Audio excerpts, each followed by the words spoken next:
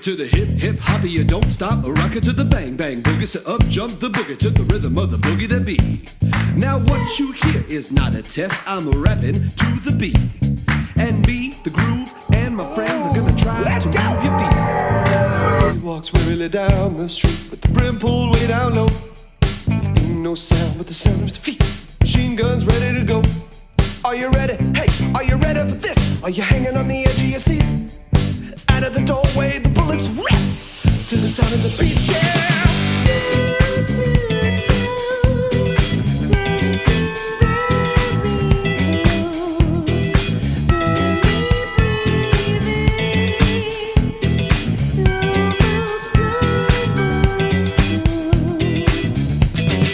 You won't get much closer till you sacrifice it all. You won't get to taste it with your face against the wall. Get up and commit, show the power track within. Do just what you want to, now stand up and begin. How do you think I'm gonna get along without you when you go? Took me for everything that I had and you kicked me out of my home. Are you satisfied? How long can you stand the heat? Out of the doorway, the bullets rip to the sound of the beat. Look out! Hey, hey, hey! 1, 2, 3, 4, fires in your eyes, and this chaos interferes imagination. Hey, 5, 6, 7, minus 9, 9. What's inside your face? We've arrived at panic station. Let me see you go home, tell, motel. What you gonna do today? Said I'm gonna get a fly girl, gonna get some spank and drive off in a death boat Jake. Everybody go home, tell, motel, holiday in. Said if your girl start acting up, then you take her friend.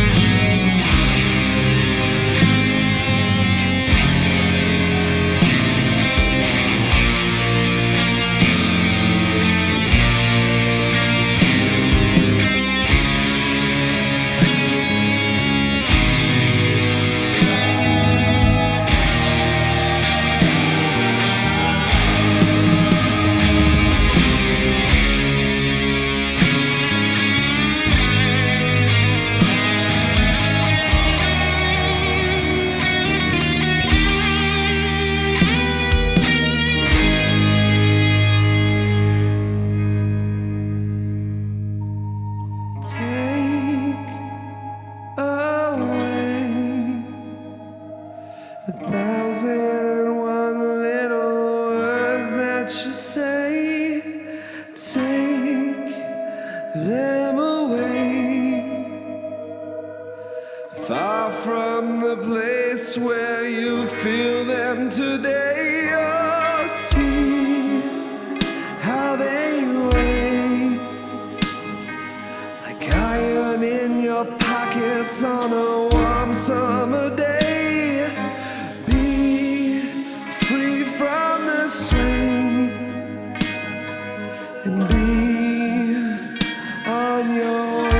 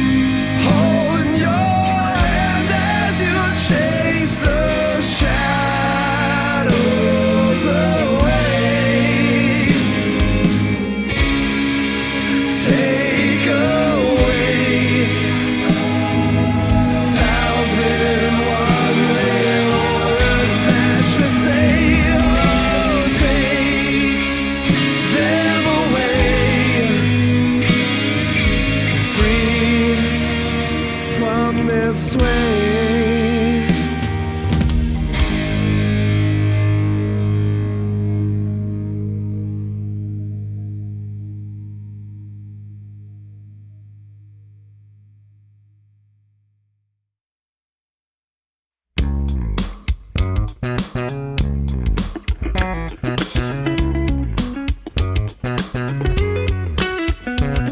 You are my heart, at least that's what I thought when we started it. As we fall apart, I see you never wanted any part of it.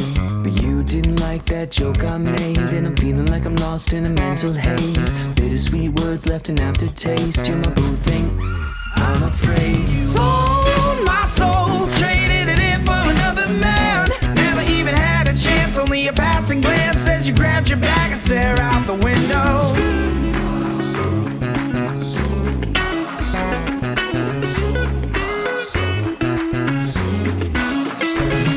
I sold my soul for your pretty little eyes and a hand to hold. Lo and behold, last year's version of the man you told that you wanna run away till the moon does set. But when the sun came up, that's when you left. You were in a hurry, so you didn't even worry about the clue you left on my doorstep.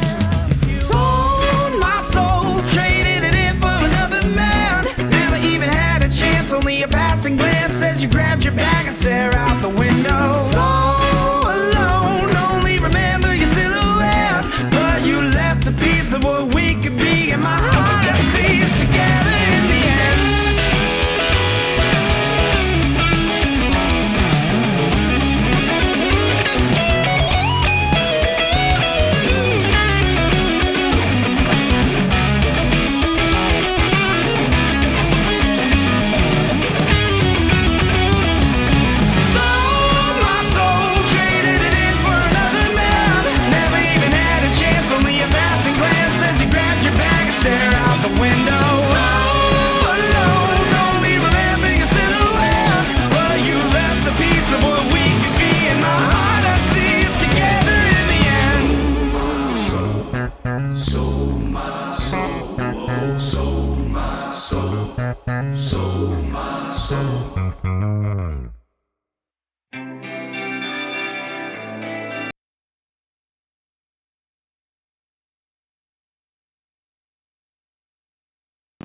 My mic's not working, is it? It is now. I know OBS. What up is up, all y'all sexy ass motherfuckers. Love you guys. Welcome back, Twitchy. Welcome back, Couch Tracks. Y'all be spitting facts this very close to noon Monday morning, I suppose. What's up, guys? Twitchy, don't beat yourself up. The entire pandemic, for me, I wrote a couple of songs. Yeah, I got out some like good emotional tracks and stuff like that. I just put them on tape and I did nothing with them. I sat on them. I still have some of them that I've never really done anything with that I guess I could put on this playlist of songs that I have for the intro and outro. But like I just needed to not think about professionally making music for a long time. And I still kind of don't have that motivation because, let's not lie, guys, the industry is not built for the success of amateur artists. The industry is built for this select few who are built for the industry. And that's the reality. And the very few who aren't built for the industry, but that make music that is so good that people just virally spread it around. Thank you, internet, for allowing that to happen. It's rare, but it happens. Which is why I think that disingenuine music and music that you force yourself to make isn't crap.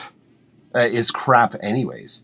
Because like you hear it, rather you don't feel it. That's what's missing from it, I think. And so it's like, I tend not to beat myself up for not releasing any of my music and for just recording music that I like and getting better at making music on my own free time. But I understand we got to pay rent either way. So it's like if you are balancing your free time with your hobbies and like actual responsibilities, there's not that much time left to be like really overtly passionate about music. And that's why I understand the people who don't have that time in the first place to invest in their music. Even doing it as a hobby can be less than motivating. It's like, yeah, okay, you get an inspiration every now and then. You grab a guitar, or you throw yourself in front of your computer, you write down a few riffs, a few licks. All right, that's good. But going at it, writing music, it's hard for people, man. Saying, you'll be right back, Twitch is laggy. I don't see myself ever see myself being successful in music, but I do see myself making music always, hopefully. Yeah, agreed.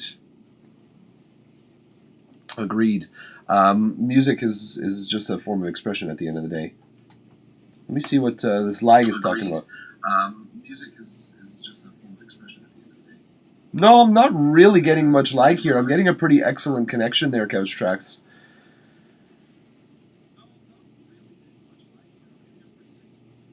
Yeah, I'm getting good audio and video. Sorry, Couch Tracks, that sucks. I can't do anything about that, but that still sucks. I hate laggy internet. It's like, really, 2024? Can we? Okay. Fucking, we're still talking about megabits per second? Are we serious here? Are we fucking serious? Can we not? 2024. I keep coming back to it. Like, shouldn't this shit be improved? Pay for Couch's internet. I'll tell you what. You send me the amount that it costs for Couch Tracks to have the internet, and I'll forward it to him. I'll be the middleman. I'll do that for you, Couch Tracks, and for you, Twitchy. So don't worry about it. I have FiberLaw, but I'm on mobile now. Hey, Mitros, what's going on, man? My internet connection at home is excellent. Yeah, I remember you telling me that in the UK it's like crazy stupid. You're in like 10 gigabits per second or some shit. I was like, what the fuck? Robin heard that shit and steal it from a trillionaire. Yo, if there's a way, let's go. Let's go. Let's steal it from Musk or Bezos. Let's just get our internet for free. Am I fucking right, bud? What's going on, Dimitros? How you doing? Yo, Stefan, what's going on, my dude? No queue today because I'm actually going to. Oh shit, Couch Tracks, you're not from. There's someone who's from the UK. My bad, dude. There's someone who's from the UK who has a similar name to you and who had told me about his internet a while ago. So Mabi. Stefan, no queue today. We're not doing feedback today. So we're doing mixing though. We're mixing a track. That's actually what we're talking about here, folks. It's what the stream is going to be about. So we're taking steal internet from Mr. Musk. Absolutely, if we can. If not, no problem. But like, if we can, hit me up. Isn't that what Starlink is supposed to be or some shit? I'm gonna go to the gas station right quick and grab a few bucks. Why am I getting these messages all out of order here? I'm gonna refresh my chat. Yo, guys, we're actually gonna be mixing today. No feedback today. We're gonna have a chill session. We're gonna be going from literal what the client sent to as mixed as we can get it today, which hopefully could be pretty well advanced because I'm gonna be using a lot of the presets that I've already used for these clients because we're trying to get a like a consistent sound between the last tracks that they've submitted a little bit at least. Cool news, I joined sax classes and I am actually learning music theory. Stefan, that's phenomenal. That is phenomenal. Why is that? That is wonderful news. Oh, you did say cool news. Sorry. For some reason, I understood it was not good news, but whatever. That is excellent news. Sax is a wonderful instrument. If you can pick up the tenor, this is a sexy-ass instrument. But sax is a beautiful, beautiful, beautiful instrument. I love hearing the instrument itself. And music theory, even more important, honestly. It's like the key component to pretty much any instrument is like learning some of the theory behind it. So I'm excited for you, man. I'm excited for you on that. Bezos would be better than Musk. Twitch. Yeah, that's it. That's what I'm saying is like if we're doing Twitch, we might as well steal it from Bezos directly. Self-sustaining whole circle of things. Now, hopefully you won't roast me for bad chords. I still will, but at least you'll know what I'm roasting you for. Can you touch on mixing an album, like making everything level with each other? I can. It's not a good example of this, what I'm doing today in particular, because technically, so a little bit. I will be able to touch on that a little bit, Couch Tracks, because today I'm not necessarily mastering at like similar album level. But yes, there is a way to like work that into the case, because specifically a lot of what makes something sound similar on an album is the fact that it was all like recorded usually in the same studio in the same period of time, and usually mixed in the same location as well. Around the same period of time, so they're using a lot of their own like sounds that they've developed for that album.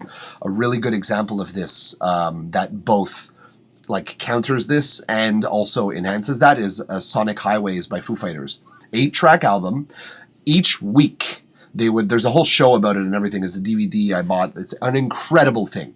They go each week to a different city and they record one of those 8 tracks. All recordings, all happening in that city for that track. They probably recorded a few overdubs back at their home studio and stuff. Let's not be unrealistic. But that was an excellent example of something that was recorded in completely different places, and yet the mixes still sound cohesive and like coherent together. That's because they took all those recordings back home to Studio 606, I think, and they mixed all of that in-house. And that is a really big way to like sort of gain cohesion between tracks, even though they're mixed or rather recorded in different cities, using different rooms and different mics and like just I remember that the recording setup, the tape setup that they used, they brought from studio to studio. So they would have the similar recording situation, but I think they used everything else, each studio's resources they used differently. So that was a really good way to like obtain a difference in characteristics based on the composition of the song, but then to like bring it home together, they mixed and mastered everything at home. And I think my suspicion, because that's the way that I operate, that basically is the most effective and offers the most consistent results, is using presets and then finally tweaking those presets so that it complements, again, compositional elements that are unique to each song. But that seems to me like the surefire way to get consistent results is using presets and then adapting them. But that's for me. What are you talking about today? I got alto. Stefan, that's a beautiful instrument nonetheless. Alto sax cuts through. It's a nice high tenor. It's technically it's in the high tenor registers of some singers, but it's an alto register. Duh, that's what it's in the name. But beautiful, beautiful sound nonetheless. You could get beautiful singing notes from an alto sax, Stefan. So that's sick. You don't need music theory. Just learn relative pitch and beatbox or something. Don't listen to Mikey's lying. That's funny, Twitchy. Remember, you want the levels to be red and as high as possible, so that way it's leveled nice and you don't have to pay attention to all the individual levels. It's a trick mixing trick I learned from Mike. If he says different, he's lying. Ladies and gentlemen, the secrets to consistent results. Redline everything. Just, you don't have to worry about mixing or things that are sounding different if everything sounds distorted. That's your consistency right there. Boom. There you go, Couch Tracks. There's a secret tip that you could take to the bank as certified by. I should stop talking because people are gonna like clip this and then they're gonna go like, look, see, you told me to do it. Please don't do this ever. It's one big sound, exactly. It's one big square wave of all the frequencies. Good mixing. All right. So again, folks, we're mixing today. Actually mixing. We're not redlining everything, but it's funny because I have the band I'm mixing is I actually used to play in this band. I was playing bass for them before, and started like recording the songs that we were writing together. We recorded the drums, we recorded all my bass parts, recorded some of the guitars, and then a bunch of them moved to like Ottawa, which is like 3 hours away from Montreal. So I was like, okay, well, that's the end of that project. That's cool. Then they contacted me and they're like, oh, we started another project here near Ottawa, and we're looking for someone to mix our tracks. I was like, okay, like, do you need to record them? They go, no, we got the recordings ourselves. We're just to send you tracks to mix. I'm like, oh, perfect. Fantastic. Gonna be easy job. Then they sent me the tracks. So this isn't the first song they've sent me. This is the fourth, actually, that we're working on together. But let's just have a look. So I'm not gonna spend the entire day roasting my buddy for the way that they record and the way that they write music or arrange their songs. But this is how not to record. Especially drums. Drums in particular, it's quite brutal. If we listen to just the raw recorded drums, there are, as you can see here, there are no effects going into these drums, and neither on the bus. So there's no compression, there's no EQ. This is just raw drum recordings. Folks, if I could say one thing from this, please do not, if your drums sound like this at the end of your recording session, go back and do it again.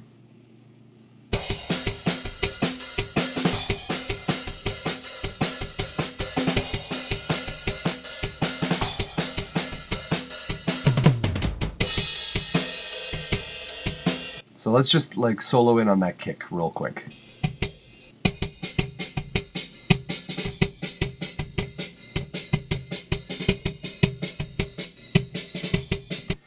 Let's have a look at what frequencies are coming through here.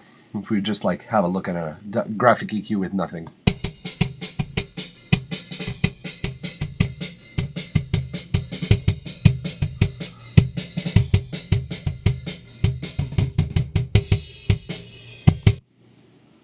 That shouldn't be, like, I'm boosting 15 decibels on its main punchy frequency, and it's not even coming into the mix very loudly, and that's unfortunate. This is just an unfortunate kick recording, and this is the way all of their tracks come all the time.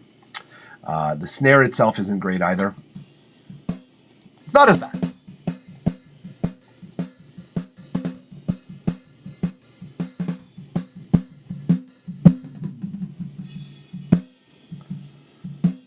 It's not as bad. It's not as bad because it still has some definition, but it just has no dynamic. Where they record the kick, you need to have a talk with them. I've told them that, like, guys, come on, let's fix this. And they're like, we just don't have the budget. Okay, fine. So I resample the drums. That's where that story ends, because there's no way that I can get this kit to sound to my standard of like what a drum kit should sound like. So I don't really use their drums, except for the toms. For some reason, the toms are always really punchy. Let's hear this track, actually. It's just the way it is. Right? So this is the thing that's super weird about this. The toms always sound juicy as fuck, except the floor tom. It's probably a ride mic more than a floor tom mic. Yeah. There's our ride microphone on the tom, recording also the tom. Ride featuring tom mic is what I should call that one. So I resample that one as well. And I basically resample kick, snare, and floor tom. Okay, let's hear how the bass sounds. This they applied some effects to, because that's it. They started like getting the idea of how they wanted the song to sound. So they started like fucking with some stuff. Let's hear this. I'm just taking off all the effects because I already hate them.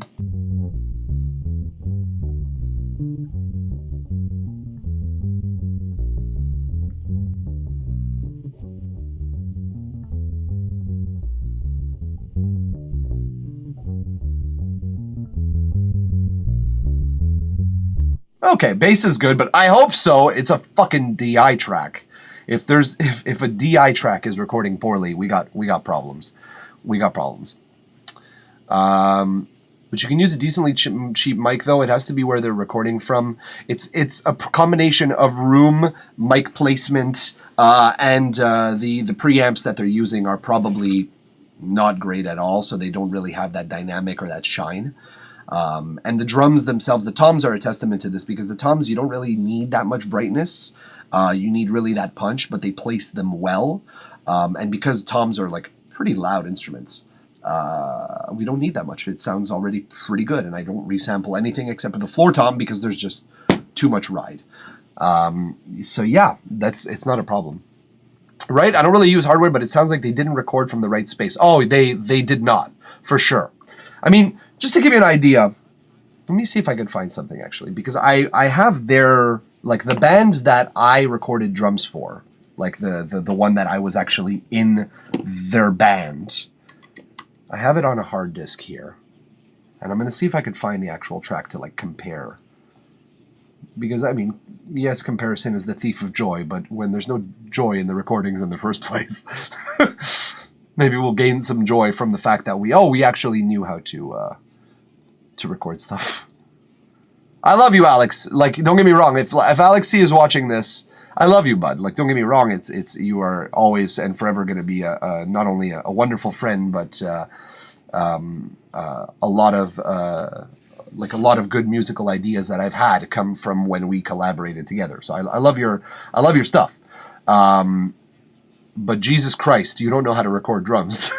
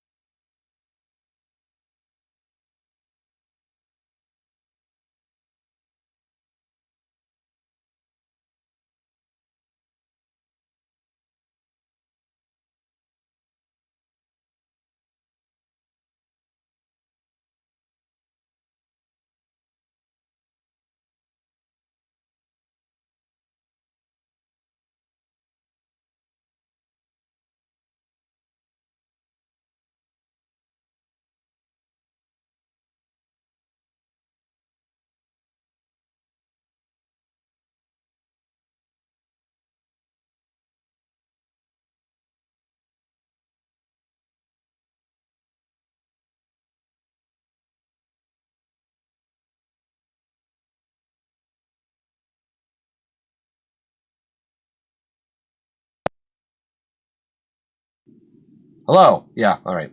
Sometimes my mic cuts out if I like change interfaces or whatever, and I don't know why the fuck that happens, but OBS seems to be a little bit of a bitch with that stuff. So thanks for letting me know, Twitchy. I appreciate that.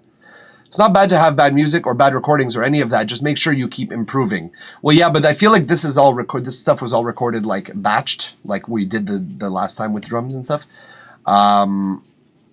So like that's why I'm like I'm not blaming them for not learning, because I think they did all the drums at the same time. Considering the quality of the consistent quality of all the drums, feels like they did it separately. Like, you know, not separately, but all together rather.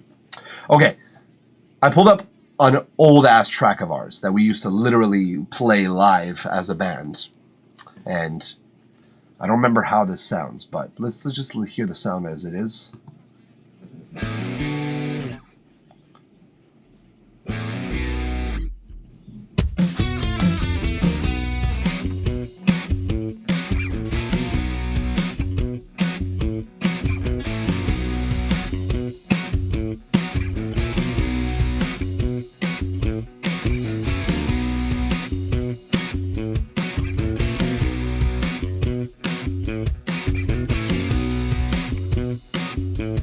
Sounds actually pretty juicy. Okay, let's listen to these drums. However, I'm gonna just solo them with the effects as it is, because even with the effects, the drums, I can tell I'm like, this is not my mixing anymore. This is an old ass way that I used to mix, and I'm not a fan of it. But let's hear with the effects.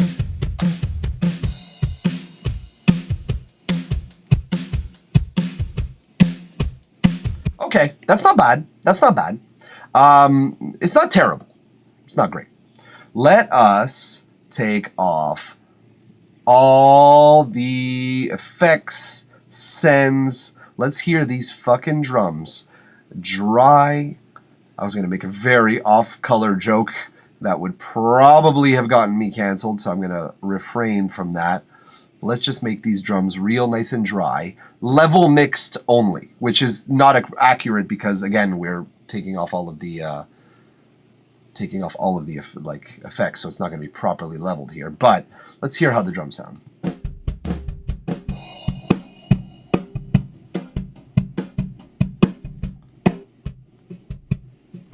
So that's the kick in. I remember recording 2 mics, so it was kick in and kick out. So it was recorded already in phase, so when I switch the phase, we hear everything falls out, which means that we don't need to reverse the phase. It's already in phase.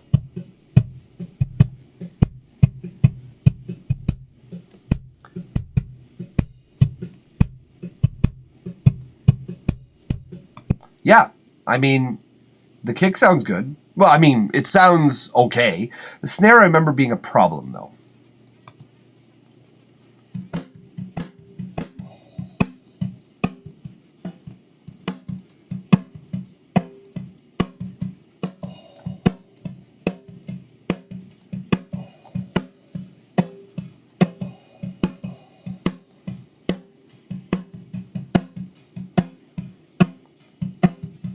Either way, I know that snare is tough, but you know what's the thing is this is what I mean by, like, there's a lot of factors that come into play when you're recording multiple mics at the same time.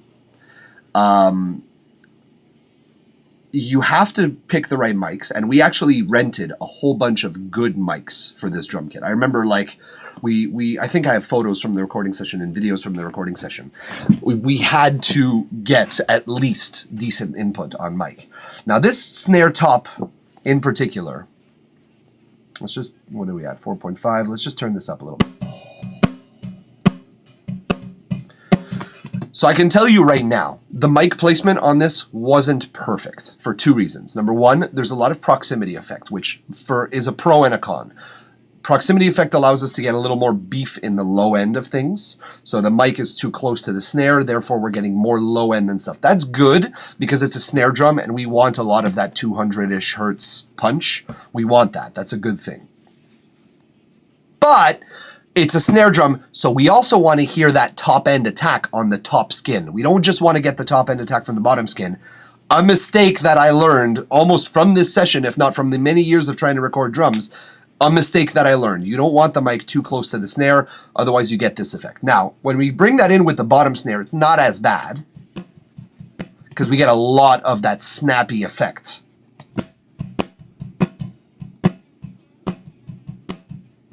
So then when we combine the two, we could sort of get something.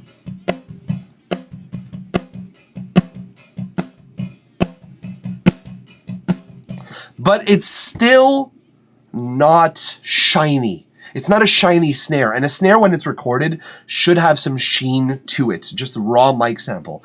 Otherwise, you're fighting against the grain a little bit. You're like trying to make something that's not there sound better. Which is why I think we resulted, this was at -9 and this was at -4.5. Which is why I think it resulted in me like finding a snare preset like this. With so many things on it.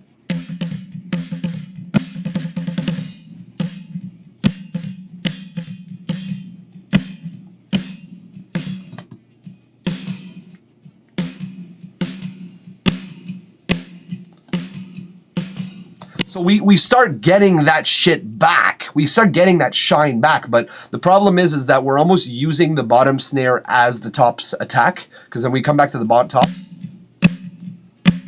We have some, even when it's affected. We have some, but we're really getting that attack from the bottom. It lights up. The good thing about bottom snare mics in general is that usually they play nice with effects, so you can really get a lot of juice out of them high-end wise and stuff. Now, I agree that this is not the most ideal snare sound that I've ever made here. But in the mix, it'll do. So again, let's come back with this kick. Let's put it through the effects again.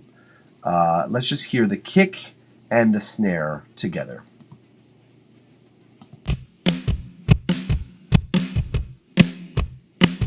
So this is what I mean here. It's obviously way better than the dry, of course. But this is what I mean here is that, so good mic placement will, so let's start from the beginning here. Good microphones, what they will do is they will capture more of the frequencies that you actually want. Good preamps enhance those frequencies that you want. So they sort of work together a little bit. But I had to do a lot more work, even with good mics. I had to do a lot more work. As you see here, the kick needed a lot of work, and the snare, well, snares always need quite a bit of work. But the snares, the channels themselves, are loaded with effects here. That's what happens with bad mic placement. That's what you basically need to do, is you need to do more work on them. Even with good mics, bad mic placement can make you, bottom line, have more work to do. Not a lost cause, because again, if we hear those raw tracks, those top and bottom mic tracks, they're not lacking the frequencies. We just hear a lot more of some frequencies than the others, which is why we need to balance that back out in the mix. And then it's a whole fucking ordeal to use unmixed or badly placed microphones in a mix. It's a bad idea. Okay. So, but this is my point, is that like here, like we have these drums. Let's compare the two now. I'll just play these without any effects again, one more time, just these drums. Oops.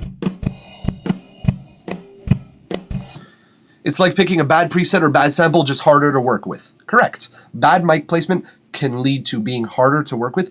It can also lead to absolutely disastrous sound effects, which means that you're like not only working hard, you're getting phase. For drums in specific, you can get a lot of phase, which will basically ruin the tracks, making them almost worthless.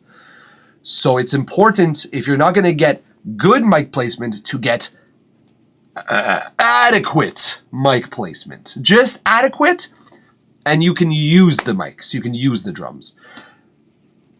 Now, we had good mics, not a great room. We were recording in like a very small living room, about the size of this studio, but like not treated, completely live. I had to bring a bunch of sound blankets in to like somewhat dampen the effects. But like if we're hearing the drums, like let's say the overhead specifically is where we hear it most.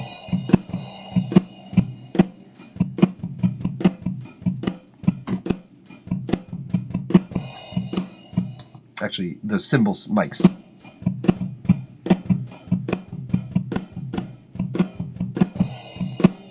You know, you hear it. You hear it. It's not in not in a room that is phenomenal by any means. No redeeming qualities about this room, unfortunately.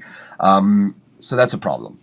I ran sound for bands at a bar for some years, and we always mic'd the drums up proper. Good. Because you know, this is the bare minimum for, especially for live drums. You could get away with a little more, just because for some rooms you don't even need like that perfect pristine drum sound. You just need to get the accentuating frequencies of the drums through the system so that you can hear them. That's really, for some rooms, the priority is just to get them audible, and I understand that. Sometimes drummers would have their own mics, which was awesome. Yeah, if they bring their own like snare mic or their own kick mics, that's really cool, because oftentimes that'll be a pretty decent sounding one. Sometimes, however, much worse. Much worse. Like, we don't want to use the gear that the bands bring us because we haven't tested it. We don't know if it works properly. We don't know if it works with our system, although it should, because it's a microphone. But it's nice when you know the mic and you know the drummer takes care of their gear. It's shitty when the gear starts to give out, unfortunately. Twitchy, give me a bit. I'm be right back. I shouldn't be gone for long, but if I don't come back for some reason, I'm going to try to watch this VOD. Absolutely, man. Take your time or have fun. Either way, have a great day. Lovely to see you, as always. Anyways, this was just an example of like drums that I recorded and that I was responsible for the recording process with good preamps and good mics and bad placement, or mediocre placement. This is what mediocre placement sounds like. Still usable. spot, just not the best. Not the best. So yeah, that's a good example. I'm going to close this and not save because I put a lot of work into those drums. And we're going to just get rid of this here. But yeah, that's an example of like drums that were properly but not really recorded. Drummers weren't usually the issue in live bands, but there was plenty of guitarists and vocalists I wanted to choke. Oh.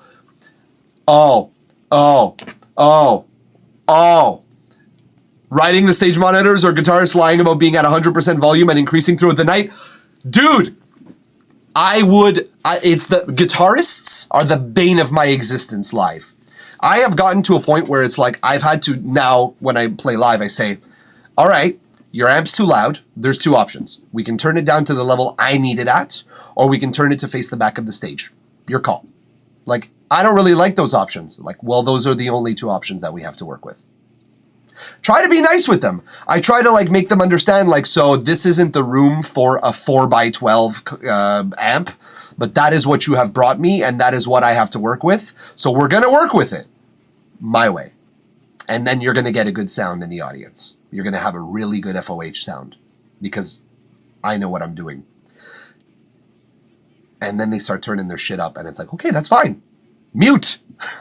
You have enough stage volume. You don't need to be in the system. Mute you in the mains. Oh, and your guitar amp is pointing backwards. So, sorry to say, you're not going to be heard by your audience. So the more you turn it up, the worse it gets.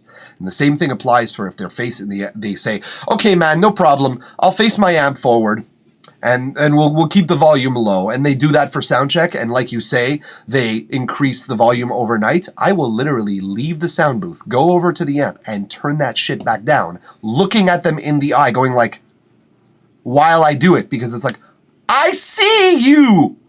And now I see you, see me, see you. What are you?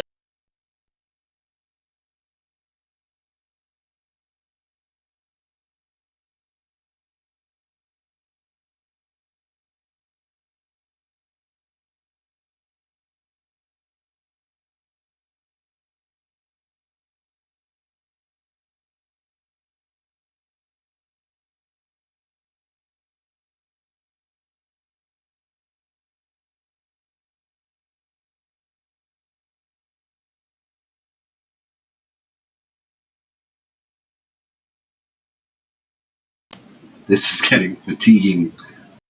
Every time I switch sample rates, I think is really what happens here. Every time I switch sample rates, I see there's a problem. So I think that there's something there with my interface or with OBS. It doesn't like me switching between projects that have different sample rates. So there I am. Yep. Vocalists being pricks about their in-ears, I've not had as much of an issue with that, honestly. I've had vocalists that sort of manage themselves in-ears wise. I've been lucky about that. But I'll tell you what, like, we've done a few contracts where, like, vocalists themselves... My personal favorite with vocalists is they're live and their monitor's right in front of them, and then they go like this down to the audience. They go like, what? To the audience, and they're pointing their mic straight at their monitor. That's my biggest problem that I've had with vocalists. So I've had to like EQ the shit out of monitors wedges just so that vocalists can pretend to be cool. That's my biggest problem with singers, I think. Love you, Mike. Have a great rest of your stream. If I'm not able to make it back later, no problem, man. Take care of yourself, Twitchy. Nice to see you as always. Thanks for stopping by. All right, so we're back in this project now. But the problem is that this project was not, did not recognize some of the tracks. So I'm actually going to have to go and quit this project and reopen it up. Son of a bitch.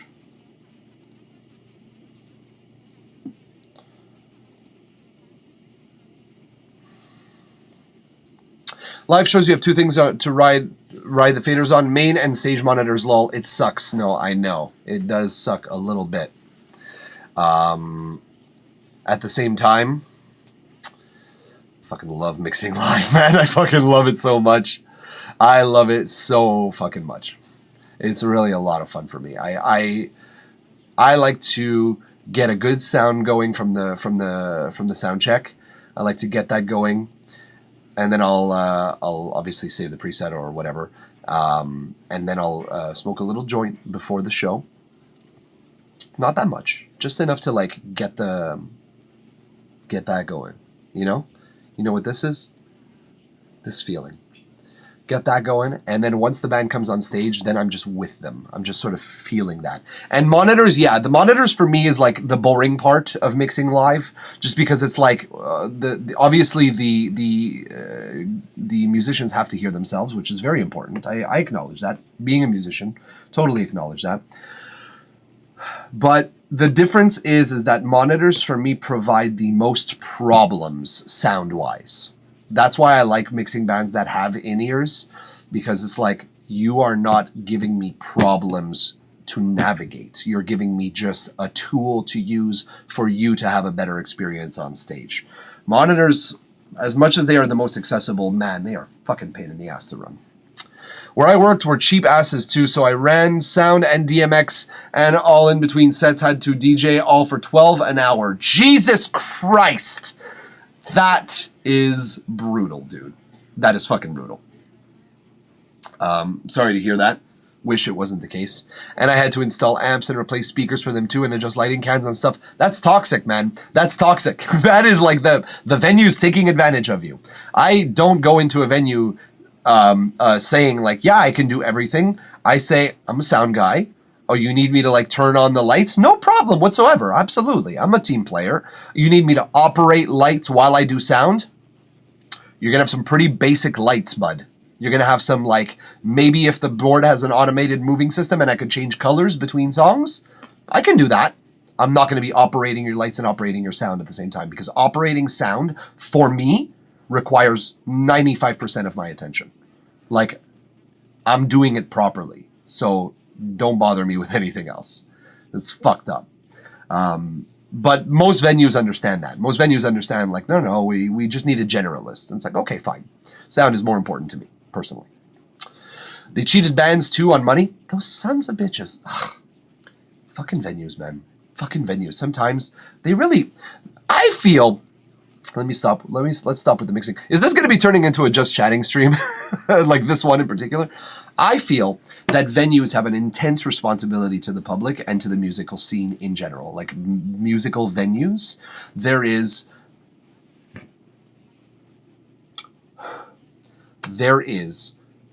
an overuse or abundance of venues that don't understand what their goal is in the music industry.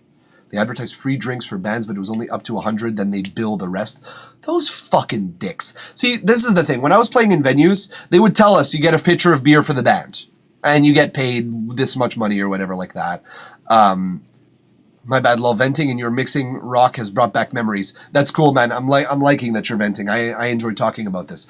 But like, the venues that say like, okay, this is what you're gonna get from the night. If you sell this much liquor, then you get, or if this much liquor is sold, you get this much more. If we get this many people at the door, you get this much. Or they just say keep whatever's at the door because it's your deal. We don't promote anything. You bring your crowd, and if you sell liquor, it's even more profitable for you guys.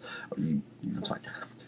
Bands in general. There could be a million bands. There could be amateur bands. There could be professional bands. There could be anywhere in between.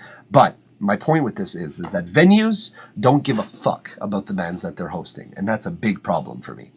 A band has a reputation to uphold as a music maker of repute. And a venue's responsibility is to bring in bands that hold themselves to that standard of excellence. But they don't do that. They just bring in bands that can afford to either book the venue, or they're just fucking bringing in people that like can sell alcohol. And it's like, DJs are fun, but like live bands still exist. So it's like, I feel like bands in general have this like too much opportunity to play live. And it's too accessible. And that makes it so that venues don't even give a fuck, because there's so many bands that want to play, and there's so many venues that want bands to play, that it's just this circle jerk of mediocrity.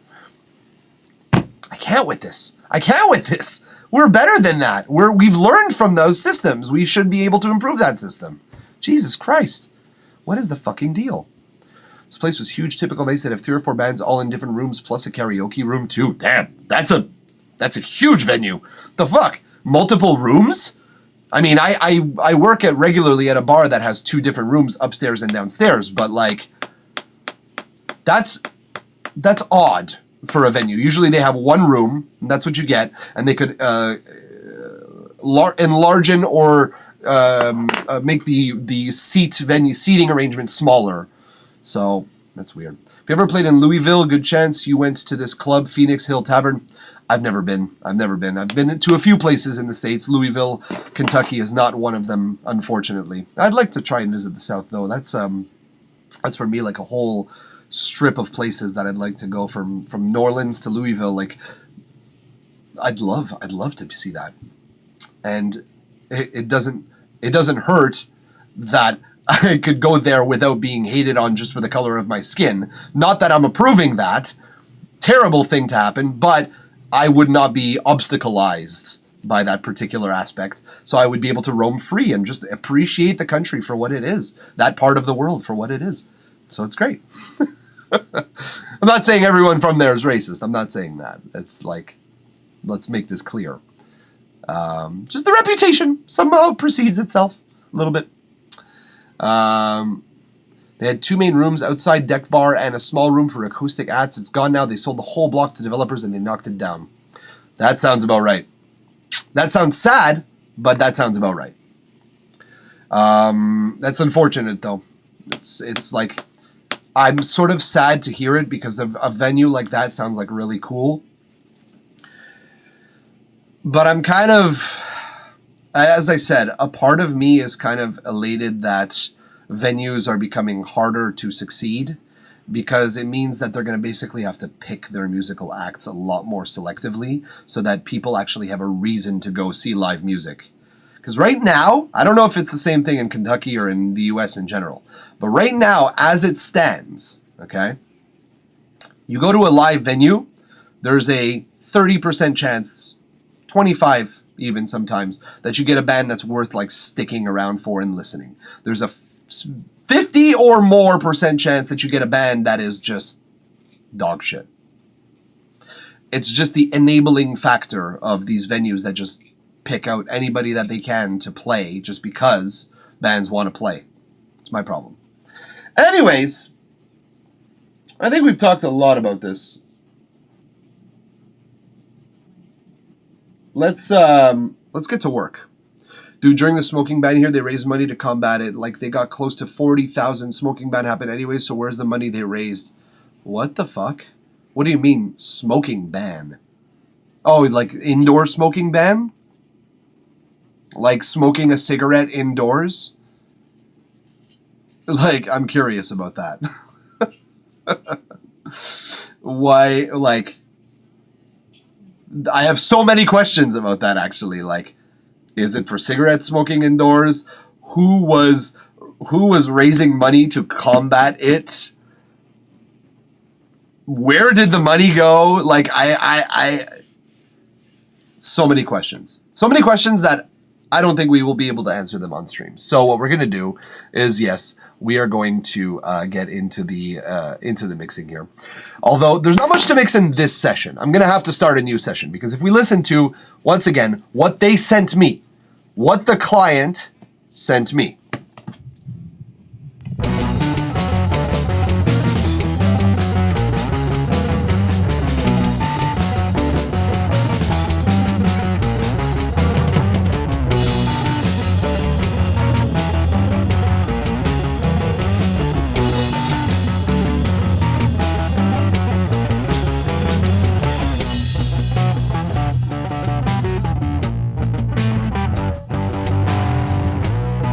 So, as we can hear,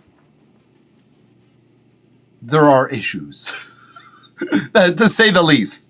What's up, Kim Fan? Welcome back. Nice to see you, dude. It's been a while. I have not. So, yeah. We have some crucial sound issues here. We have some, like, Severe sound issues. I'm going to go back to the drums real quick just to demonstrate what I mean.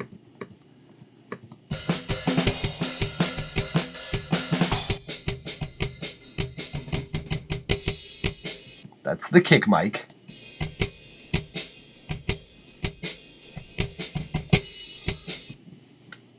A kick should never sound like a basketball. Just saying, in case anybody was wondering, a kick microphone, isolated, should never sound like a basketball. Just saying. Just so we're clear. All right. Let's see what we can do with this here.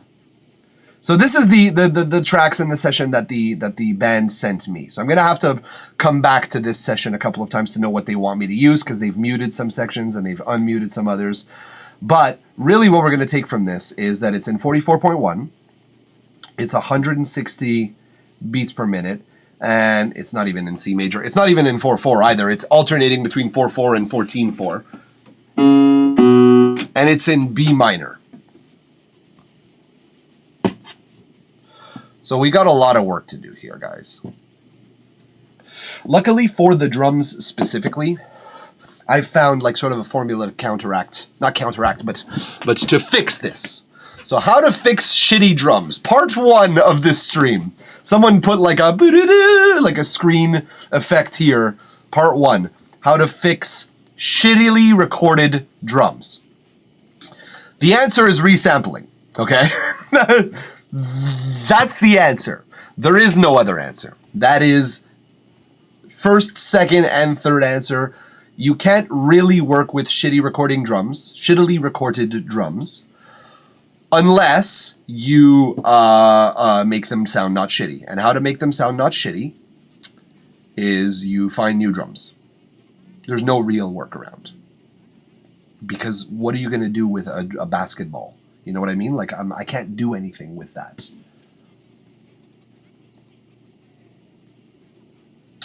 All right, so I'm going to pull up. I'm having a problem here. I've already created sort of a preset for this, but I'm having a problem here with the guitar and bass presets that I created.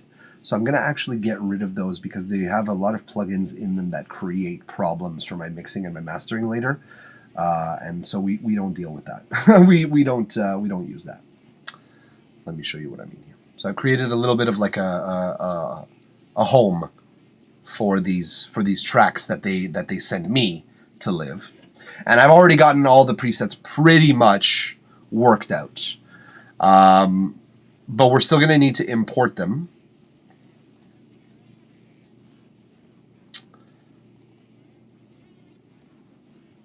Which is why we're going to just bring all of these with the content, just the content actually, no plugins, no sends, no nothing, into the project. First things first.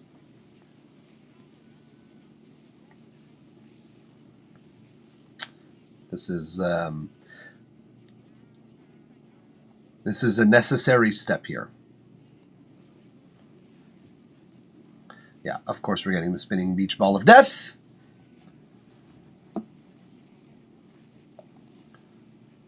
There they are. Okay. So, first things first, let's just get this all aligned. Where are we going? God, did they cut this? No, they did not. Good. Oh, but it got cut. Kim Fan thinks we should hydrate, and I tend to agree with you, Kim Fan. It's been a while I haven't drank some water. So, everybody, cheers. Prost. Kampai. Cześć. No, cześć is something different. That's Polish. That means, I think, hello. Or thanks. Or some shit. I don't know. Fuck it. Cheers. I'm the worst at this. Okay, so that's fun because we have a cut track here, and I think with Logic you can't even like retrieve the cut file if I'm not mistaken. There's no like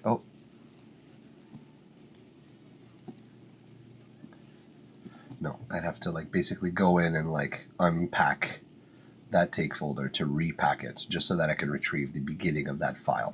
Fucking logic. It's okay. Well, it doesn't matter because we're going to be like sampling this anyways. But let's just get this on the right click here. Starts on the 1. So let's start on the 1.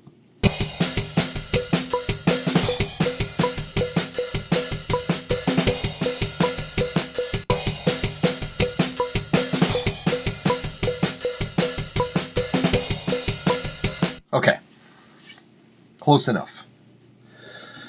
So, first thing we're going to do, I'm just going to like throw this onto a bunch of places here. What do we have? This is the snare, I think. Yeah, snare. It's going to go to this one, I think, for now. This one's going to go to this one for now. So you've got to do a couple things here. Sorry about this, guys. Let's. I think these are the overheads. Yeah, I believe so. So the overheads, funny enough, don't actually sound that bad. They might be out of phase. Sometimes they are. But they don't sound that bad, honestly. In place there.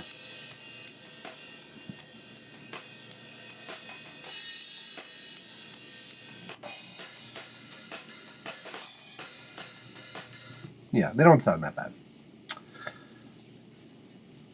These are the toms. Tom 1, Tom 2, Tom 3, and we're going to have to work on those. Okay. We can now delete all of those. Doesn't matter. Now, the way I work is I got a couple of things to do here. First things first, I have to double up the kick and the snare because the kick and snare are so poorly recorded that I kind of have to split some frequencies here to get the right sound, but it's not enough because this is essentially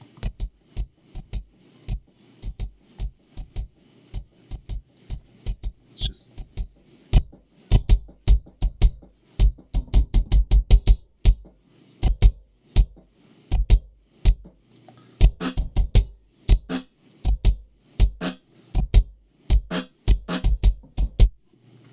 so this sounds like shit. Right? No surprises there, correct? Like, no. So there's a click there, if we hear it. Click right at the beginning. Oh, this is complicated. This is complicating because essentially I have to go back in and for at least 4 tracks, if not all of them, essentially unpack one take. Which is this one here, take 7. Oops. How do you expand? Feels like you should be able to like re-expand this region.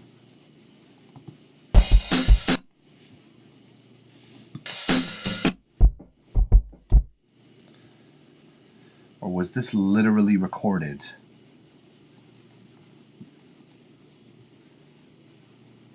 Okay, no. No. Okay, good.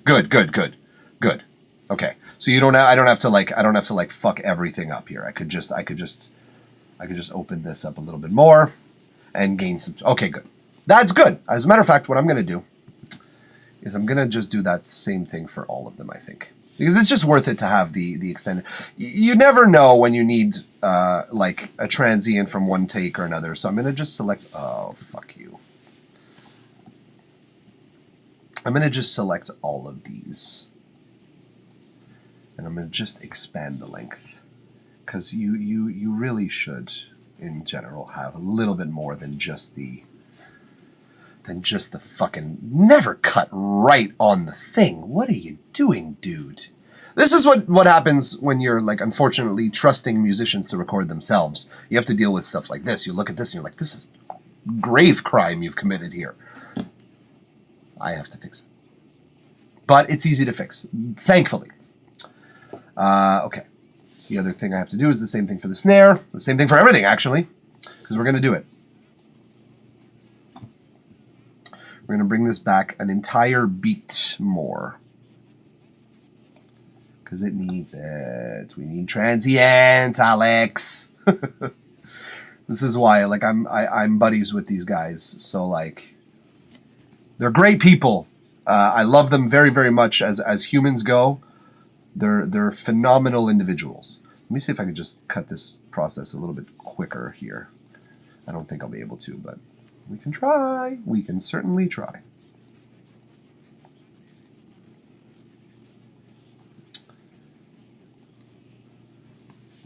Ah, fuck. It undid everything. Oh, no, it didn't. Cool.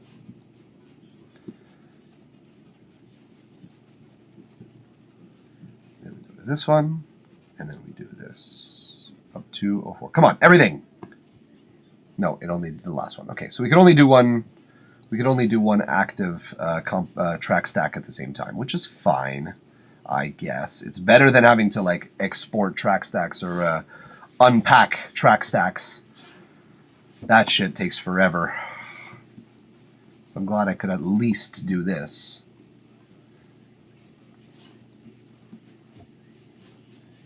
Pretty easy. Not hard work. It's just annoying, again. And boring to stream for you guys. Acknowledgement, by the way, for all y'all joining us. Thank you, by the way, for coming with us here on this wonderful adventure of mixing. Appreciate every one of you. All right, so we've expanded a little bit. We should now no longer have a click. We will do our proper fade-ins and fade-outs and crossovers and whatnot, but the first priority is no click. All right. That was the most important thing here. Like starting on the right foot. Okay, so the other thing that I can't do is I can't, from a track, like a compilation of multiple takes, I can't export this directly to like a transient drum track. That is a bug in Logic, and it's also annoying. But luckily we can bounce in place, bypass, new track, no, selected track. We're gonna go on to, oops. We're gonna bounce it onto itself, bounce in place to the selected track, and it's gonna be kick, bip, kick, bip. Overload protection normally, only sure, yeah, sure. So it's going to do a whole export. And then we have a kick track. Okay, cool. That's cool. So if we take off the effects.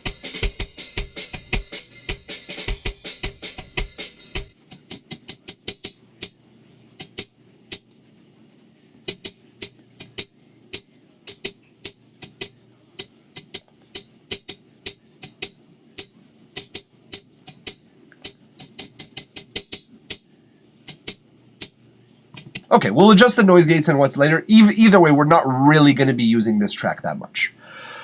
What we now want to do is this fun thing in Logic that I can do. Replace or double drum track. This is a wonderful tool. Because essentially, all you have to do, there you go, it's starting to already analyze all of the transients. Then what we can do is we can select that it's being a snare. Our relative threshold we can set based on what we see here.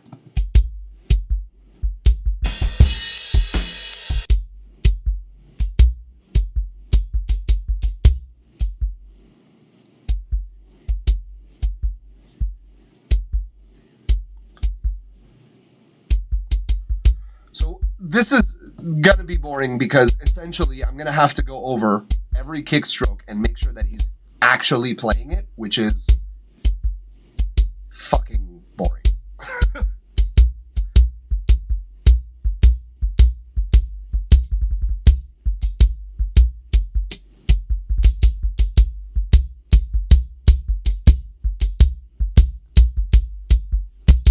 Okay, so like again, let's go back to this. I think I fucked this up.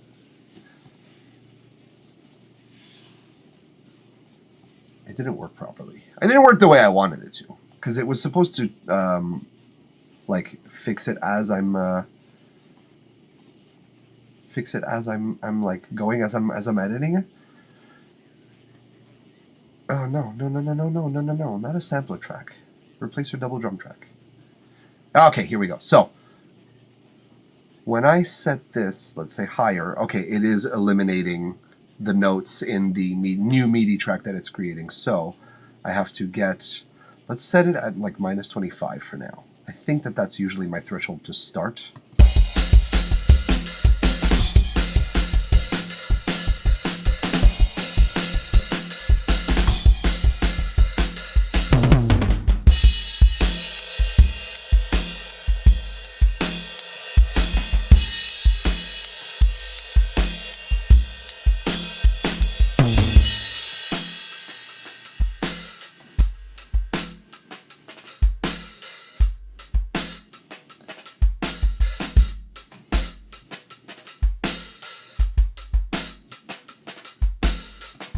So that's -23. Let's leave it there.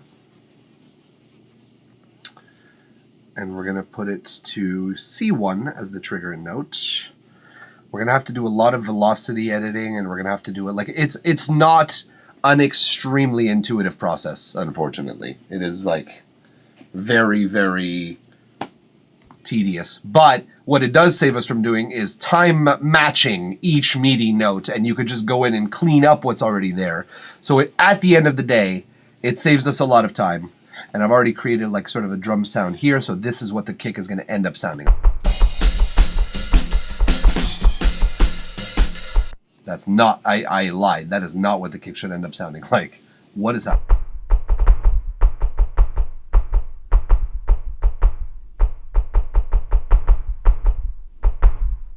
What is happening? Why is this happening? Is it only just because the velocities are a little low? Let's just increase all of these to like average.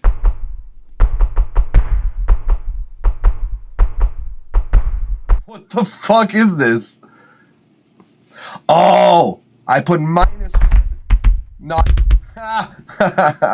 Okay, I'm gonna go back and fix it again. That's funny, man.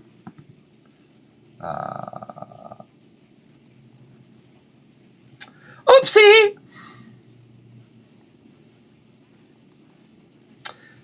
No, I did the same accident. Replace our double drum track. All right, so we had it at -23. The timing offset 0. We want no timing offset whatsoever. And we're going to put this to, there the regions are. I was wondering, like, usually there's this lovely little indicator of what instrument we're going to be subbing.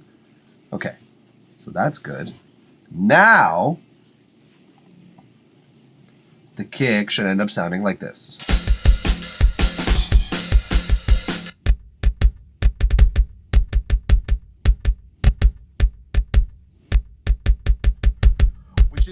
It is programmed to sound somewhat like the kick they're using. I happen to know exactly what their kit is and what the drums are supposed to sound like as an ideal situation.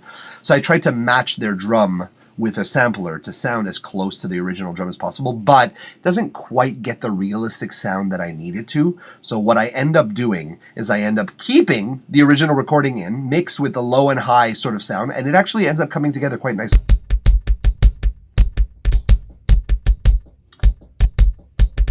Obviously, there's like doubles and triples going on here because I have not done the sort of like MIDI selection, which we will be doing today. See? Ba-da-ba-da. That one's no good. Oh, Lord. You know what? I'm going to just end up muting it. Bam, bam, bam.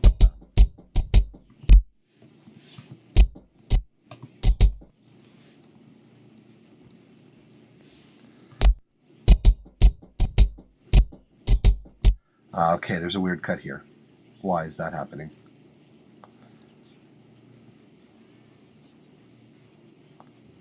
Oh, God. Between transients, dude. Really?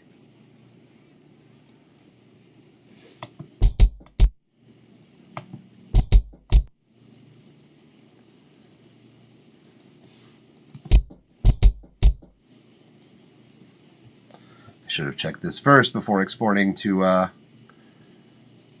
MIDI session. Yep, see. Doesn't matter, it's fixable. That's not a big deal. But always check your fucking shit. And so many like extra tracks here.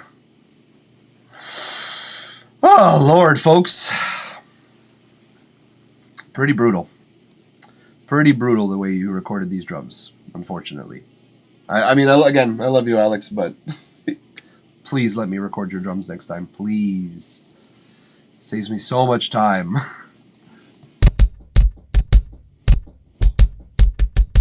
So I gotta go back and I gotta just basically do this. This is gonna be a process, folks. It's the way this world works. Is you gotta basically go and make sure each of these things is correct.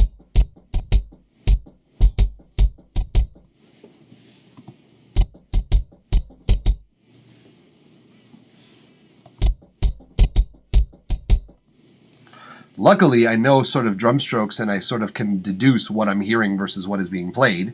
So I can quickly ascertain which drums are being played or not. And I also have the waves to like confirm that or deny that for me. But it goes quicker because I'm a drummer.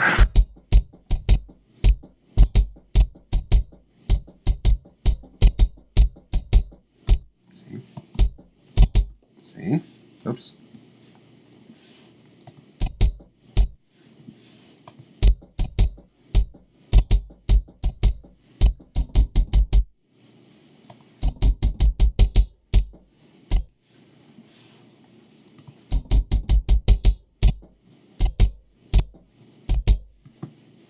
Okay, we go to the 4/4 section, I think. Oh no, this is the...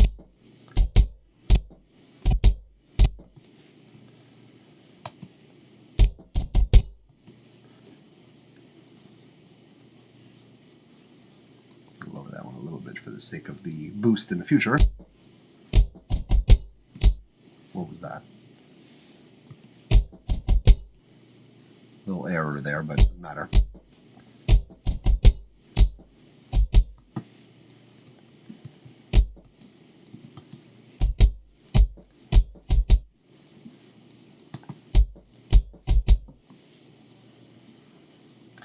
A little nudge as well, because it's a bit more of an accent.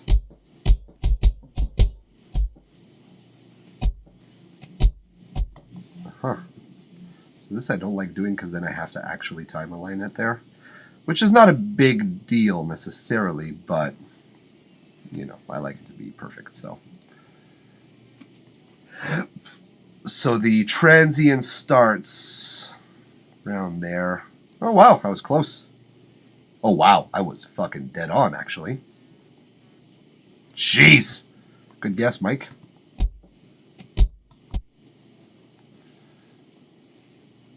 Give that one a little more juice for the future. I'm thinking for the future, folks. For the children.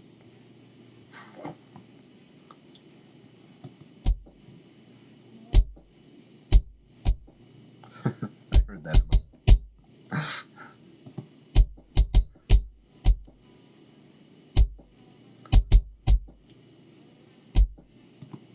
Right, one less here.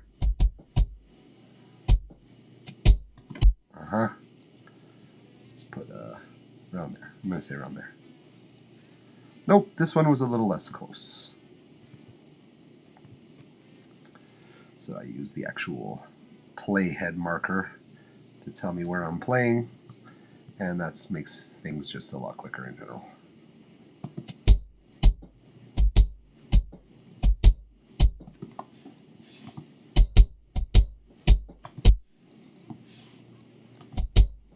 Oops, wrong one I deleted.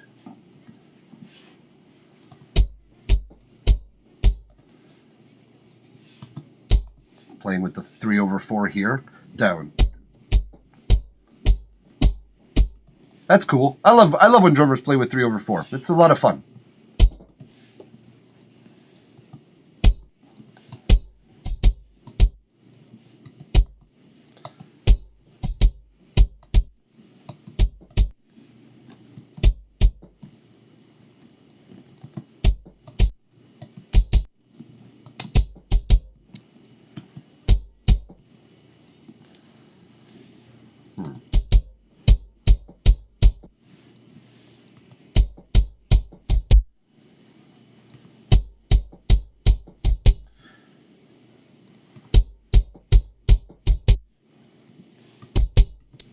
This one's a little loud. We're going to bring it down. Because we're going to bring all the velocity of all of these up later. So we want it to basically be at reasonable dynamics. So that when we bring the velocity up, we have less work to do.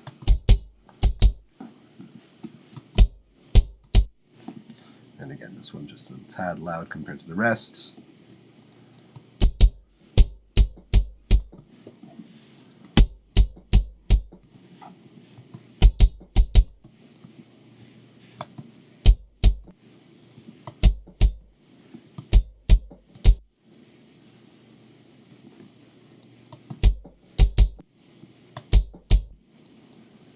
So pretty much all of these light notes are just all false strokes that I didn't set the threshold high enough because I was scared.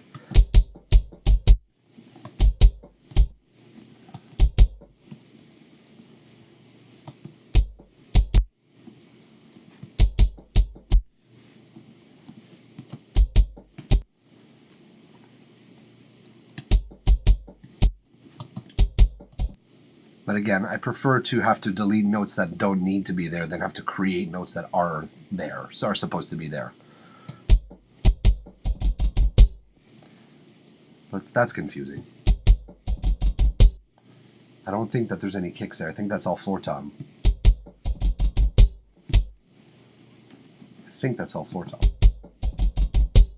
No, there's kicks in there. I'm going to leave them there for now. But I'm going to keep them super duper low, and I'm actually going to do something here, which I will thank myself for later. Yeah, it's fine. I'm going to create a very slight velocity uptake here so that it actually builds, so that if I do boost that volume, it'll make velocic sense.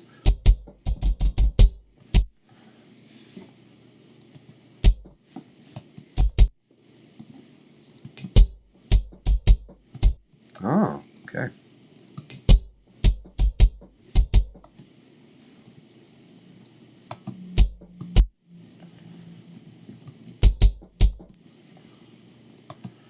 All those snares.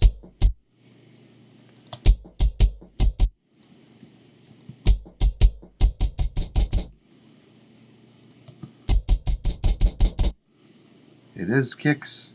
It is kicks.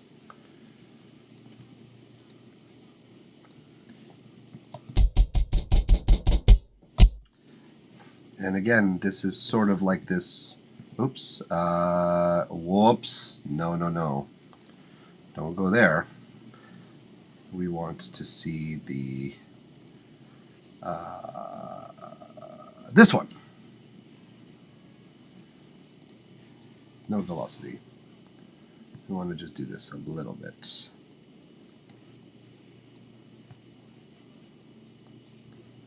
Yeah, that's what we want. We want it to build just like slightly and naturally, basically like not exactly robotic. What's up, Mike? Just curious when the next feedback session takes place. DJ Willie G. Been a few minutes I haven't seen you. Very nice to see you again. Tomorrow. The answer is tomorrow. Tomorrow we will be feedbacking, but today we are mix hacking. Help me.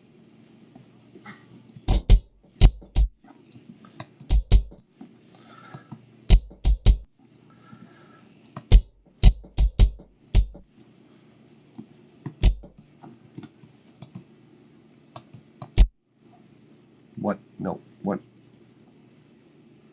This one.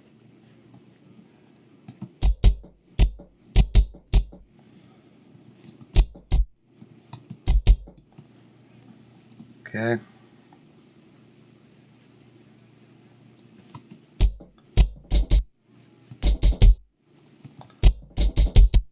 So these things.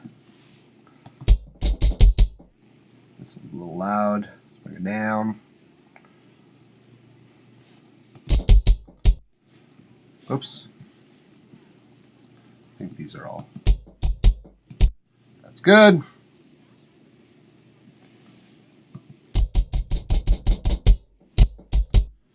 And again, this is actually building quite reasonably. I'm okay with that.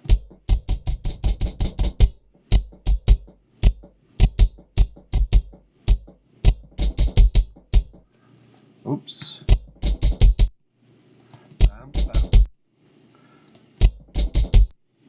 This one got fucked up. 1, 2, 3, 4. I gotta realign this one though. Almost. Pretty close. It's right here.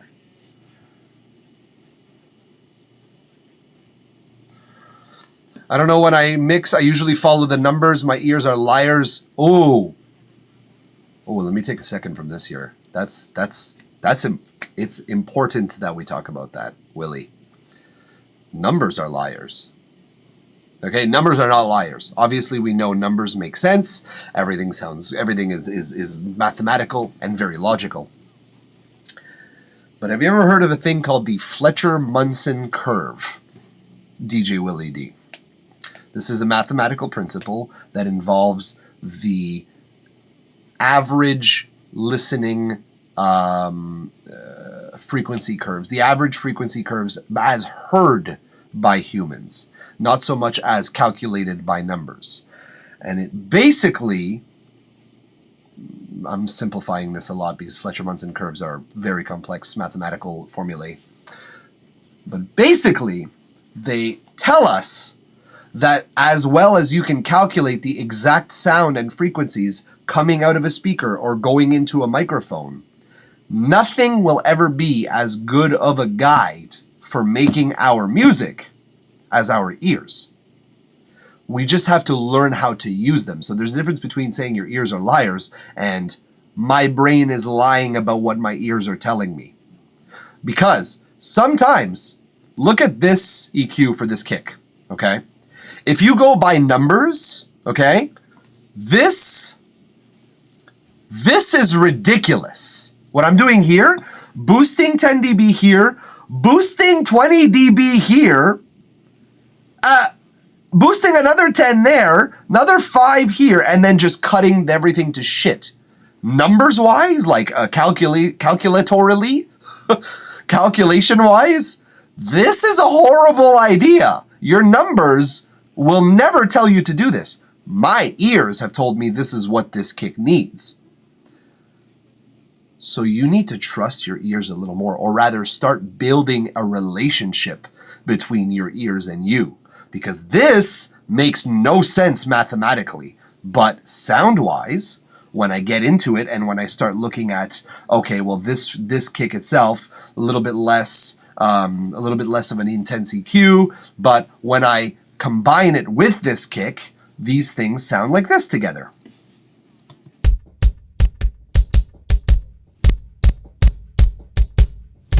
And that sounds good to my ears. I actually have another track that I didn't add, which is the high end.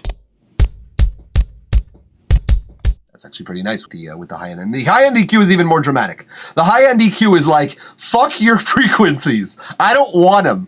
I don't want your frequencies. Your mid frequencies and your low frequencies on this kick, I don't want them. But when I combine the three of them and I mix to a good level, everything makes sense. So yeah, Willie G, you're gonna want to start learning how to use your ears, not learning to ignore them. You know, I have tinnitus, okay? I hear every night at the end of the day, my ears start ringing. There's just like this moment where my ears go, okay, it's time for you to hear the B flat that you always hear every night. I know that my ears are lying to me in that sense. There's no actual B flat resonant frequency going on in the world, but I take that into consideration and I work with it. And I think of the world through that filter, knowing that that filter is lying to me. But that's the difference, is that I still use the rest of my hearing capacities to make my decisions and to jump to my judgments. But like, nah, dude, be careful because the numbers lie sometimes. And especially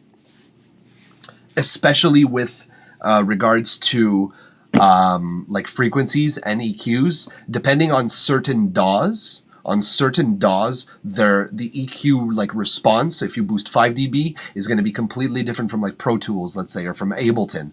EQ curves are different between DAWs. So sometimes one DAW you boost 3 dB and that's all I need. In the same DAW, the same mix, in the same microphone, in the same everything in a Logic, I might need to boost 5 or 10. Numbers, they can only get you so far. So again, be careful with that, because that will betray you probably more so than your ears will, actually. All right, where were we here?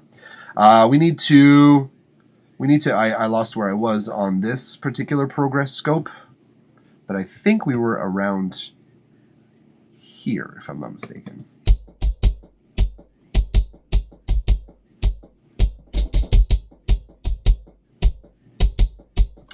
Found it.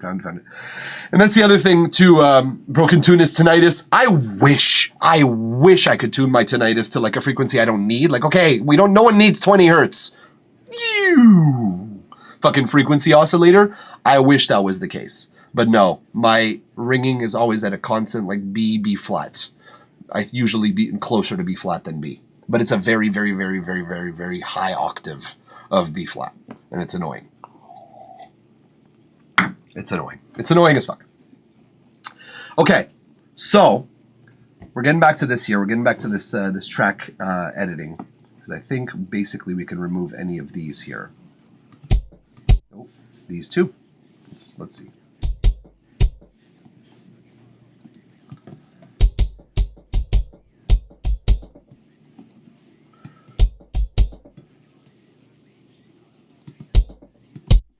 I hear the snare roll there. This kick is way too loud. This could be loud, it just can't be that loud. I think that's garbage. Garbage. Garbage. So is it bum, bum, bum, bum? I think so. Bum. No, there's one not getting through here.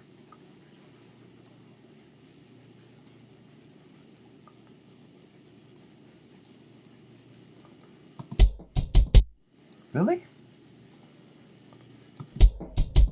Okay, there's no kick. I was wrong.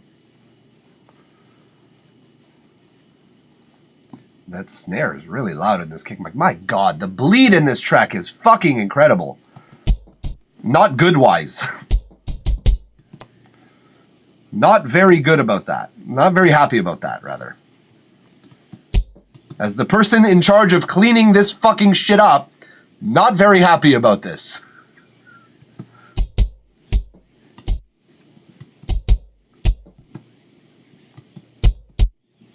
Hey, I said delete. Good. Where'd it go? Where'd it go? Where'd my playhead go?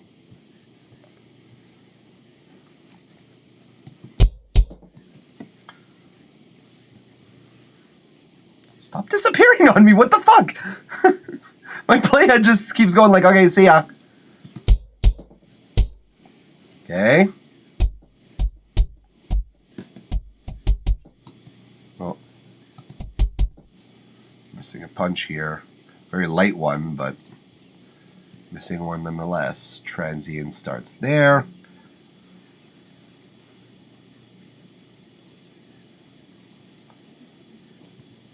No, I thought so. We don't want notes to phase against one another.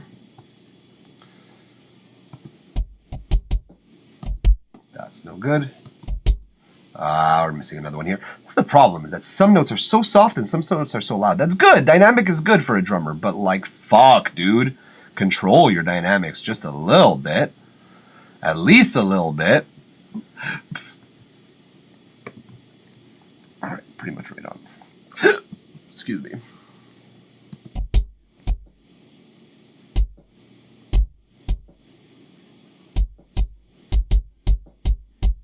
Okay, whoa. Calme-toi, là.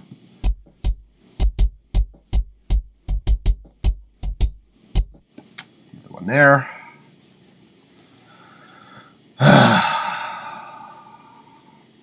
Wouldn't have to do this if people knew how to record their fucking instruments, but here we are.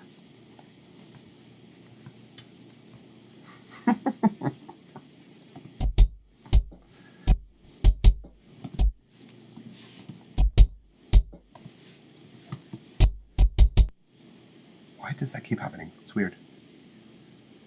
I should also be able to... Yeah, there is a button. Okay, good.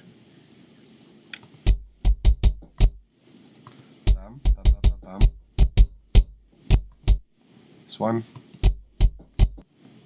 This one. This one. This one. And I think we're back to the bullshit tracks.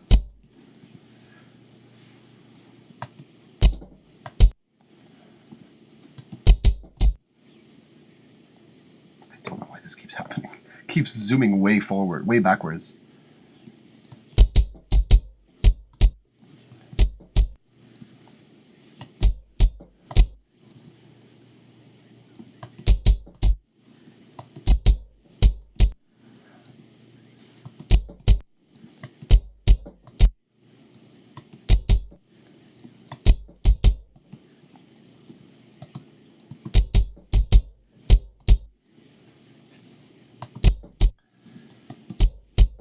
Starting to recognize his kick patterns now.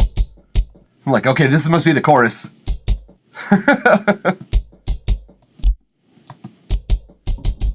Oh. Oh, that was off time. Come on, Jean. Get your shit together. Again, I love the guy. But man, does he... Well, I mean, when we were in the band together, he used to play inconsistently, and he would be like really good. He'd be like an excellent drummer. Like improvisationally, he would come up with really good things. But then it's like, okay, play that same thing again on the beat now, and he would not be able to play the same thing twice. Don't know if it's the same thing still, but we're gonna want to turn these up as well, build them incrementally over time, but naturally talking rather. Yeah, that looks about right. Oof, that was off time though. Might have to cut the actual sample on that too, because that was really bad off time.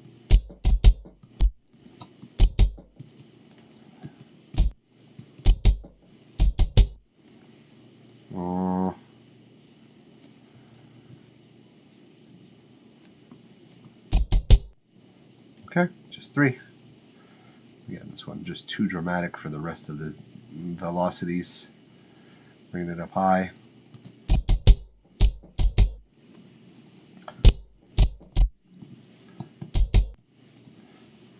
Bam, bam, bam, bam.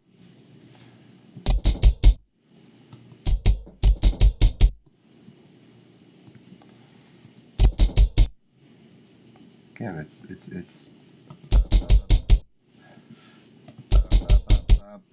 okay.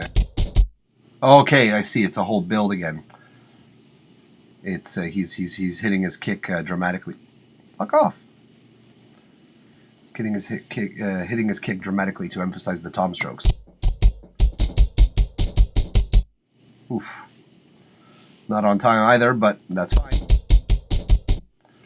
We're gonna just give that a little more nudge here, and then that could be fine.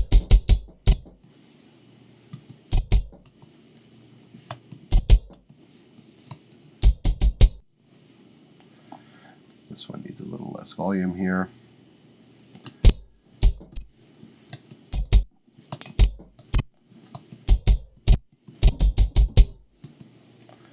And this one we're going to actually put to the loudest possible way. Let's put it to 69 just to be funny. Ha 69. Oh, wait. We're not done. Oh, we're not done. I thought that was it. Whoops.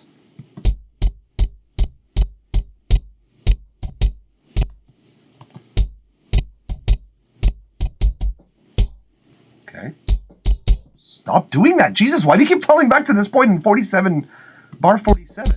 The fuck, dude?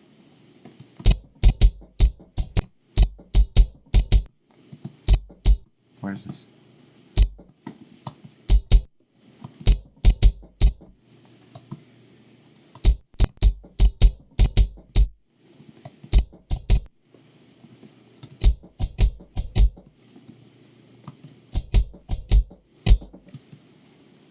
That.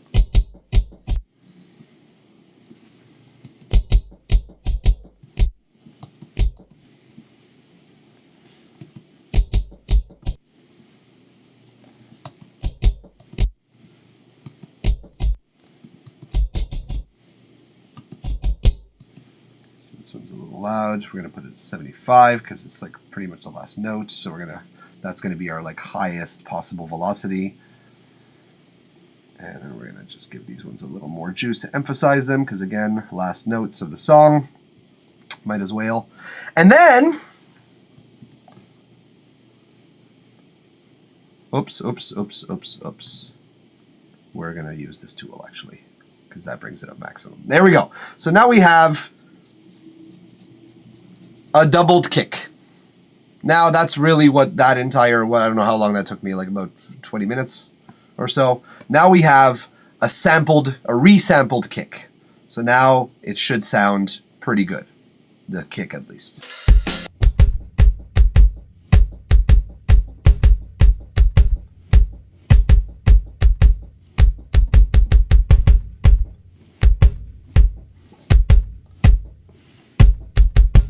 Ooh.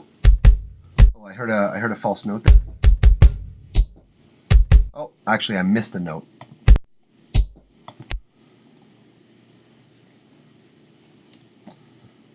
That's okay. We'll put one there lower. And we're gonna match it up with the transient so that when we come in here, ooh, just that sample on its own sounds nice. You know what I mean? Like just the sample that I chose sounds like what their kick should sound like. Instead, their kick sounds kind of like this. Sorry, no, that sounds way too good for their kick. Their kick sounds like this.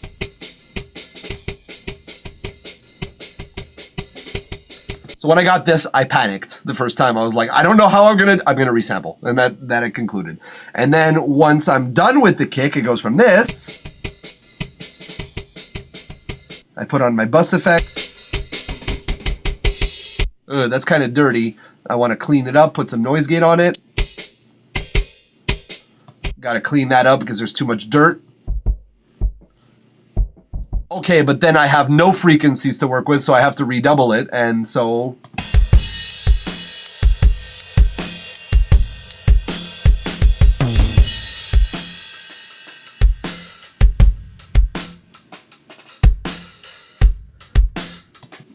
That kick actually sounds pretty good.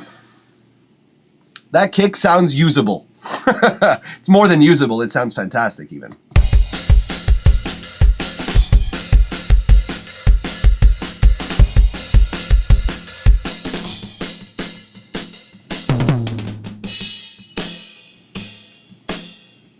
So let's just fix this here. There we go.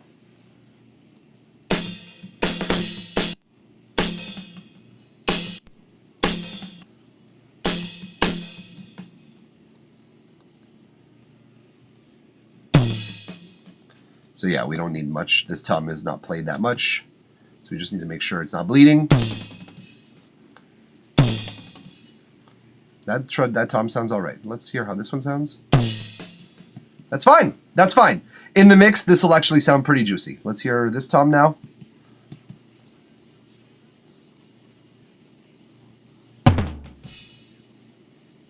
I mean, yeah.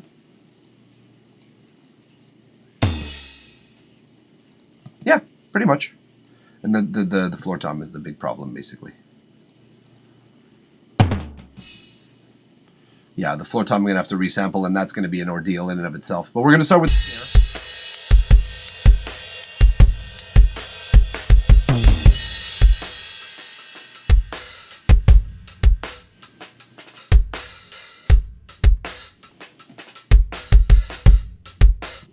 That kick, there's nothing wrong with that kick anymore. That kick works, bottom line. Yes, we will do some cleaning up of the regions with the cuts and stuff like that. That's fine. We'll figure that out, but no rush there. What we need to figure out now is the snare. Because the snare... Oh, tuning the snare to a sampleable point is a lot more work than just the kick. The kick is pretty much, you get the right sounds, but the snare has so many more ghost notes and so many more accents. This is a tedious process. So I'm glad I only have to do this once. First of all, let's just save what we got. Because even the kick itself, it's a pain in the ass. So first thing we do, we bounce in place, snare, bip. Snare, bip, bip, bop, bop, do, bip, diddy, hop, bop, snare, bip, hey, yeah. Oh, God. I put it on the wrong place. Let's just put it here. Do that again so that I could actually benefit from this.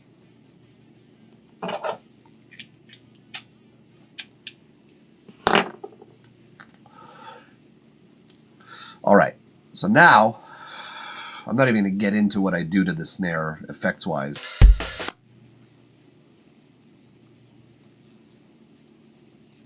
Wait, what?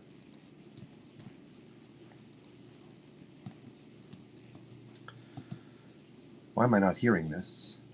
Is the snare bus muted? Oh, yeah.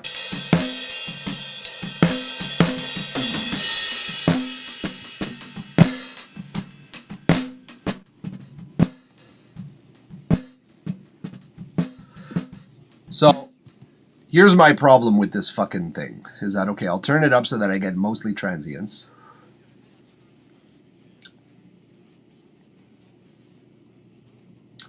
To 6.9 dB.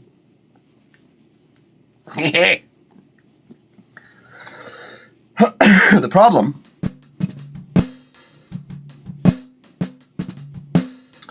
is I'm basically going to have to, I can see this happening now. I will basically have to go in and accept that I'm going to be cutting out the kick. There's no choice here. I'm going to have to set the threshold low enough so that it actually detects all of the fucking transients, all of the little the ghost notes is the word I'm looking for. Which means that the kick itself is probably as loud in this mic as the actual ghost notes. So I'm gonna have a lot of work to do. Doubling, snare. I'm thinking I'm gonna have more notes than that.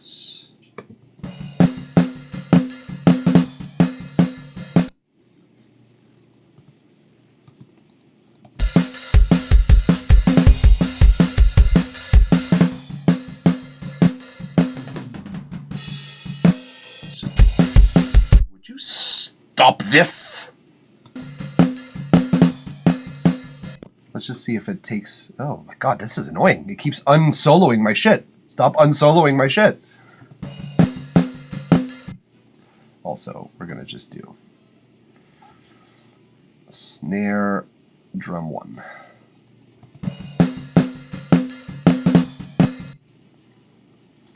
So let's see here.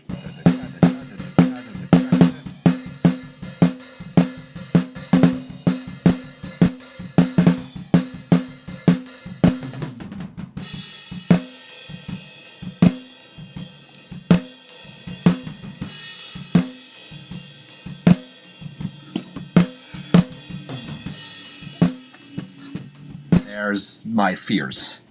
Okay, so that's our reference. As soon as we get those ghost notes in...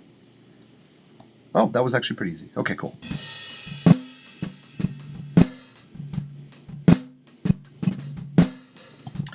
Okay, there's the even softer ghost notes. So now,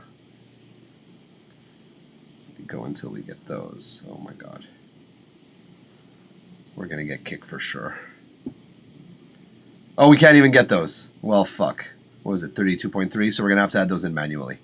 I think it's gonna save us more time, honestly.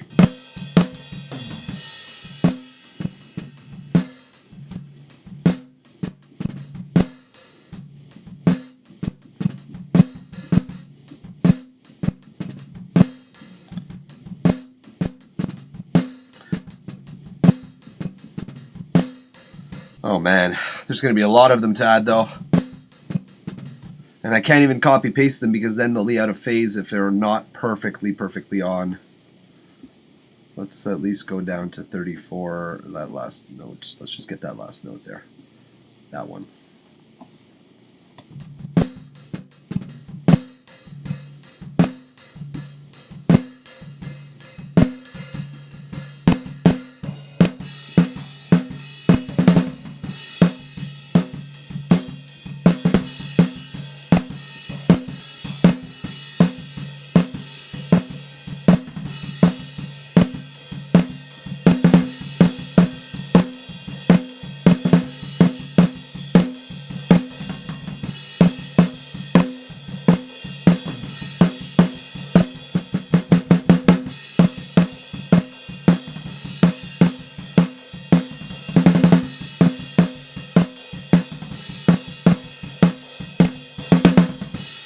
I will say, this is a pretty good drum-like groove. This is a great groove.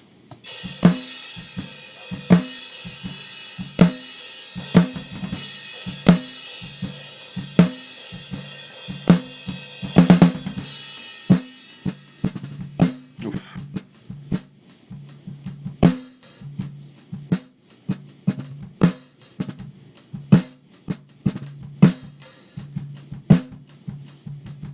I see so much work in my future.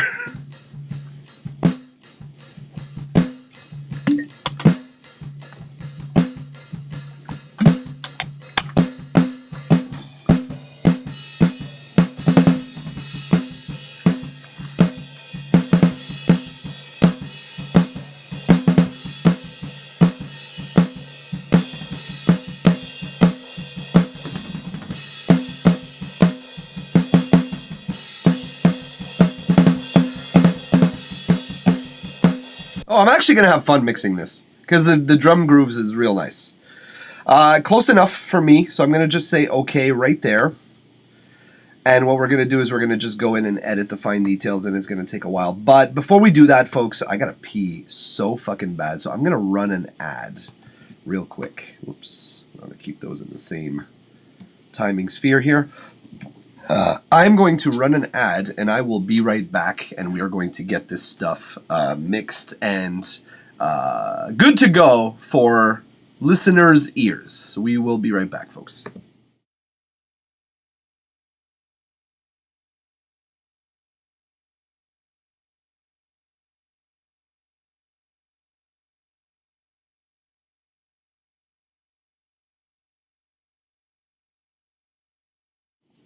Well, it turns out I can't run an ad, so what I'm going to do then in that case is I'm going to just play some music for y'all. Thought I could, but I can't, so I won't. Therefore, I will do this instead. Please enjoy my own stupid musings. See, we'll be right back.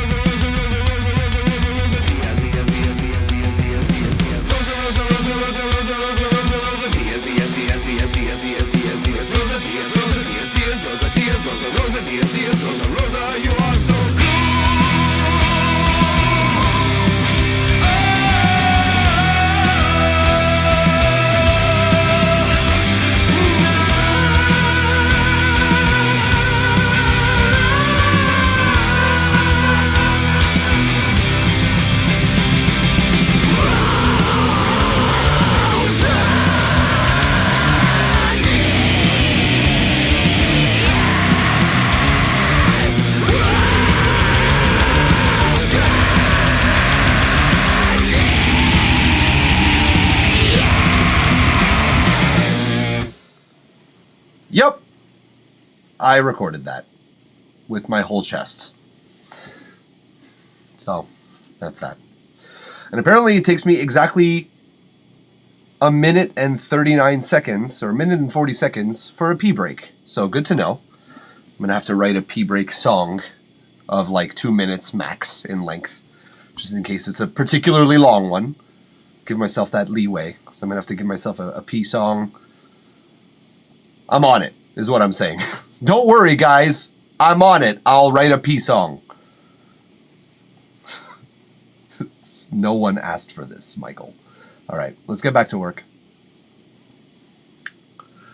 So we were adding proper sounding drums to not so proper sounding ones. That's what we were doing.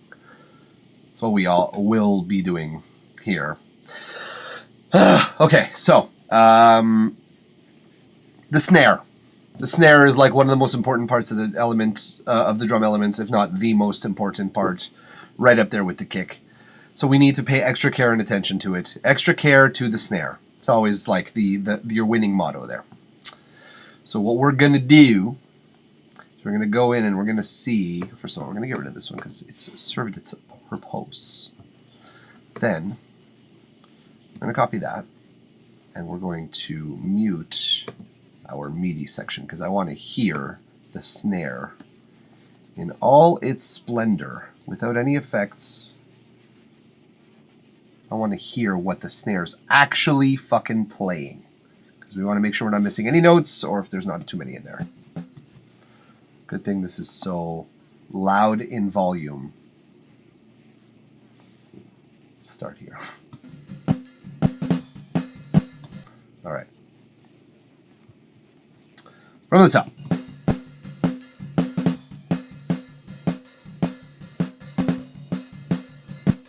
Why does it keep skipping to that section at 49 seconds? Oh my god, that's so incredibly annoying. That's so frustrating. It just skips forward to that part of the section. Oh, that's why. Because this fucking thing is here. This stupid fucking thing I don't need. No one needs this. No one has ever needed this. Go away and stop bothering me with your bullshit. I'm harsh with my programs. Let's keep going and let's do some work. Yep. So far, so good. One too many.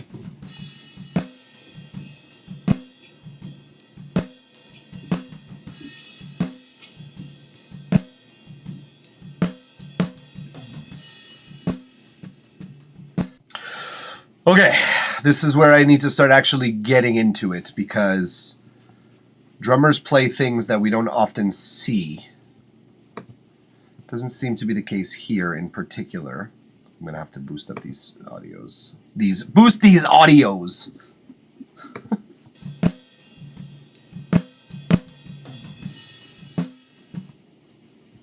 Well, it seems pretty, that's what they're playing.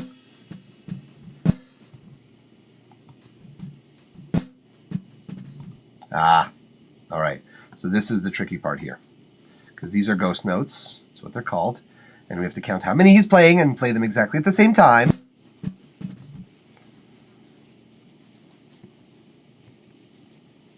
So this is the first ghost note.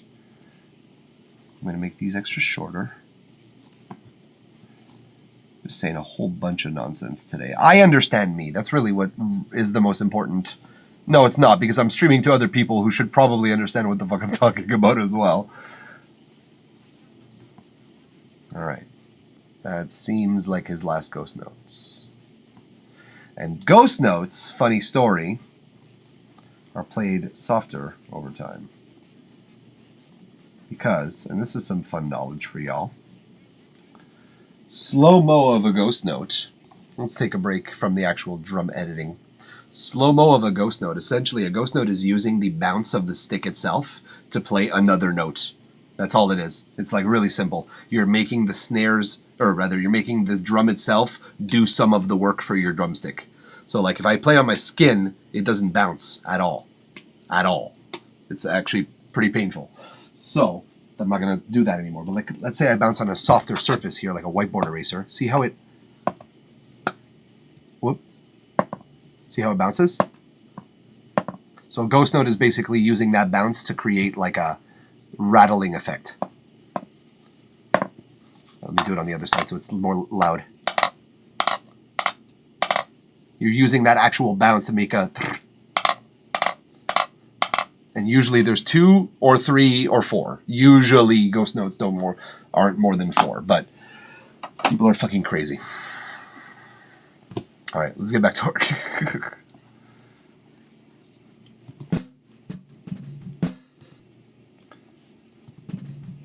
Yeah, I think it's only 3. I'm gonna just keep these, and I'm gonna like throw them in whenever I hear a ghost note, and then I'll like re-edit them. It's just in order to avoid placing notes newly every time. I think there's very, very few here. There's only 2. Oh, there's a third there, barely. Christ, just to say that there's a third, eh? All right.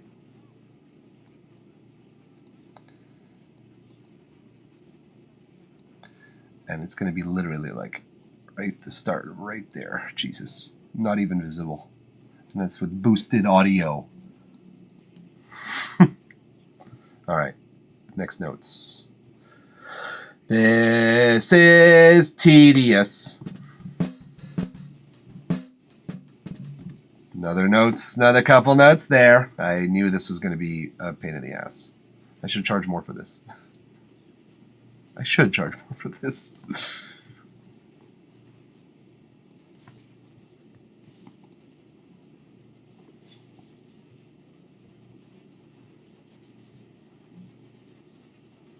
Don't get me wrong, I want to help the music scene as much as anyone, but I gotta eat. I gotta eat. And I like to eat. I enjoy food. I'm a foodie. I'm a foodist. What kind of food is everyone eating these days? Is anyone going keto or carnivore? I like keto sometimes. It's a nice little refresher for me.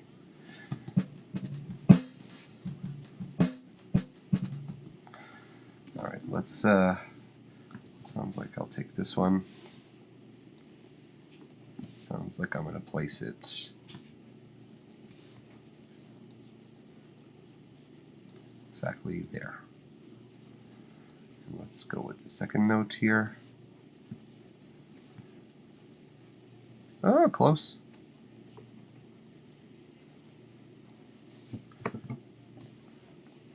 This is boring work, boring. I don't like tedious work. I like creative. I like to do stuff that is funner than doing this shit. I don't like this shit.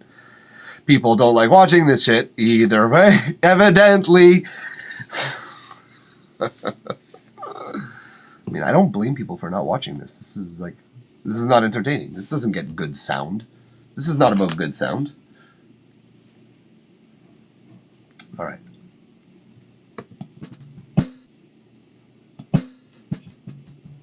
Oh.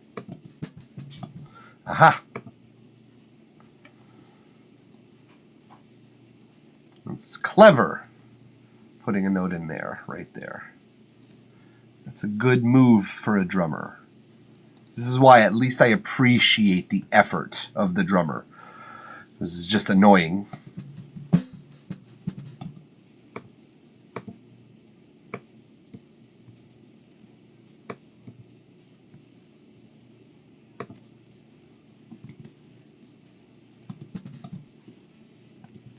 Fuck. I forgot I didn't.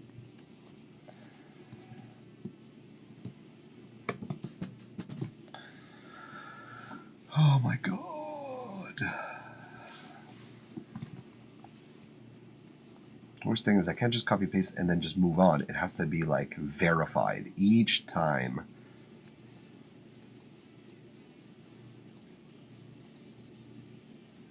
Okay, this one can move on. Now this one. It's going to be more around there. All right. Let's keep going. Oh, good. He changed his groove. I don't have to do this for a while. I heard a click there. Is that me? That one right there, eh? Yeah, that one clicks.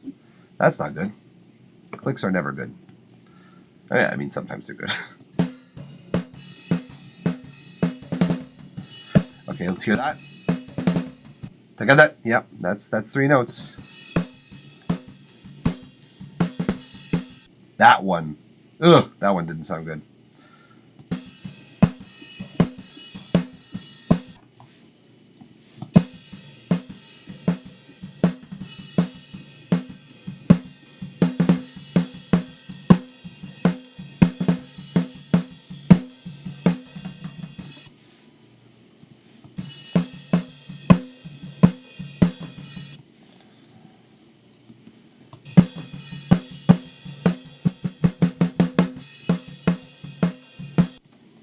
Let's check that again.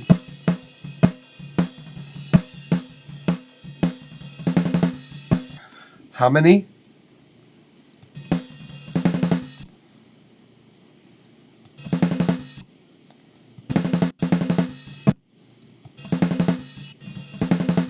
Five. Ta-taga-taga. Ta-taga-taga. Yeah, okay, good.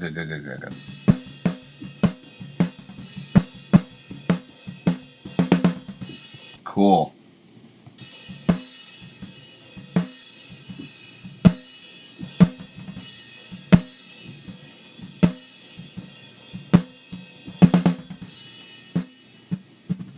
And we're back.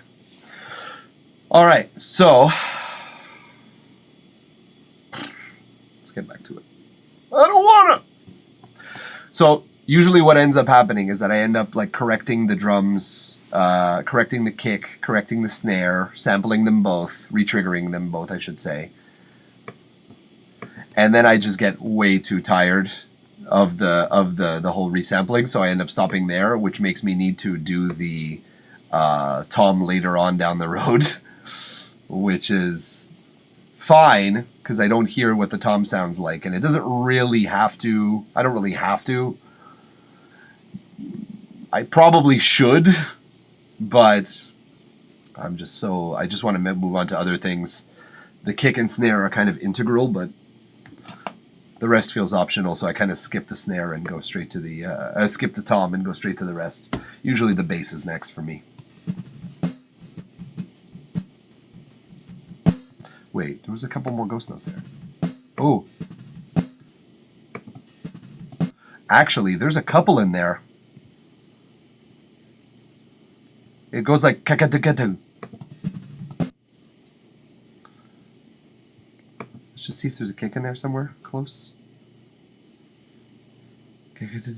Yeah, no, there's a couple of oh. Okay, I don't want to get this wrong, so we're gonna have to, because it seems to be like on an increasing pattern too. God damn. Kaka.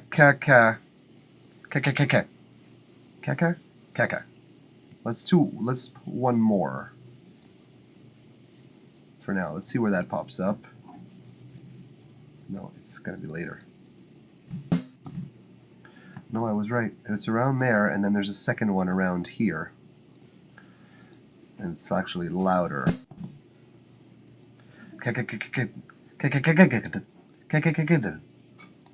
That's 5. That's 6.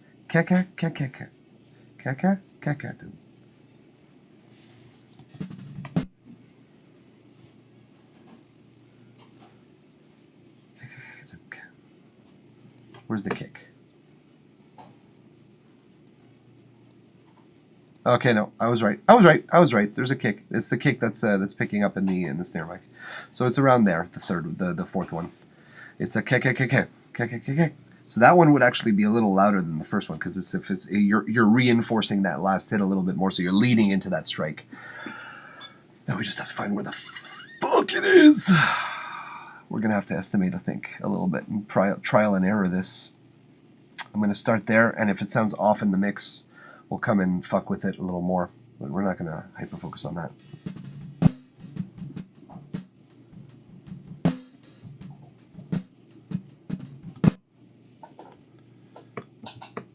But we will take that one to copy-paste some bitches. Some bitches. The first one's always perfectly on, because it was analyzed. And the second one's pretty close.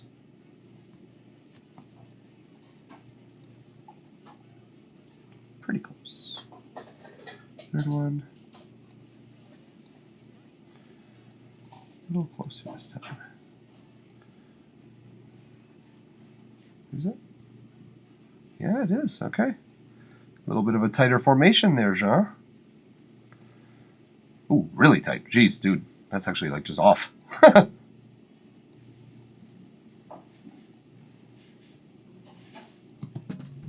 Yeah, it sounds like it too.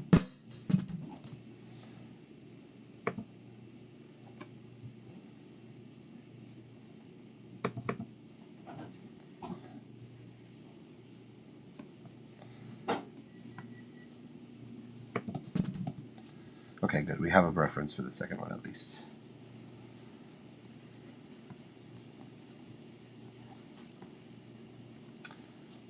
Let's make this one a little louder. Let's actually give it a little personality here. Kagadu. Kagadu. Little harder. You know what I mean?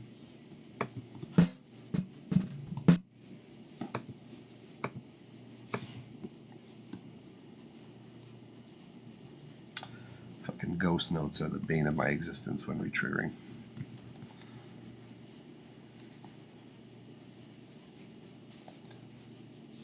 Let's just get these.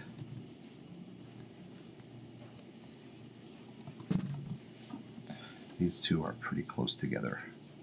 Sounds more like a flam than ghost notes.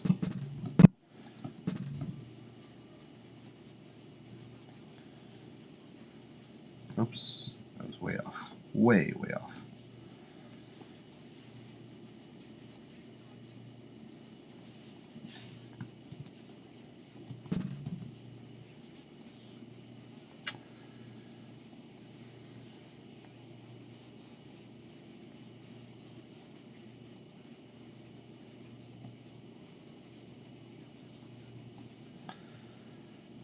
That, I think that's it.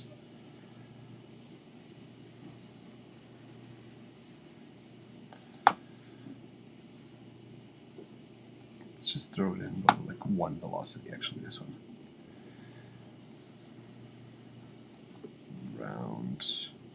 Round about there. That's about it. We're saving. Come on. No more ghost notes.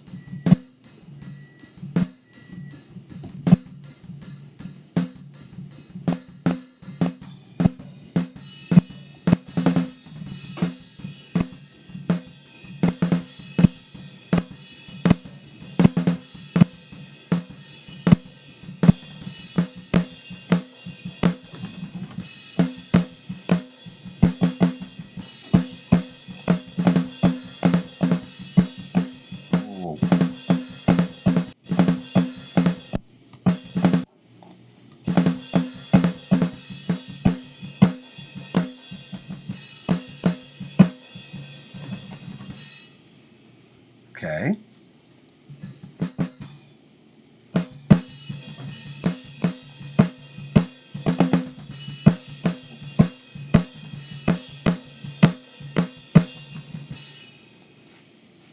And that's it. Okay, good. Good. Good. At least the song's not too long. Okay, so, couple things. So now, when we come from this snare that sounds like this, like we've been hearing this whole time.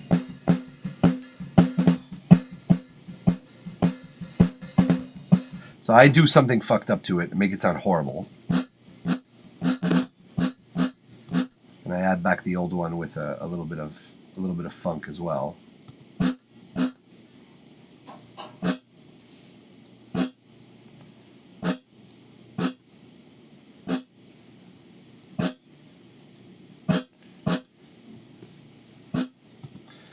That's not much. Oh yeah, and we did not turn this velocity up and maximize it. Okay, we're gonna have to do some work there for sure. Either way, let's hear what this snare that has been sampled and that has been fixed a little bit sounds like.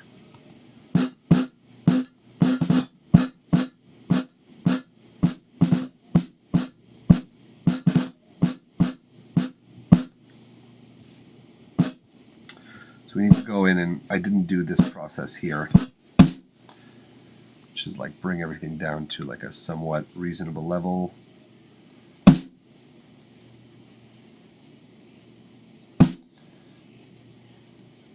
So that everything could be more louder. All right, that makes more sense. That things are orange and green rather than...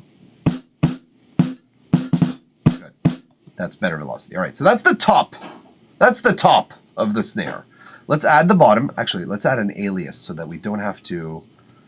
so that we can change one and it changes everything together. How do you duplicate an alias? I think it's like this. Nope. Fuck that up. Let's try that again. Is it this? I think it's this. Nope. Nope. Ah, found it. There we go. So that's an alias track. So that will basically do whatever we tell this one to do. And now with the top and the bottom,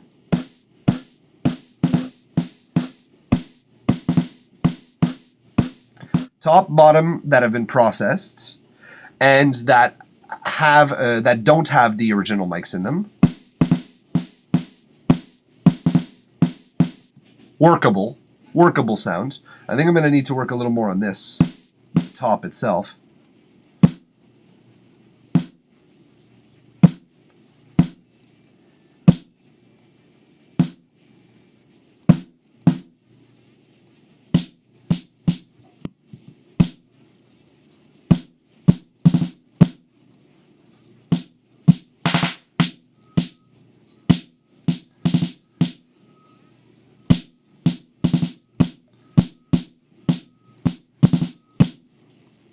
Okay, whatever. I just want a little more of the top end attack because when we add the bottom,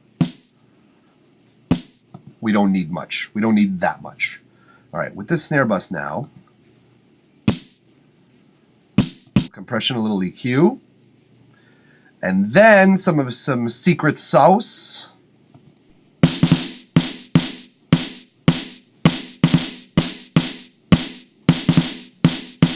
Again, it's sounding really juicy, but it's missing something. So what we're going to do is we're going to do two things. We're going to add one of my favorite things out of a snare drum. And I call this the "Are You Actually Standing in Front of the Snare" fader, which essentially is just the reverse of a transient. It's like the sweeping sound that comes back up. So it sounds like the snare is actually in the same room with you. And then I actually add in the original snares as well, the original snare samples. So it like sort of gives it the impression from this.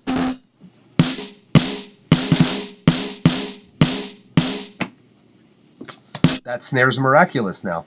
It's like, oh my God, how does this sound this good? Watching the mix.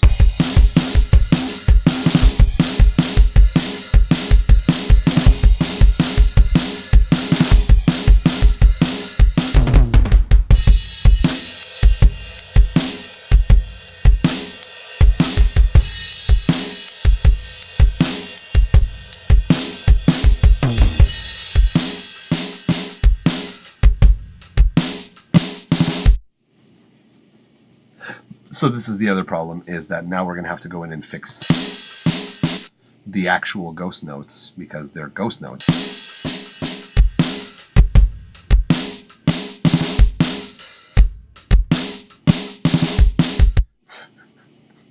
I just copied all of these and now I got to go fix all this shit. Okay.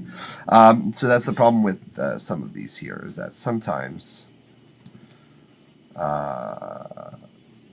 You have to really go in there and fucking not have some samples. So what I have to there.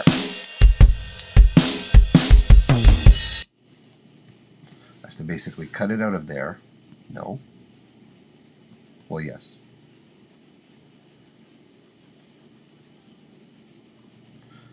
To take that and bring that there.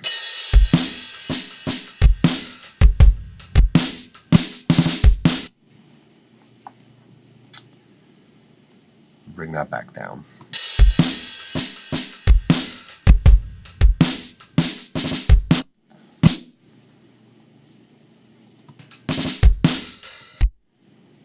Now I'm probably gonna have to do something with the bottom mic as well.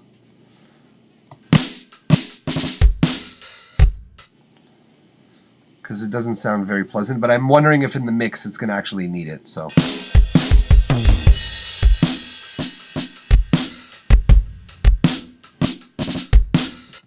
It might need it. So I'm going to leave it as that for now.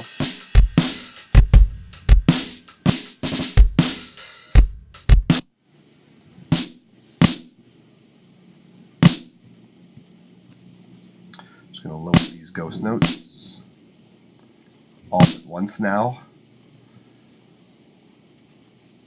Pretty low. Pretty much as low as they'll go.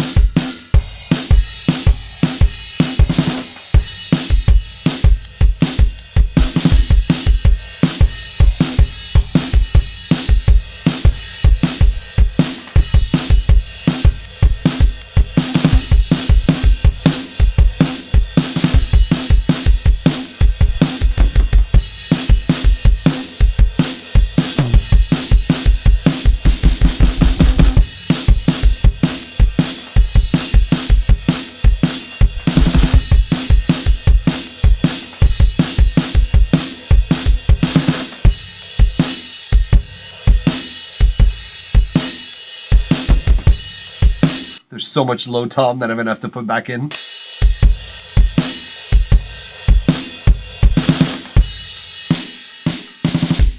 Oh God, okay. Oops.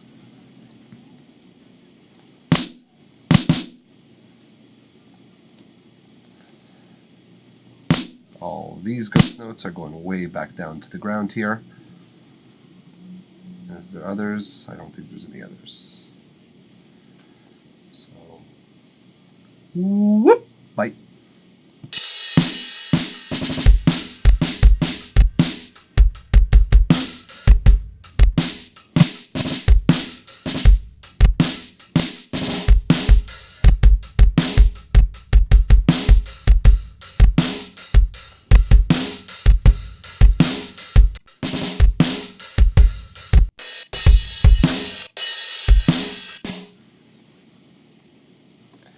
I have to cut it there, and basically I'm going to have to do the same thing.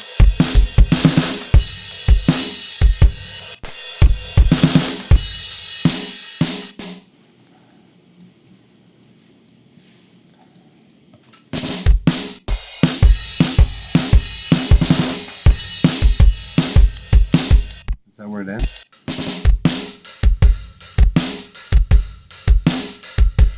I think I'll need it there.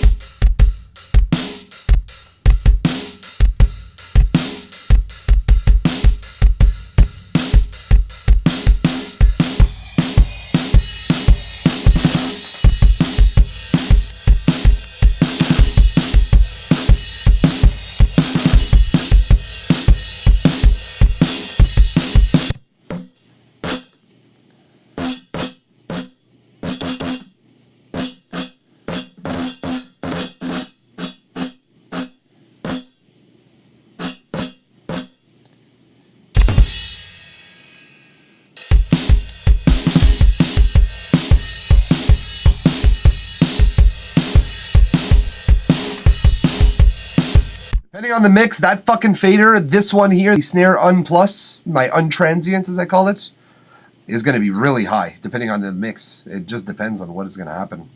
But for now, that would be, I'm happy with the drums as they are for now. The floor tom is not anywhere near what it should be.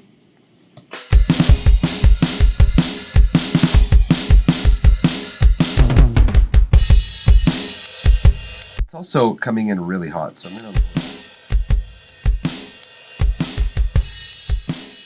So yeah, that's actually a lot better.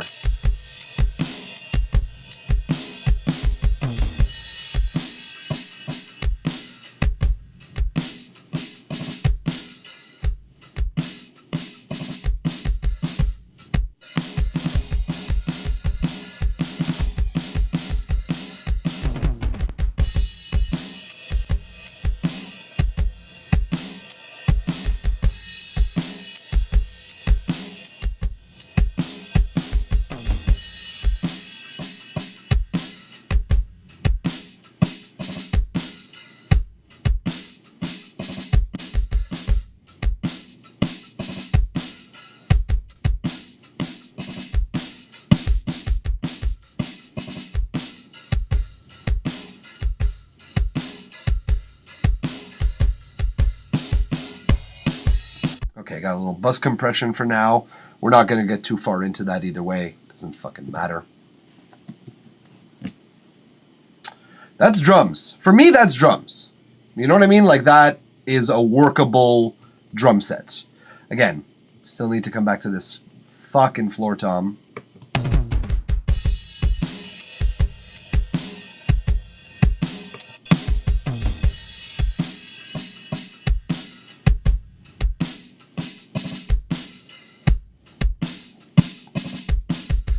Yeah, I'm gonna have to fix those. I'm gonna have to fix those things too, I think. I think I'm gonna have to get rid of some of these things here, these ghost notes.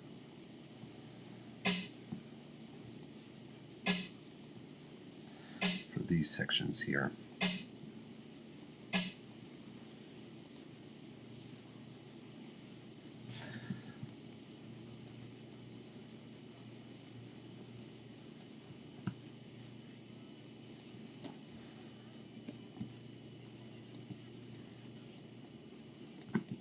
Yep. Some things you got to do when you're resampling, you got to figure out what works for you and what doesn't, because there's a lot of tricks that make things sound really robotic.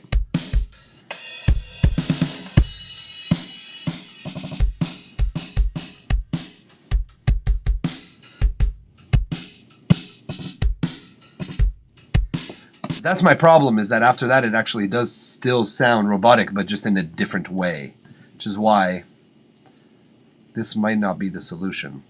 Might not be the solution.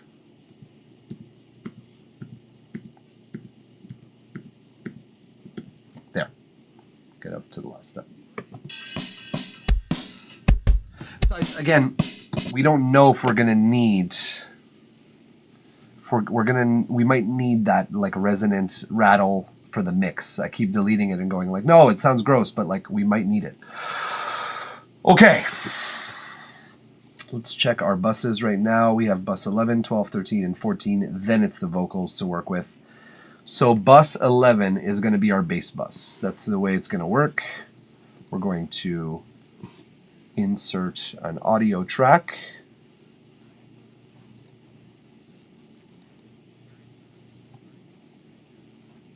You know what?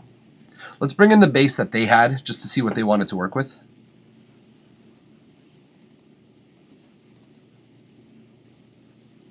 I think it was the Fat Squasher.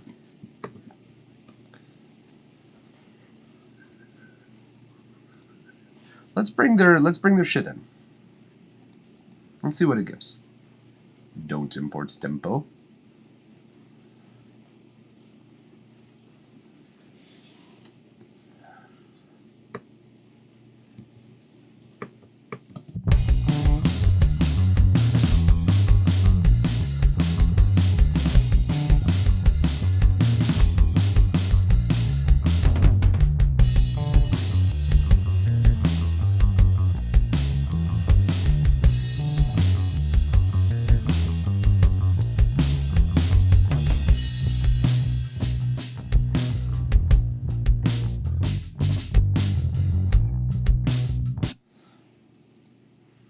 I don't love the sound of those ghost notes, I'll be honest.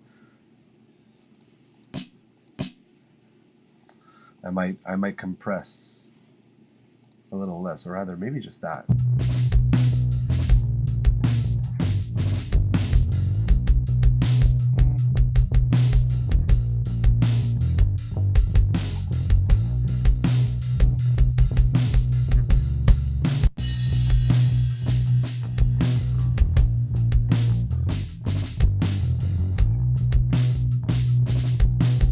See, I'm actually missing some volume now. It was just a fix that I had to make. Fuck.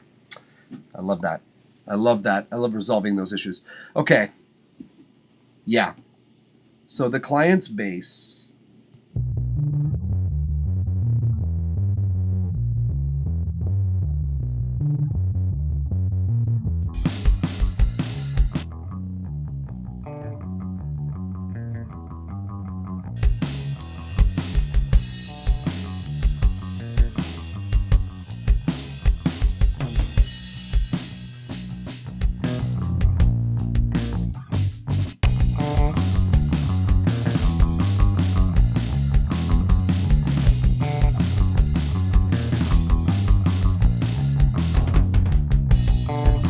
Okay, so I know this preset. This bass simulator is by no means a bad one.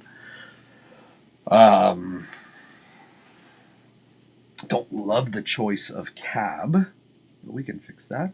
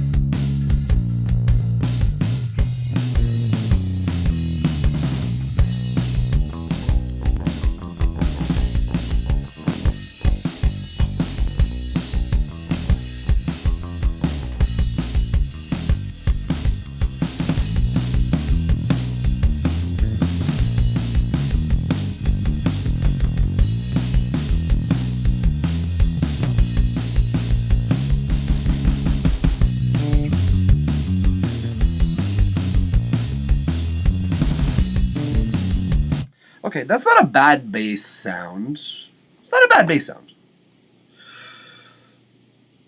But mine's just a little bigger.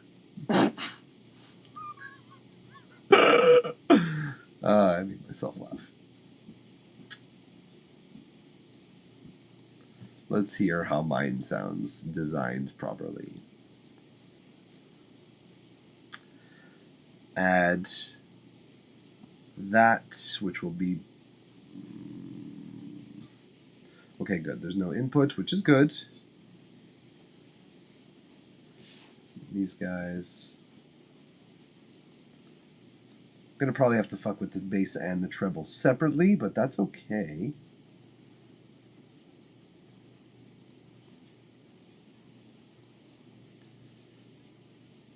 All right, let's see how this one sounds. Nope.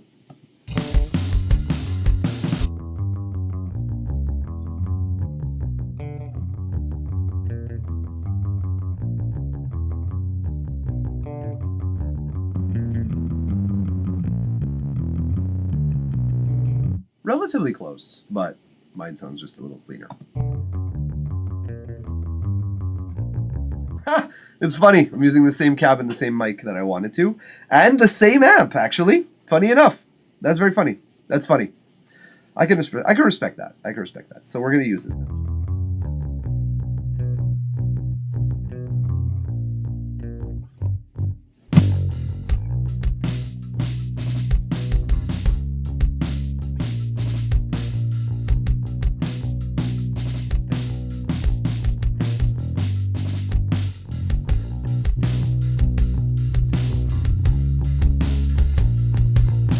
Yeah, okay, so now it's coming into my bass. My bass bus is really where the magic is happening here.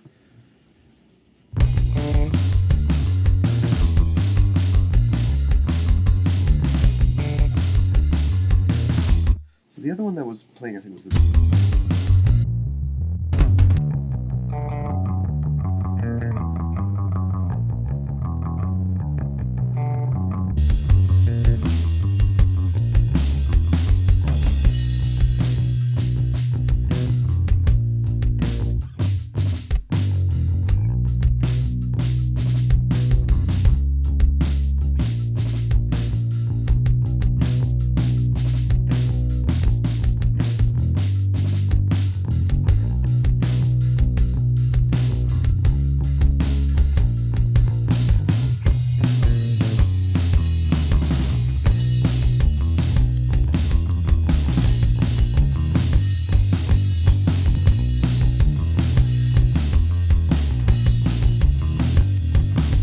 All right, so this is obviously a very complete, very good bass sound here. This is quite good even. It's well limited as well, I think. Yeah, absolutely. I mean, this sounds huge. Like, who's going to say anything else? And this, I think, is my side. This is my side chain. So this is actually going to go to this one.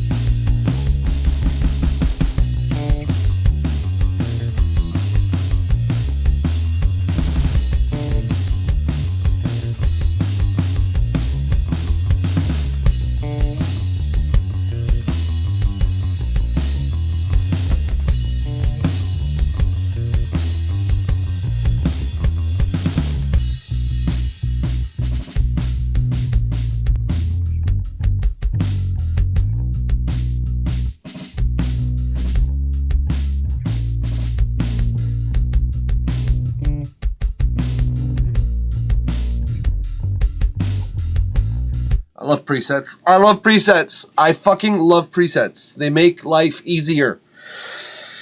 They make life so much easier. Ah! Oh, man.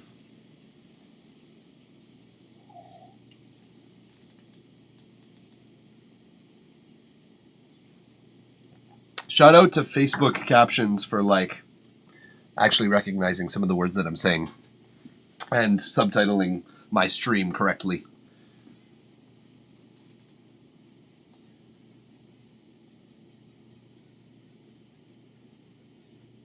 Yeah, I just checked what I just said and it was pretty good. So, kudos. Here we go.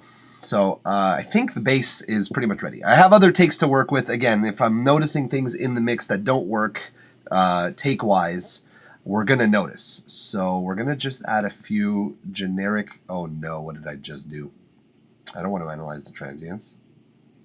Oh no, I don't want flex pitch. No, we're not transposing anything here. Fuck that. We're not going to transpose our bass note.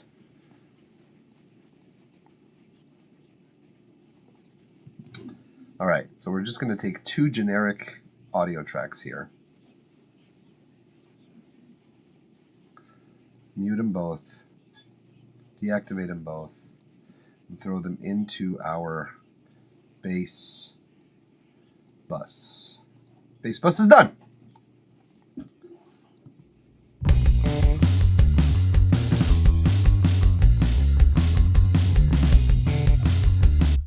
it sounds pretty cool. Sounds pretty fat. And there's very little work done to this so far. All right, next thing I'm going to do, I'm going to have to insert a guitar bus. So I'm going to go with my presets again, because it's a really great starting place.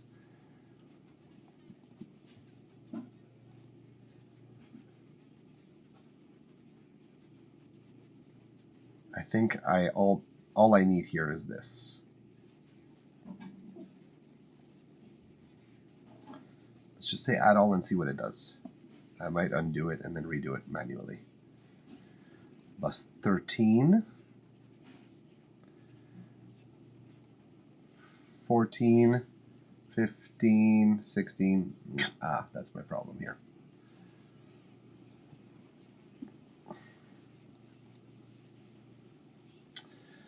Yeah, that's my problem.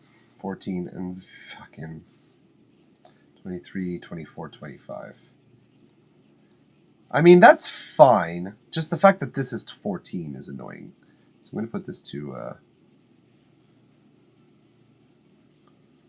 because this has a couple of different buses. Yeah. Okay. I mean, I have no choice. Because everything is bussed out already. So we're going to go with that. We're going to go with that. We're going to see what it does. Either way, I have a bunch of guitar presets. So now what I have to do is close this project and go into the other one. So that's what I'll do right now.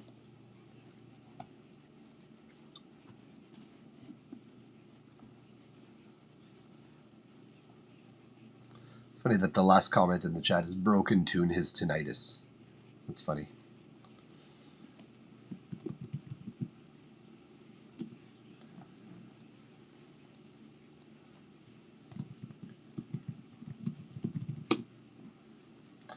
Bam ba-da-dum da-dum ba-da-dum ba-da-dum ba-da-dum da-dum ba-da-dum da-dum da-dum ba-da-dum ba-da-dum da-dum ba-da-dum. Wow.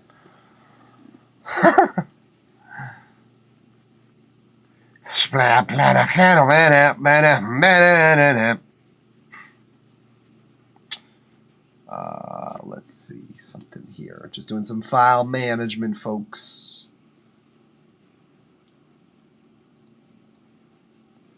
Because it's going to keep asking me. Dun, dun, dun, dun.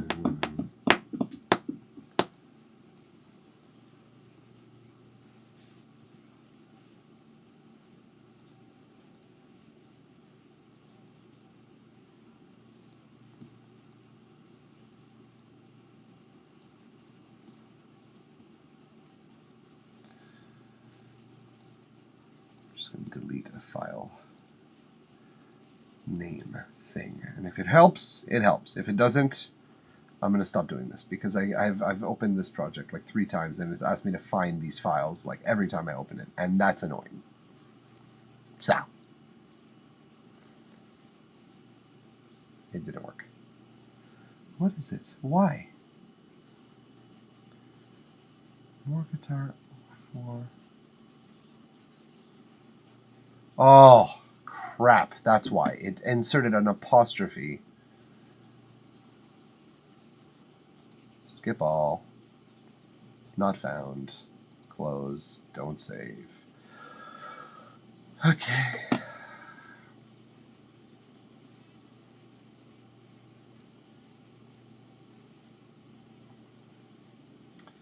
Why are you naming your shit with apostrophes? You know what I mean?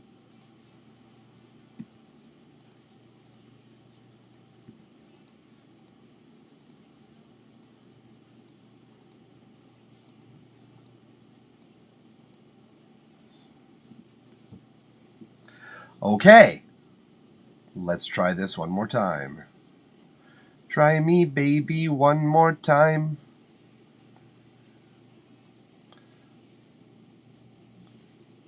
Inefficient, efficient. Ba-da-da. Please find them. Hey, it worked. All right. So just gonna. All right. So again, pulling up this project here, and let's just because we can now, and we've heard the drums and we've heard the bass. Let's just hear what the drums and bass sound like alone, because we've heard them like mished. Let's hear this one here. I think is the one that I was using the most.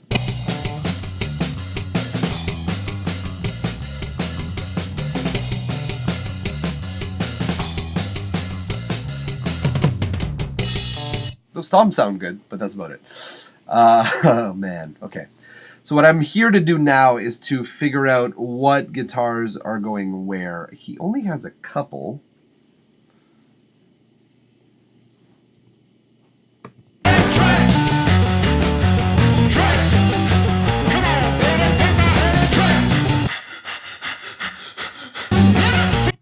He has breaths going on like a dog.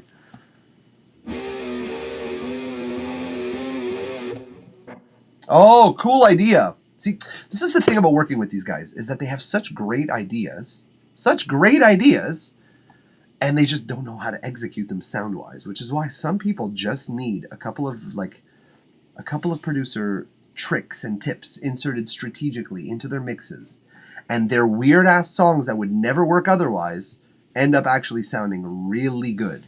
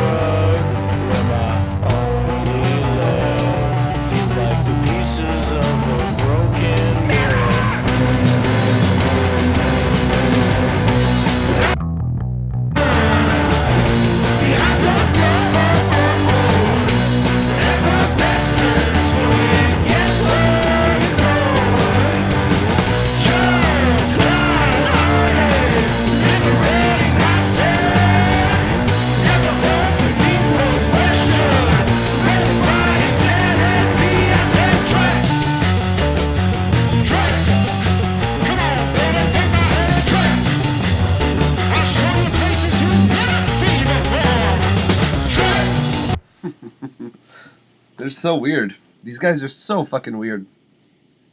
I like their stuff. I won't lie.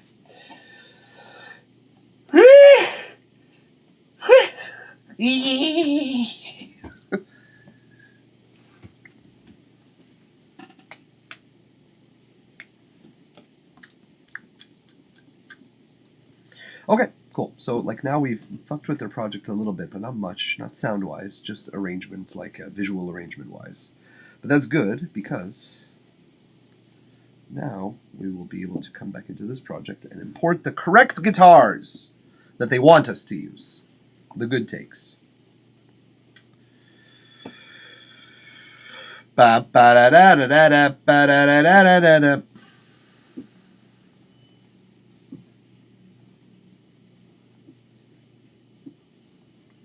See, now they're all here.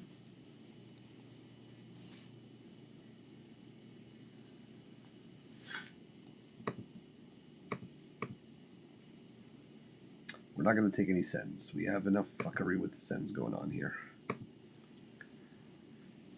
Nor will we import tempo. Fuck a tempo.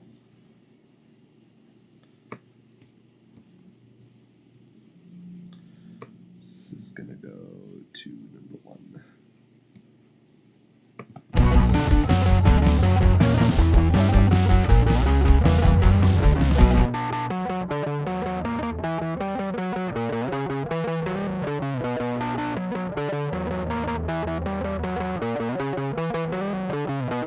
Why would you do a clean preamp with no cab? What? What the fuck? Alex, my dude, What are you doing? What are you doing? No, that's not how this works. No. All right. That's funny.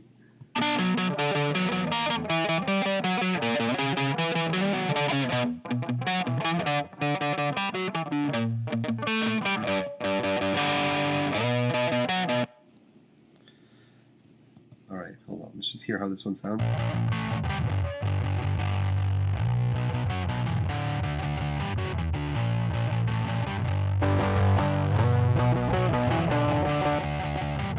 Let's just do this. Let's just copy it into this section here.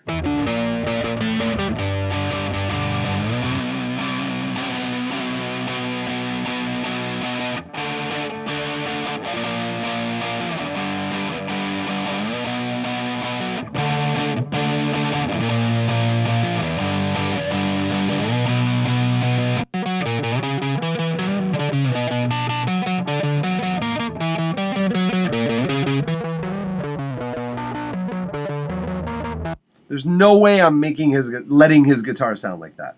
Like, there's just no way. It's not happening.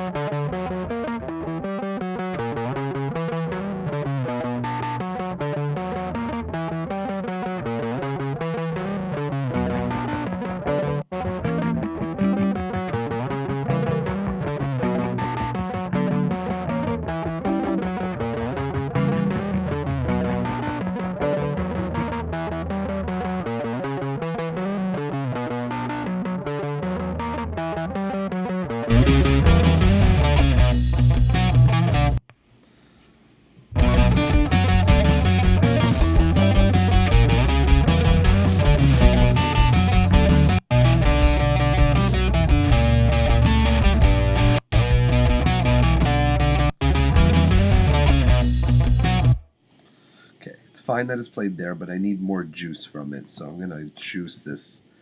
Oh man, the playing is not the greatest, but it's weird, so it's cool.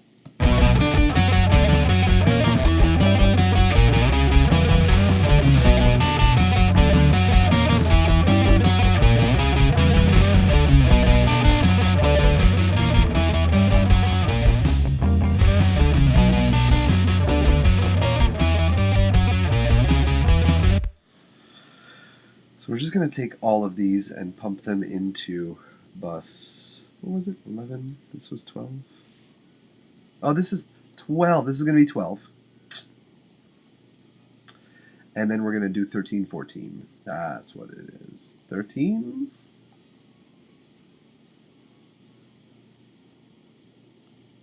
And 14.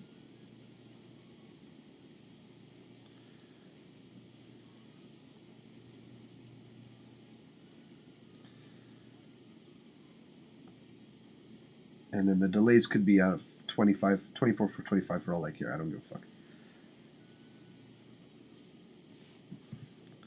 We're just going to fix all of this shits. We're going to add all of our guitars into the same bus here. Oops. Rather.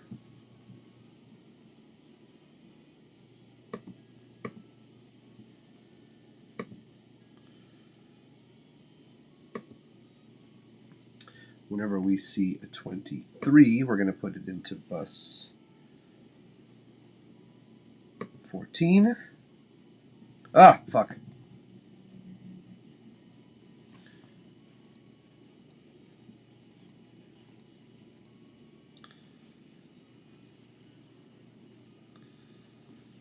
So these ones here that all have bus 14 on them, I'm going to put it into bus 13.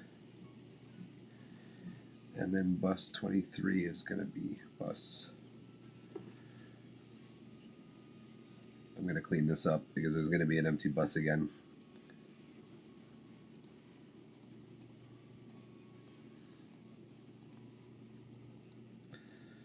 No send. I'm going to be anal about it. I'm going to do this bus 23.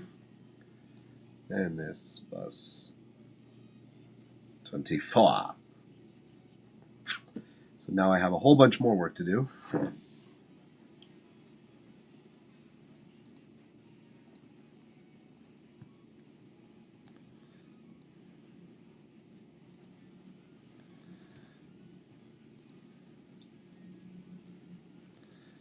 Three.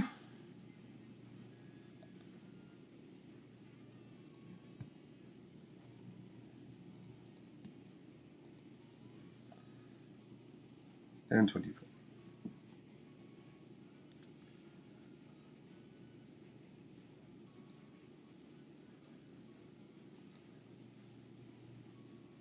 I hate that the guitar's delays and reverbs are separated, but if there's worse things to happen in the world, I suppose.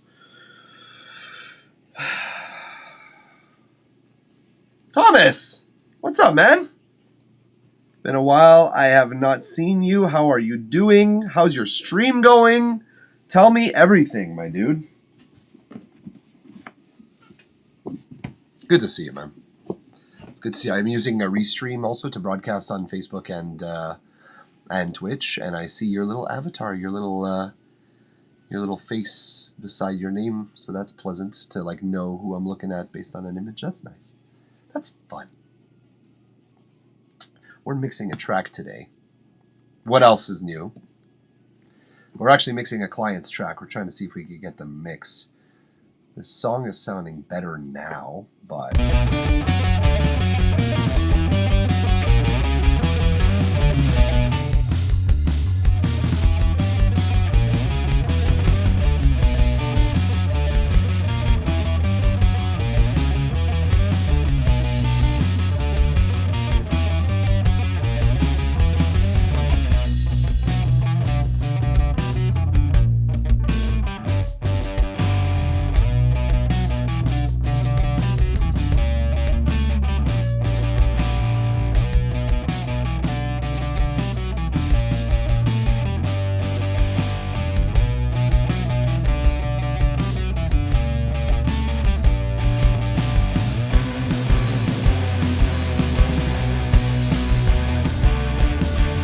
We're going to need some width to these guitars. We're going to need to add a whole bunch of stuff, obviously, but the bass tones are okay. They're not where I want them to be.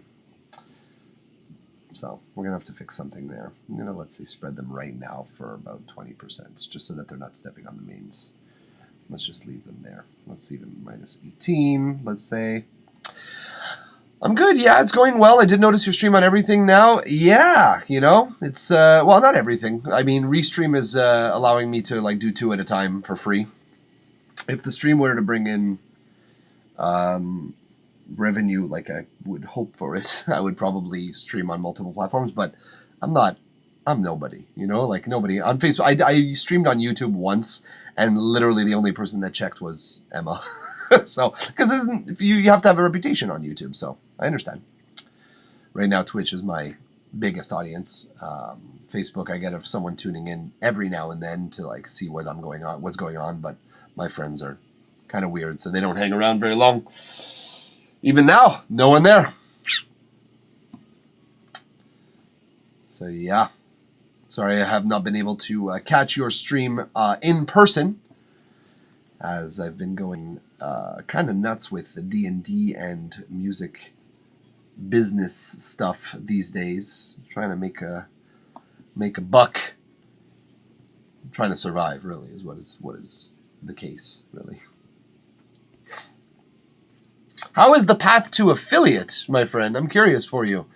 Like, how is has that been a thing that you've been envisioning? Have you just been having fun with it and like not thinking further on it? What's the future look like for you and for Cassin's Corner? I wonder.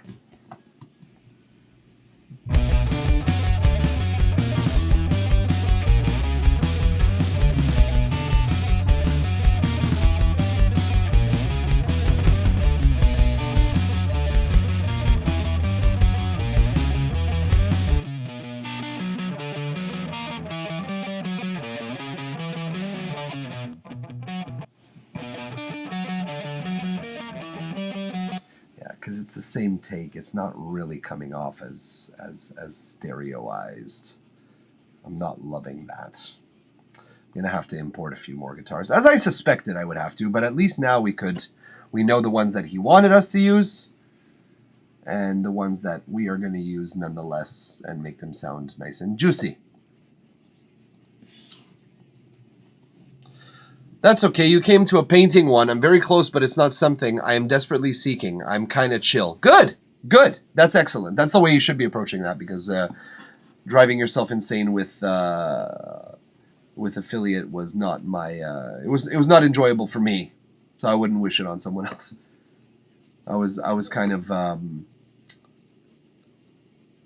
trying to find a better word than impatient to be affiliate, but I knew what I wanted. You know, I knew I had a goal in mind, so I kind of like ran after that a little bit. Oh, we have a good number of takes to work with here. Good. That's good. So we're gonna stereoize the shit out of this guitar. That's what that means. Okay, well, let's start, because we have a bunch of fucking takes. So we're gonna start by like positioning them properly, which involves us actually getting it on the one. Right? No, it's here. Yeah, there it is. All right, now. I did enjoy your painting stream, though. I'll be honest with you, Thomas. You're a talented artist. I see you sometimes just sort of going like, fuck it. And I get that so hard. I would like to see you also like challenge yourself in some of those streams to be like, no, let's try and go for that. Let's try and make that happen. That sort of instinct to like, you know, to really like match. Because the thing is, I don't know exactly how it is to be a visual artist. Let's take a little ear break here for a minute. I don't exactly know how it is to be a visual artist. My art teacher in just after high school looked at my thing and with a very heavy Eastern European accent, literally looked at my thing and said, "Okay, I do not know what it is you are going for, but I am not understanding what you are coming from. It seems you have to find meaning in your art to express it." And that was the most feedback that I've ever gotten from an artist of any repute. Other than that, it's been like, you should probably stick to music, which is a fair comment because I'm not great at visual arts. My point with all of this is you do like a lot of painting streams where you're like copying something else freehand and by eye, and the level that you're able to like match one painting to the other is impressive to me, because you're not tracing it, you're like literally just looking and reproducing that. And I know how that feels with audio because I do covers and stuff like that, and I try and match them like one for one with the original. I did that with a Foo Fighters song on stream at some point. You might have been there for that. So I know what that's like to want to match it exactly one to one, but then to like add your creativity and your own personality into it is also very understandable. But I'd be curious, Thomas Casson, to see you paint something like almost as good, almost to the original. I'm never going to say it's as good because it's all to the subjective eye, but almost as close to the original product as you can possibly is within your capacity to do. I'm just curious, but I know that that's going to take a longer time. And what are you saying here? I'm a little conscious of running times of streams and keeping the energy up. So your streams are long and hard, whereas I like them to be episodes, especially the retro games I do. I respect that. I respect the keeping it short and sweet. Yeah, it's not like the same formula that I have necessarily, but I respect that. I do respect that. I've actually been trying to keep my feedback streams specifically a little shorter and sweeter, like not 8 hours, but like 4 instead. And that's just because it's too much for me. It's just all at once. I do like 20, 30 songs in a day, and I'm like, my mind is tired. Maybe my mind will come back after time, but like, that's not my point. My point is I understand you're keeping it brief. The brevity is the sake of wit, after all, as some poet said. Let's hear a couple of takes stacked up together and how they measure up when they are my wall of sound approach here. Let's hear how this sounds.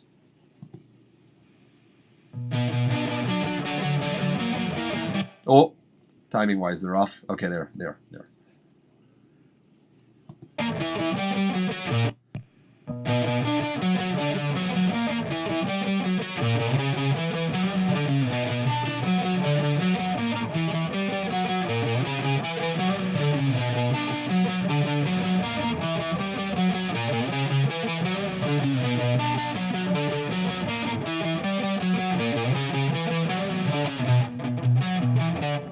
Okay, so a couple of things here. I'm gonna have to accentuate the gain on those early guitars, these ones here. Hey. Oh, that's why. All right, so let's bring them the same place. 7.5 dB more.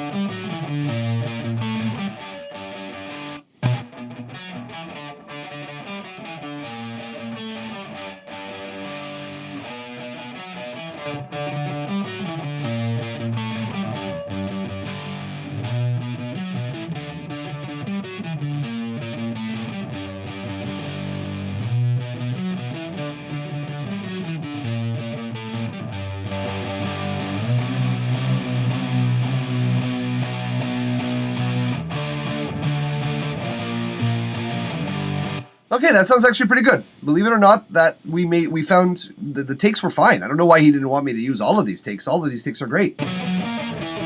Well, great. They're a little poorly played, but that's okay. Let's hear. Oh, I'm not showing my screen. Thank you, Emma.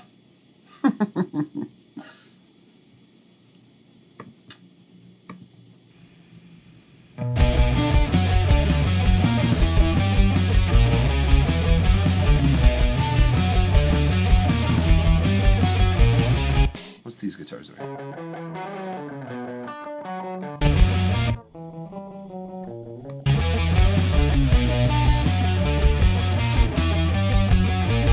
And we have an extra one so we can throw on for our fucking octaver. That's beautiful. That's awesome. That's awesome. Let's make this length here shorter. How long is this track? Oh, it's not even 3 minutes. Nice and short. Love that. Emma, our queen and moderator. Notre modératrice, quoi. Let's see what he did with his octave as well. Because I think he had it on the whole time, if I'm not mistaken.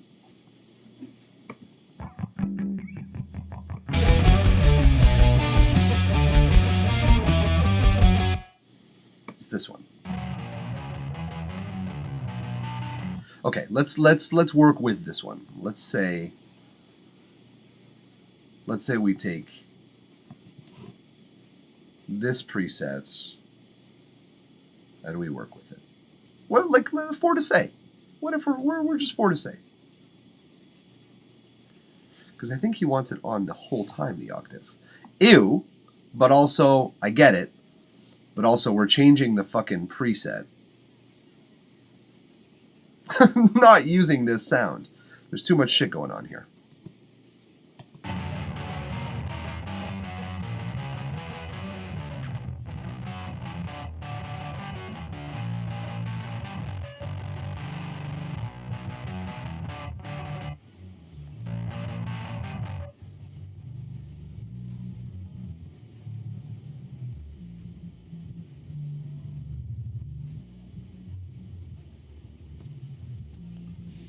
Okay, so I can barely hear the octave now, which is normal. I'm going to take this pedal board off and we're going to go about pitch shifting a completely different way.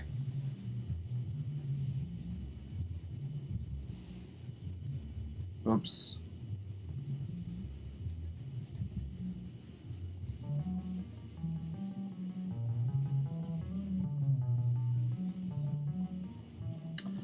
Okay, let's I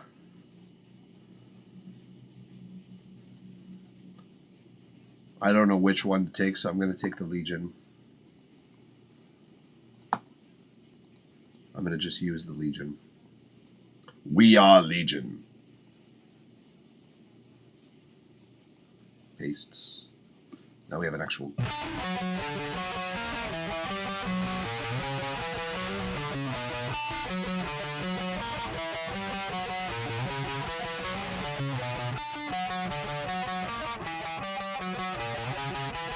Okay, cool. But we actually need a cab for this. Let's say that there's nothing.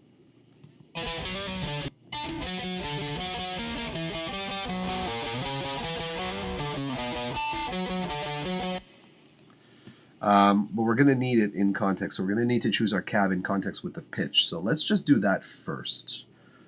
Let's get a pitch shifter. Pitch tracking, 100%. And we're going to go a full octave down with latency compensation. Yes, ma'am.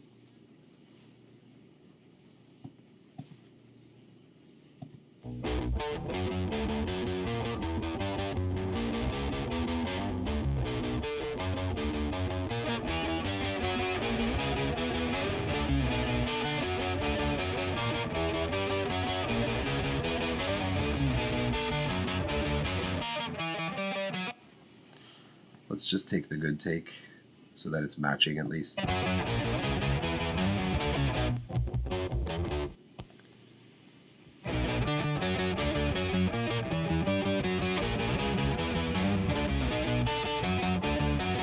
We're also going to need to do the same thing as we did with the other ones, which is to boost the gain by like 8 dB.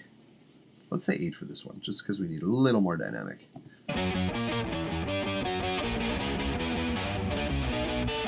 Or let's say less, actually, so that it's a little cleaner. The things we do.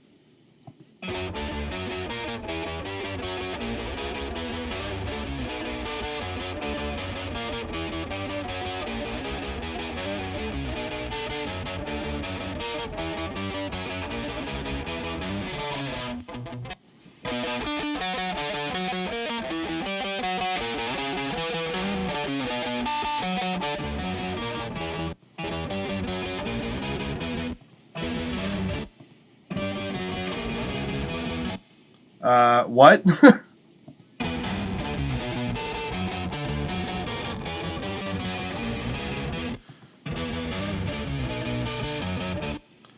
It's not coming in at the same time here, which is weird. So it's got to be a little earlier because the pitch tracking is actually taking some time to calculate. So let's put it back a few samples.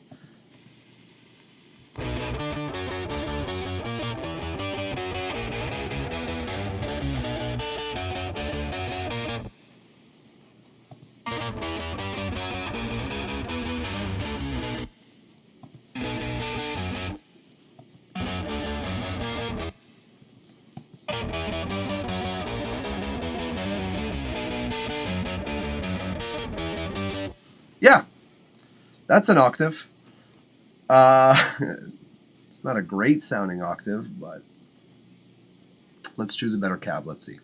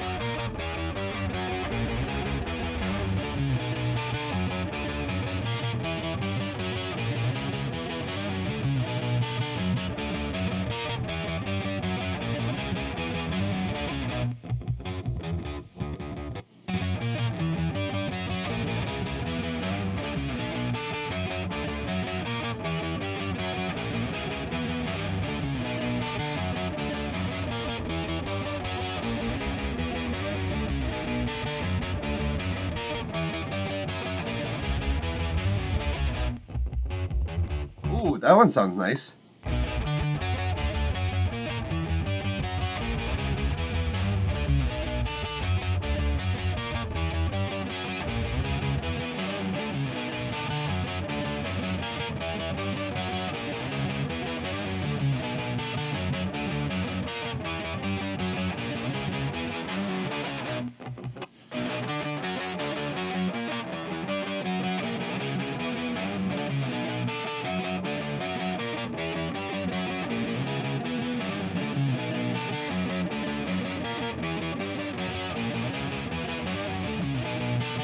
My fucking 8-inch pawn shop speaker. Amazing.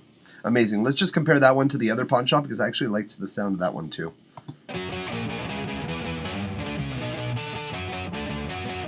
Sorry, it was the Boutique Retro. Not bad, but I really like the way this one sounds. It might be different in the mix. Let's hear.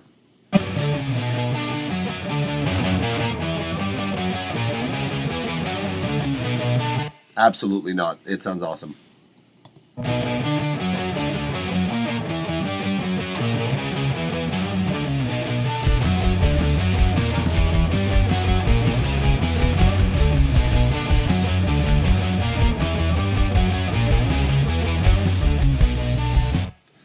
All right.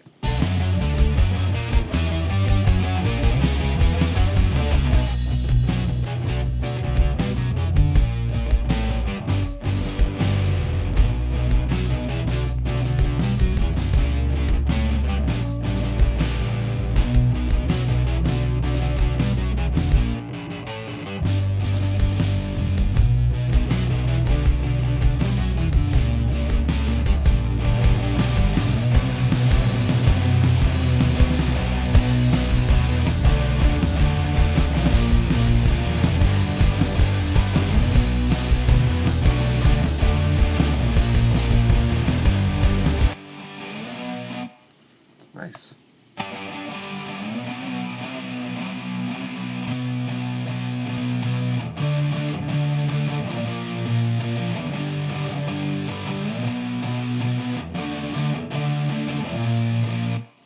Okay, so I'm gonna just take the good ones and like use them as one of the main takes that we actually use.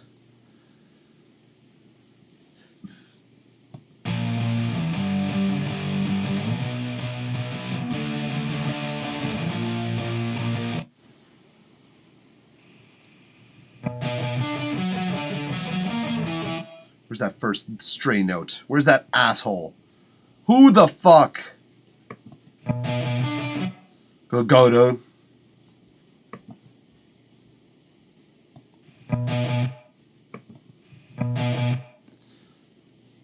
Is it you? Is it the right one? I think it's the right one. Yep. Is it both of them? Fuck's sake! Fuck's sake, Alex!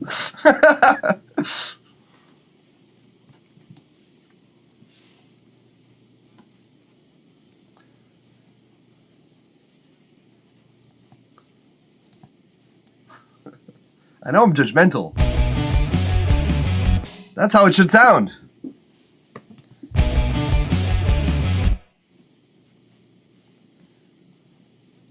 It's not my fault.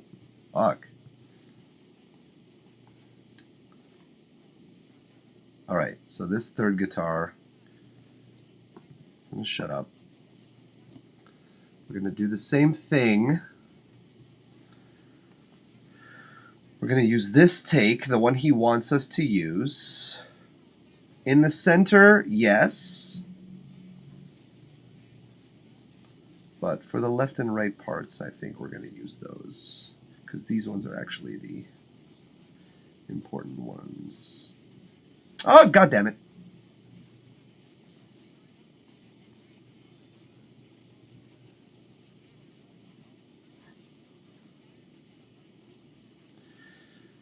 Yep, that's right. These ones. This one. So we have...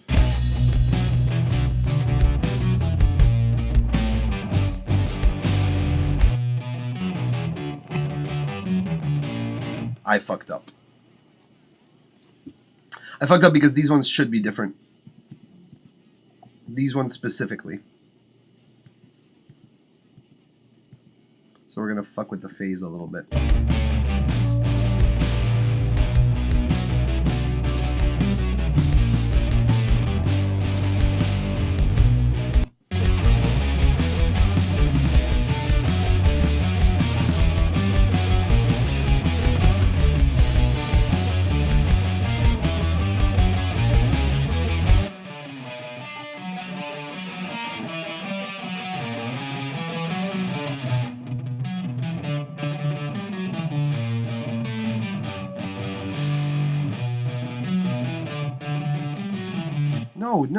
No. I was right. I hate being right and then realizing it and then going like, fuck, wait a minute. No, what am I talking? What was I not talking about?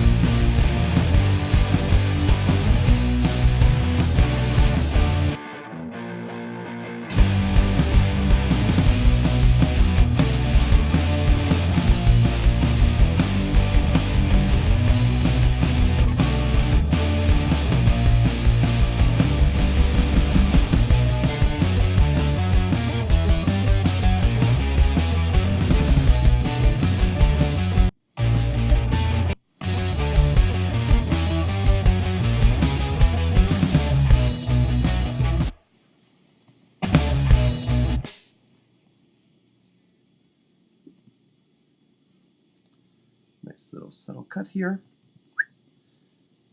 Real subtle. But we want it to go.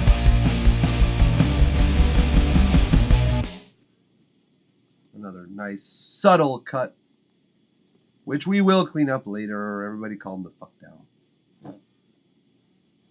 All y'all watching. Back up. Actually, let's give it a little more juice. We're later on in the song. We want about another dB.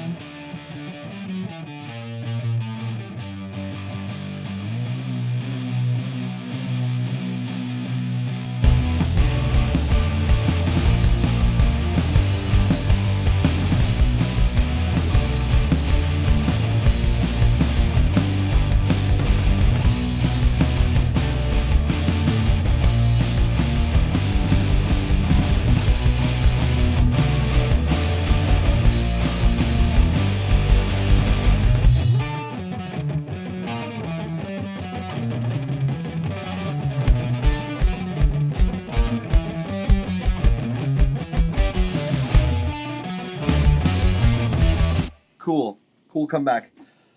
Wow, yeah. I mean, it's come a long way. I will say that. It's come a long ass way from what it started as.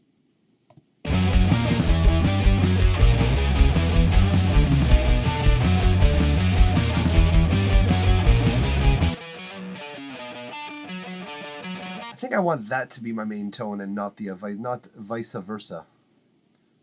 Let's turn it up here and let's turn this one down and let's see what happens.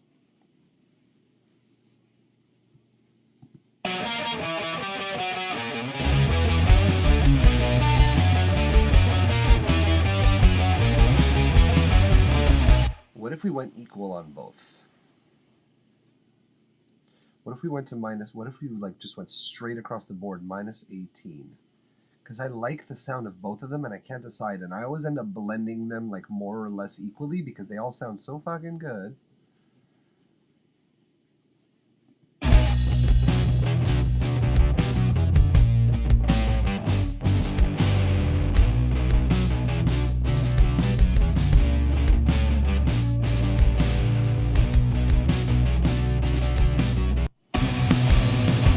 I'm going to need a second one of these 4 choruses and stuff specifically that are loud, that is louder, because this has got to be like minus 10 for verses this way, and it's got to be like louder for choruses and whatnots.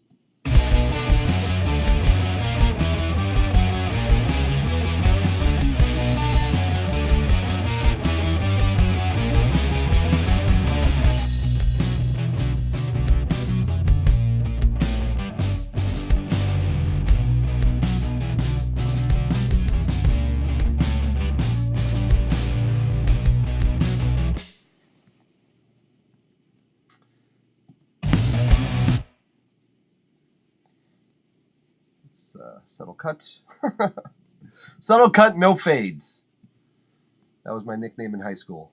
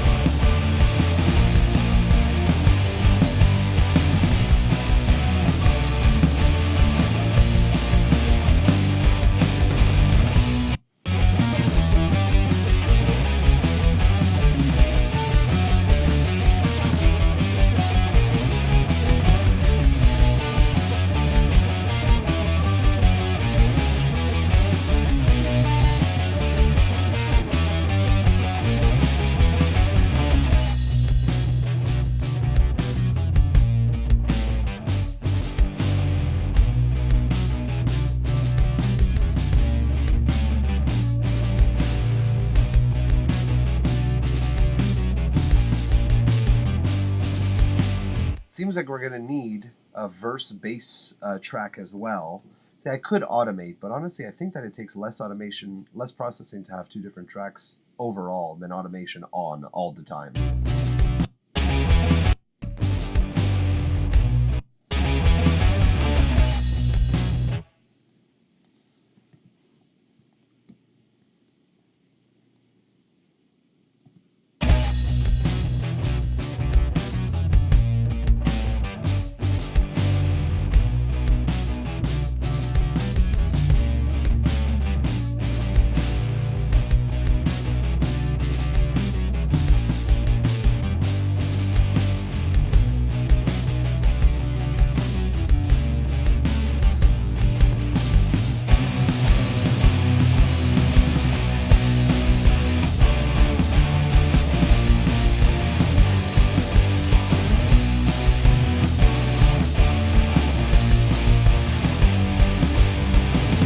Here's the problem. Guitar 1, number 34. Number 1. There's another guitar 1 that I'm missing here, I think, if I'm not mistaken. I think it could be, ooh, like if I glance into this original recording, will it show me? Ooh, that's useful. Ah, shit. It's cutting off just at the end of the fucking thing. I don't want to open this up.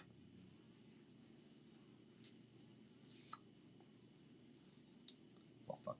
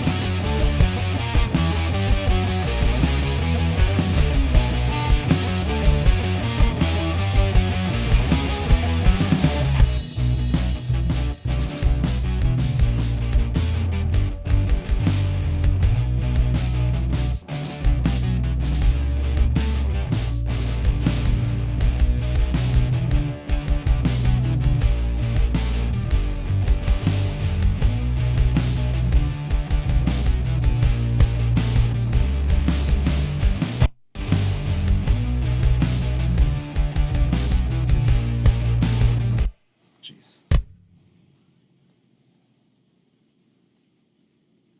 I feel like the whole thing could be brought up just a tad.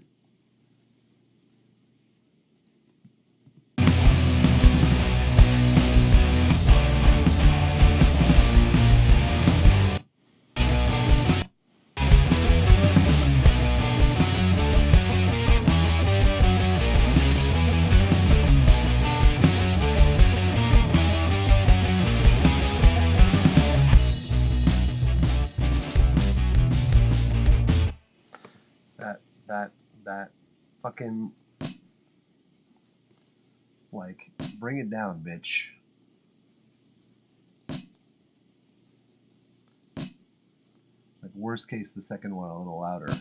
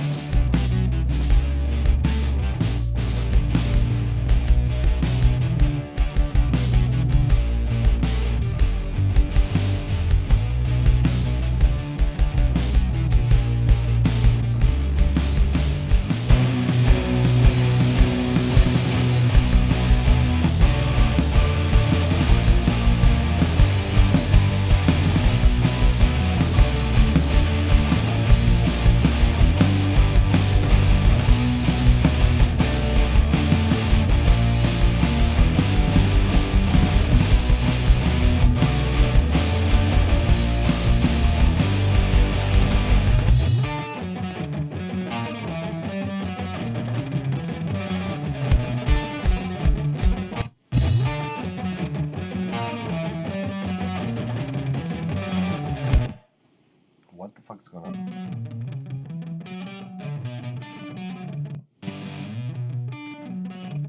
So that's the thing, is like, that's guitar 3. I thought that was a take 4 as well, but I can't find it anywhere. I might have imported it and not used it, but whatever. It's sounding good though.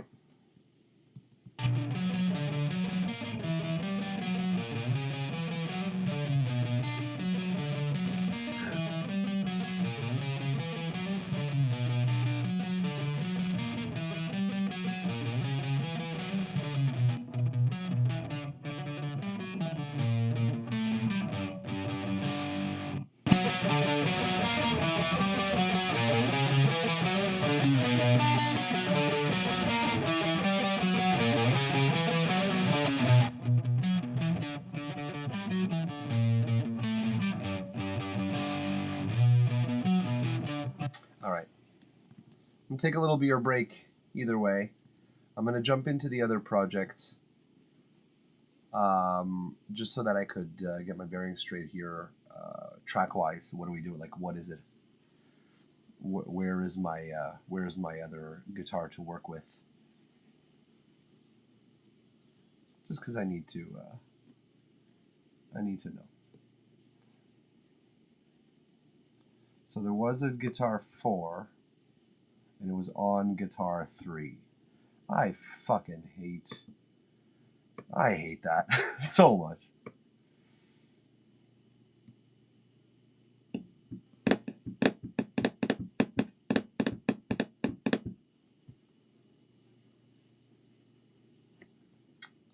So I'm going to have to import guitar 3. So I'm going to just delete that one. I'm going to have to import guitar 3. Just the content, please. Don't import the tempo, please. That's why I didn't use it, because it was probably... Okay, I see. Let's just hear how it sounds. It's funny, it's for the part I need it, technically. It's not there, but whatever. Let's just keep it close.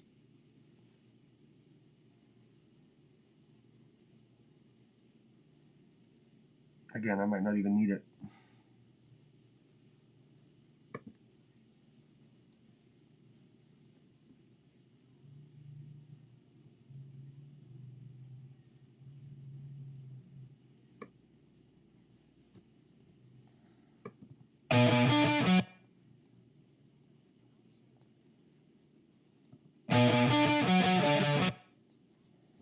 Close enough.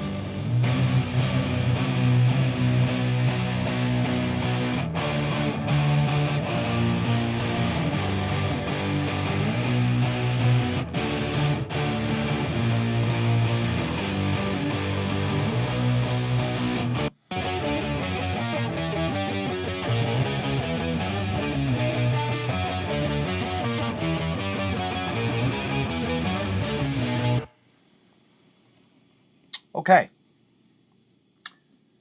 I haven't really used it. Like the guitar 4 is not really much different. I compared. It's just oops. Let's unsolo it. Oops. Let's just A-B it with the Lecto, just because it's a clear tone.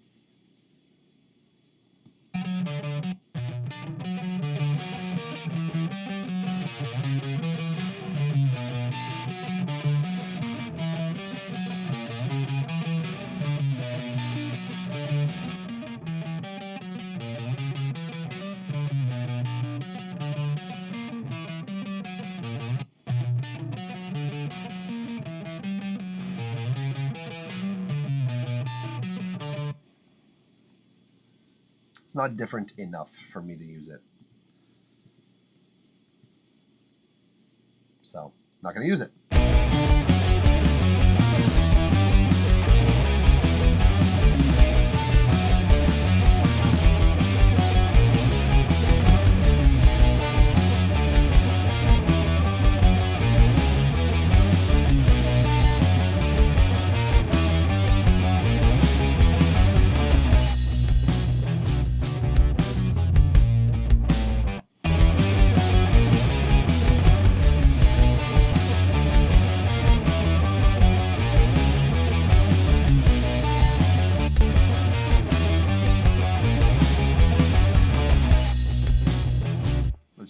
let's just say there's a little bus compression on this, whatever. Okay. So this is going to be octave guitar. This is octave guitar verse, or soft, as I like to often call it. Doesn't really fucking matter.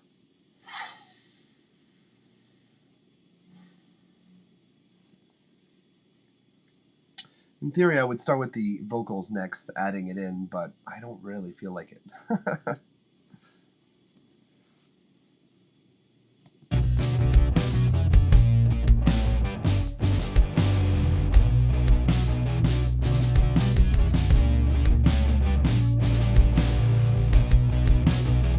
There's these things that are at odds, bass and guitar-wise, that are being played that are not my favorite. Let's swap. Let's try and test a few different takes on the bass out just to see if it helps.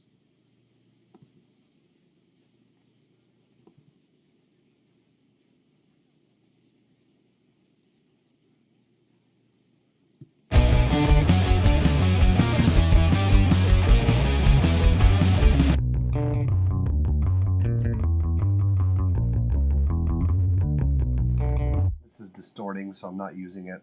God damn it. Let's just rule this fucking whole take out.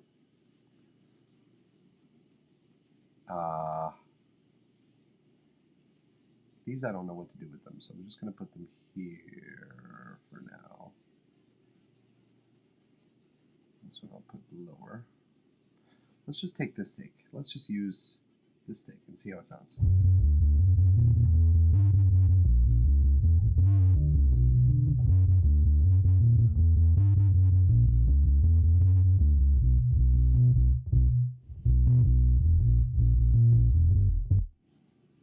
What the fuck?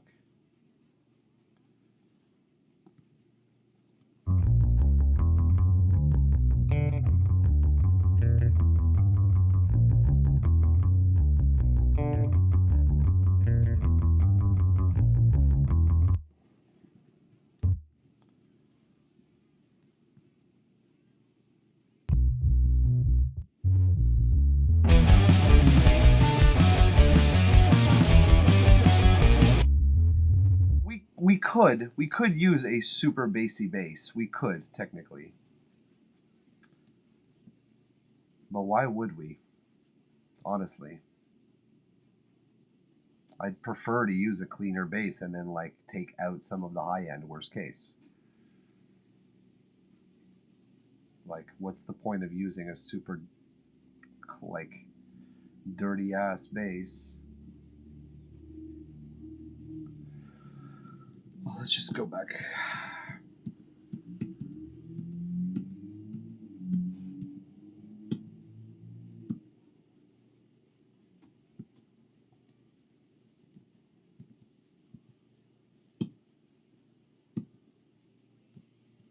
All right, that's where we were at. I think I used these ones.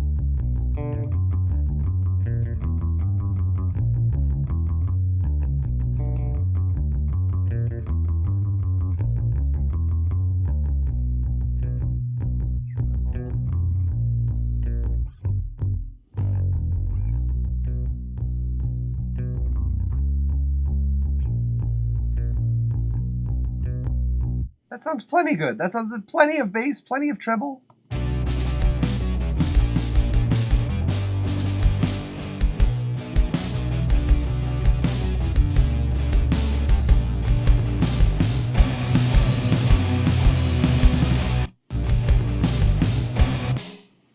Doon da doon da doon da doon da doon da bow.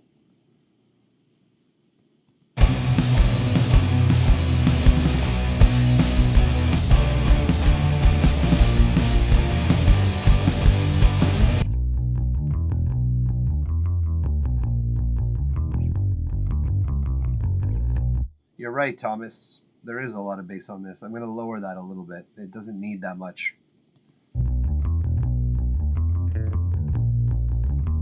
Good call. I'm going to lower it a little bit on this, but a little bit less just because it is lower volume. So we're going to like leave it a little bit more bass so it's not as dramatic of a difference. Contrast is good, but too much contrast, and contrast becomes contrast for contrast's sake. Contrast, contrast, contrast, contrast.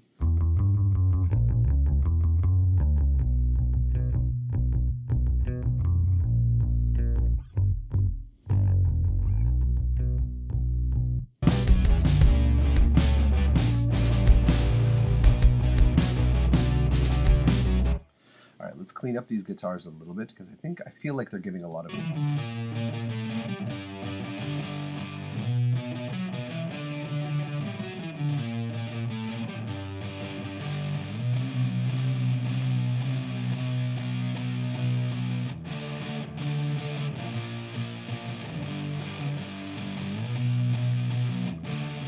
Feel like that's more than enough for the left and right. Oops, oops, no, no. It's this one I wanted to copy. Please respect the rules of EQing.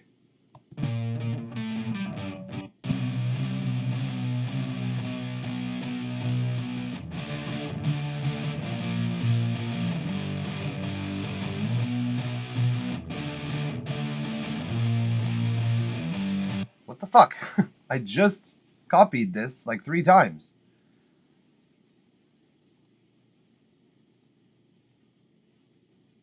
Hello? What major malfunction are you not understanding here? Copy? Oh, what the fuck? Why did it do that? Why did it not copy my original? What the fuck? I just changed this.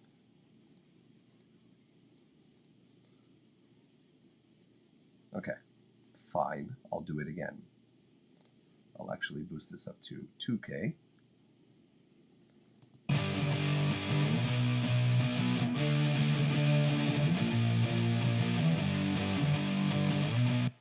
Copy. No. Not a compressor on top of it. I don't need a compressor. It's a guitar. It's dynamic enough. Wow, that's funny. I used to say guitars always need compression no matter what. Now look at me. I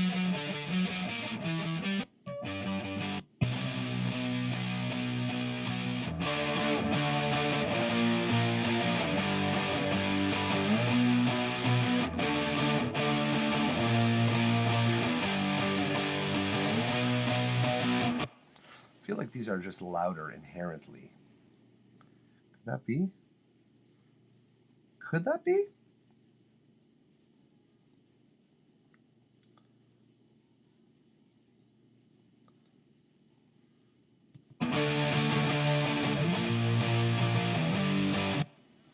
Let's just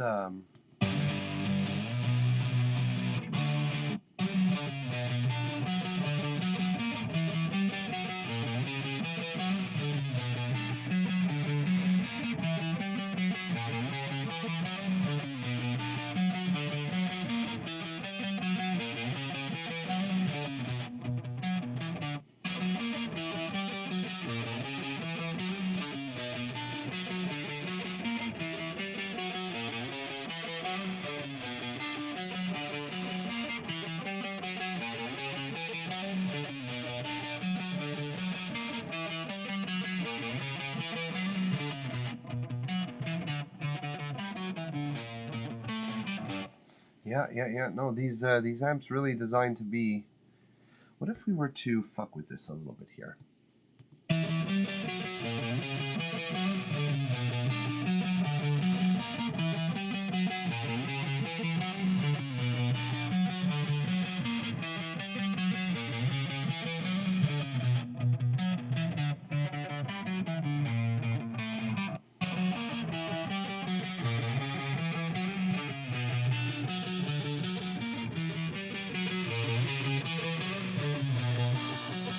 I feel like this is not the best cab for this particular sound. Just for this song.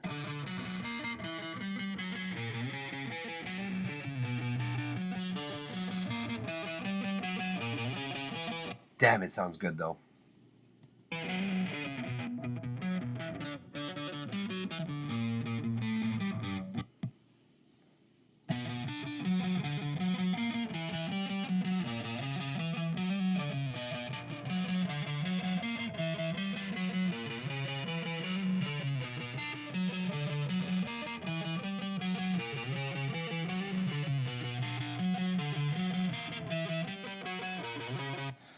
Man, why does it sound so fucking good?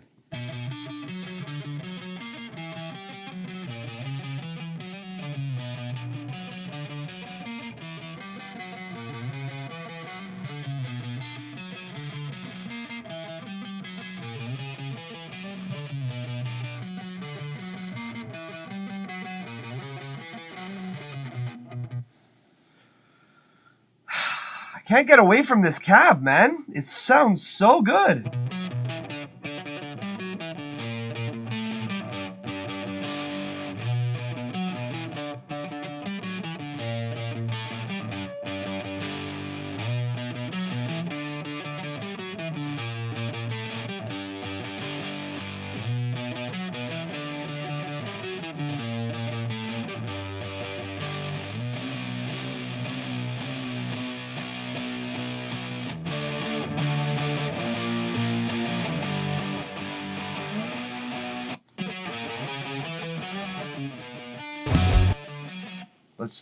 Let's test another cab with this particular amp. I know it's gonna sound weird, but oops.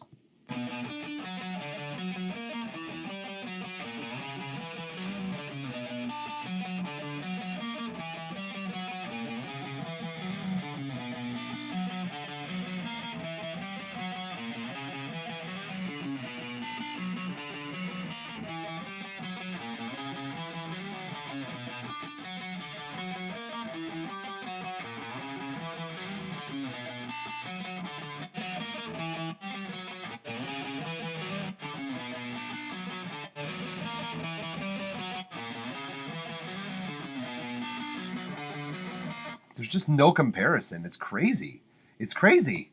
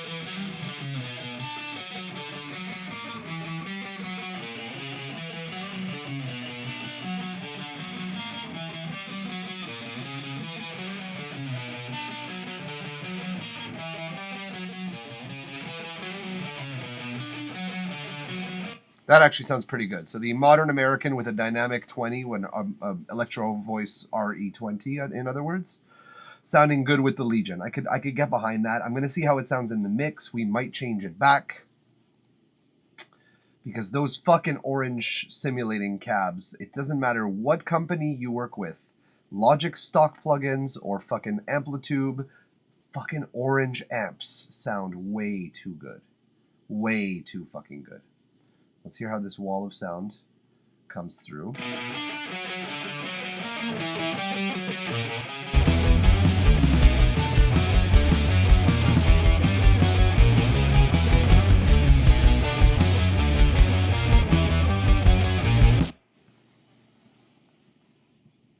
Let's look at all these things here.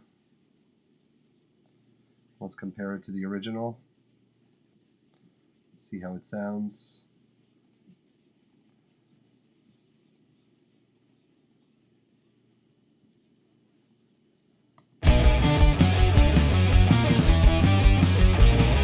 Nope, the original sounds better.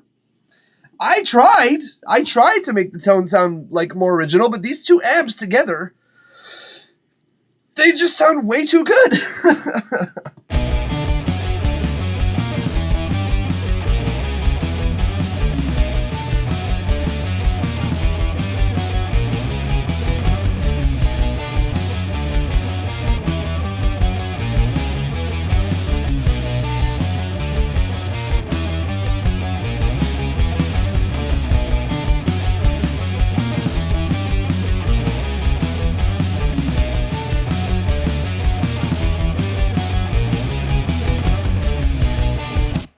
Just hear this bass here. I'm worried about the end. No, okay, good. Okay, good. So the instruments are coming along. We have to add the guitar accents. We have to add the guitar solos. But in 4 hours, literally 4 hours as of right now, less even, technically, so not really 4 hours. But 4 hours later, and we have the rhythm section pretty much mixed. Not even close to finished, but we're getting really nice sounds here. I'm really happy with the way it's sounding.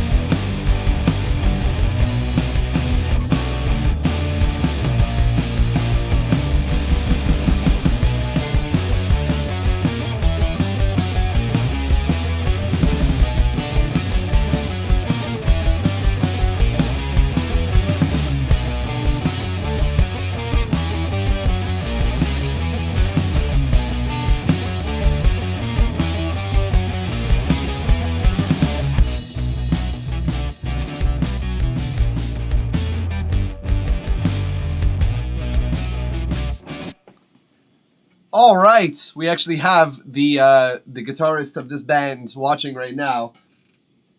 What's up, Alex? What's up, Alex? Don't worry about chatting on the stream. Don't worry about chatting on Twitch directly if you don't want to. You don't have to, but it's just because I'll be seeing a lot more of it when I'm working. So yeah, don't worry about it if you don't want. You don't have to. Not forcing you to consume my content in the way you don't want to, but you know, I just like interacting with people on Twitch directly. The platform's pretty good for that. Okay, yeah, we have come quite a way. If we were to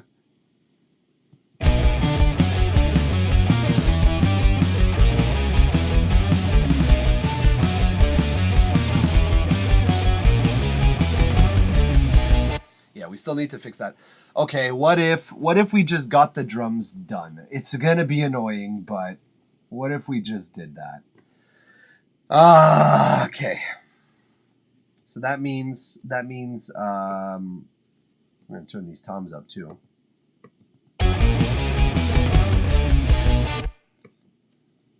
Yeah. That's what that means is that we're gonna have to go in and we're gonna have to listen to this tom, this floor tom.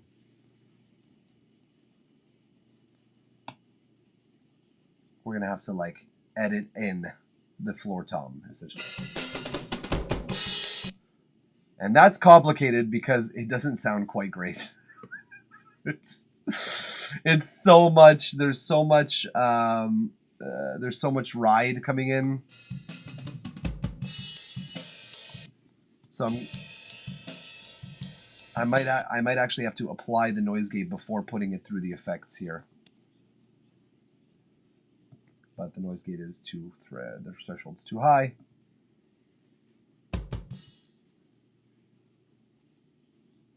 Okay, let's see.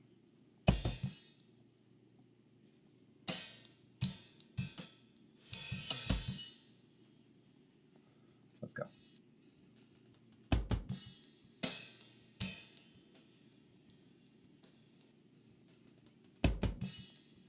You also should probably hear the rolls.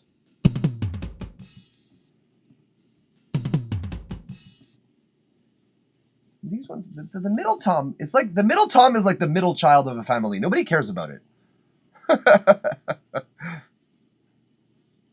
Ain't that the damn truth?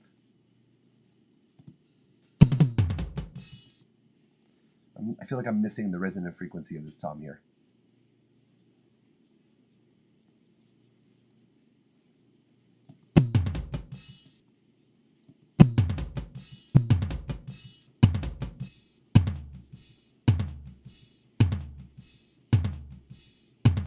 So we're missing a little bit of that 250, actually. I need about 250.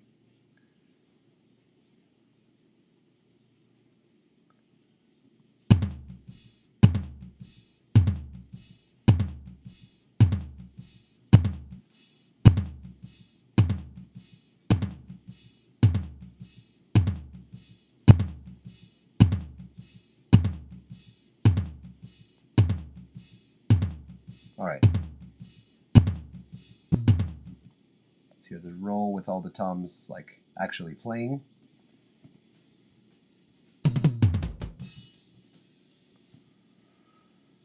Will I actually need to sample the toms? Yeah, this tom is a disaster though. I might need to do something, but first let's just whoops. Fucking hell.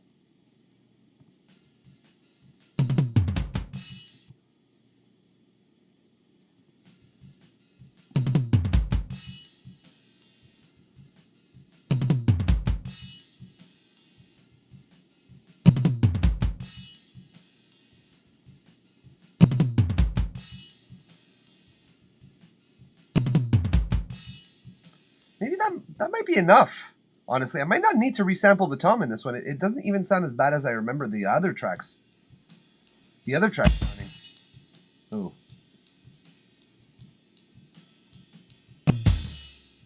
Oh no. I'm wrong. I'm wrong. I'm wrong. It doesn't sound great. Sorry, Alex. I'm gonna have to resample your tom too. Your floor tom.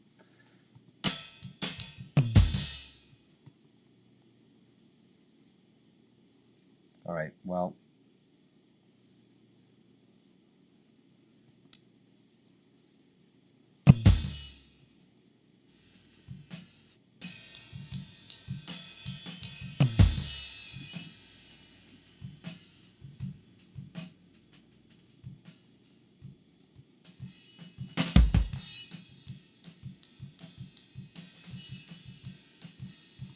Okay, and I think that I've already programmed. Whoops. No, that's not at all what I wanted to do. This. I've already programmed, if I'm not mistaken, this one. Sound.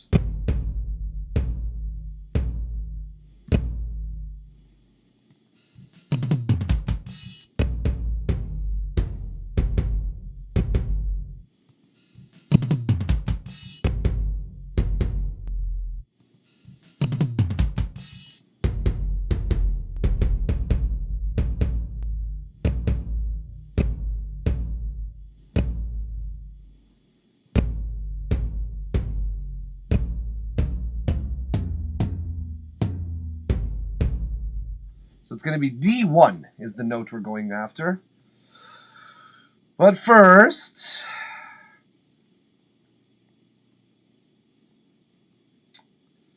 things we do for audio, though. I gotta say, oh no, that's not what I wanted to do.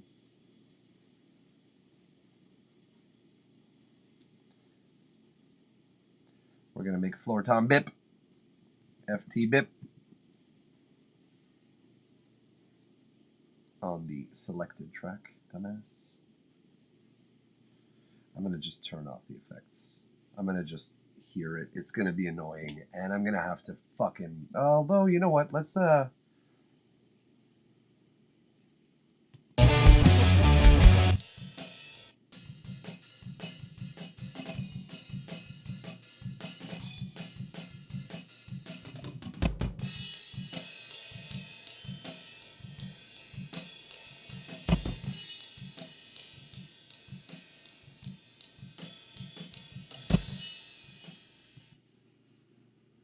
boy.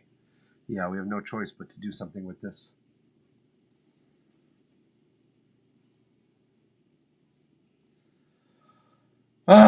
Okay. No choice. At least it's the floor tom, so at least there's not that much like notes to substitute. But here we go.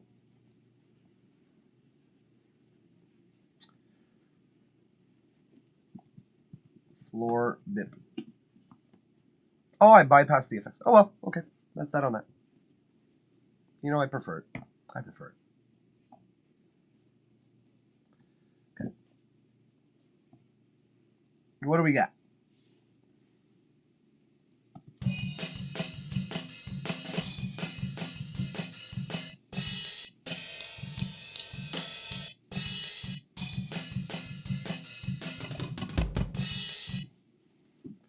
Coco. No, I don't want to apply. I don't want to apply any key to it. I just want to turn it into a floor tom track. So here we go. Hey. There we go. Ooh, Logic. You being a bitch.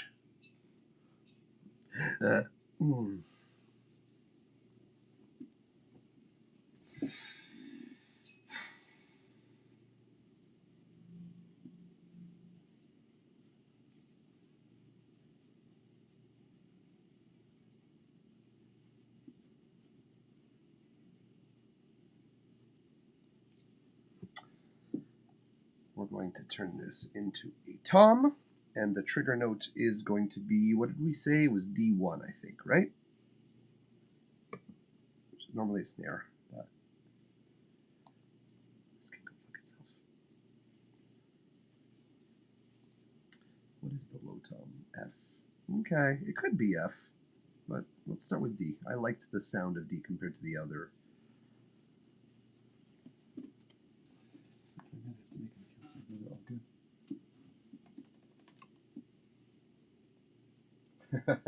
I got the actual guitarist and singer of this band talking to me, telling me like, no, so go ahead, sample the shit out of it. That's amazing.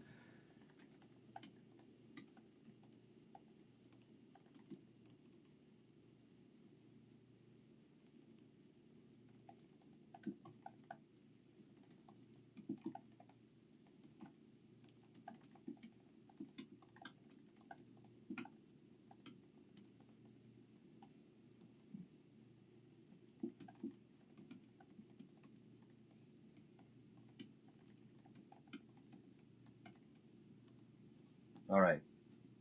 One of the privileges of technology when we're able to actually talk to one another directly over the interwebs, which is wonderful. Okay, so we're doing this floor tom. We're going to have to delete a whole bunch of shit here. I think that's as pretty much as like high of a threshold as we can get without deleting the actual toms. Just the rides are so loud. Let's just do that. Then we're gonna mute. Whoa, Goldfuss Academy.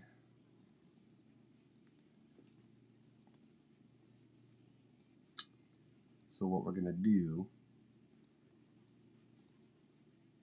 delete that track,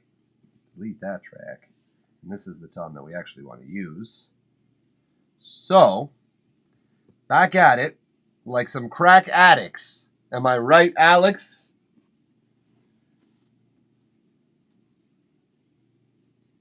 I don't know if you're watching right now, bud, but that was for you. That one was directly 100% for you, Alex. Back at it like some back addicts, like we some crack addicts. No, what was it? It was back addicts, back at it, like we some crack addicts. He knows what I'm talking about. No one else will, but he will. Love you, bud.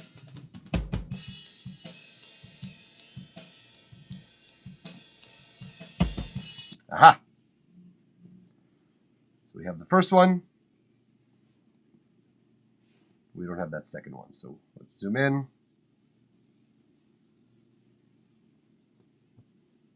That second one is right there. So let's throw in some Tom Lovin right there.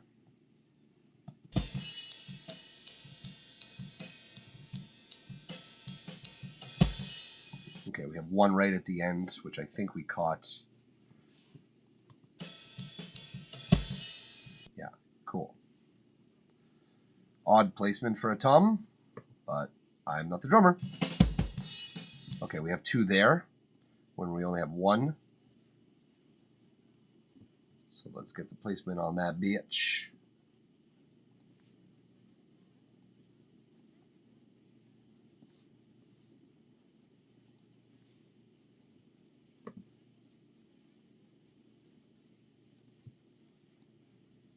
Yep.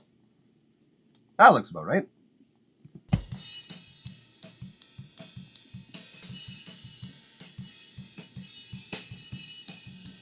We have a couple coming up. Right there. Oh, cool. And they're already placed.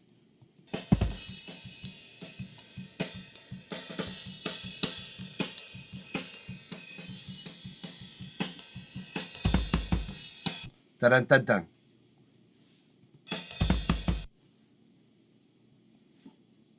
Dun-dun-dun-dun. Yep.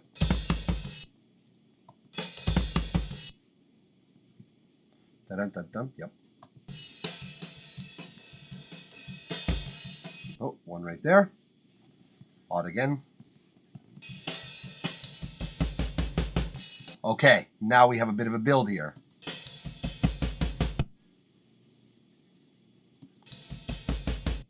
Okay, so we have two to add here.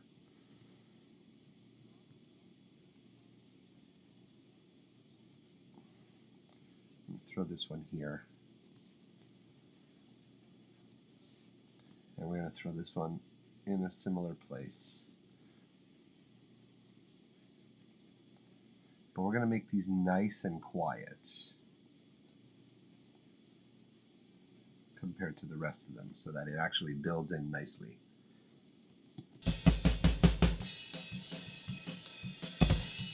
All right.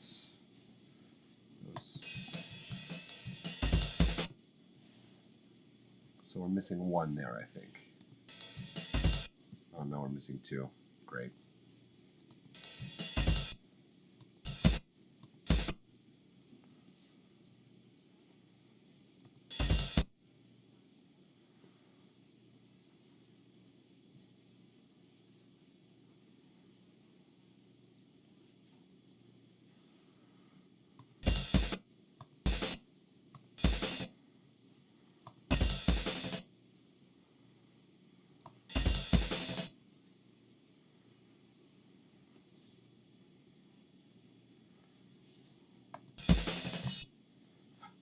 Okay, so there's only one there.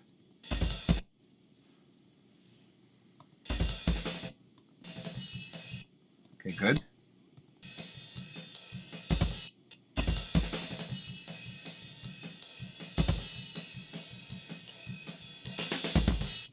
Good. It's already there.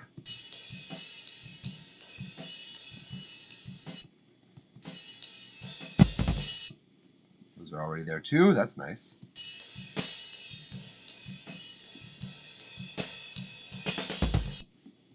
there.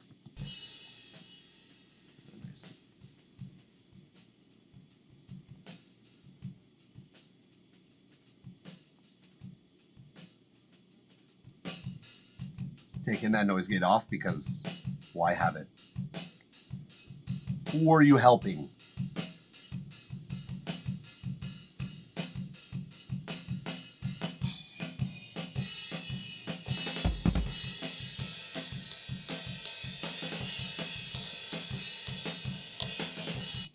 So far, nothing.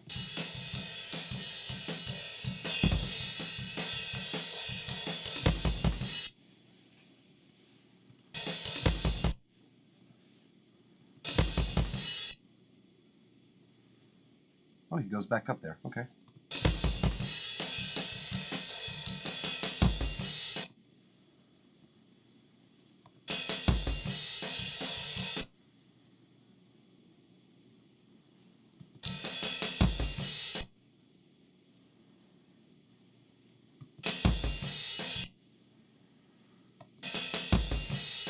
I guess there's two.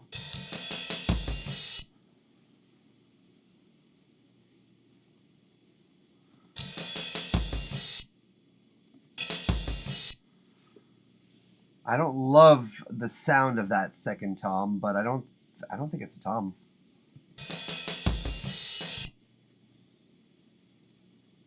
I'm gonna leave it, but I'm gonna see if it conflicts with the mix because I don't think it's a tom there. I don't think he played a tom, but I'm gonna put it there.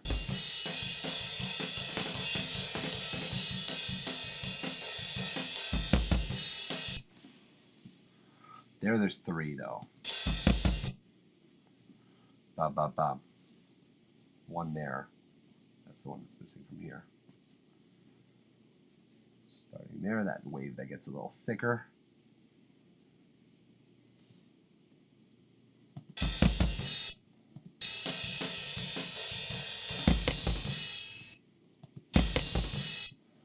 Leaving that there. Oh, what's that? It might be a kick.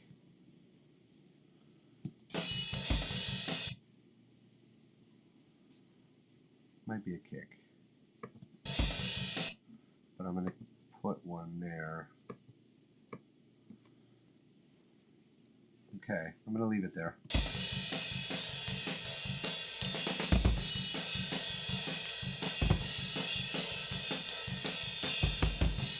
All right, that's it. That's the floor tom track. Let's boost it up.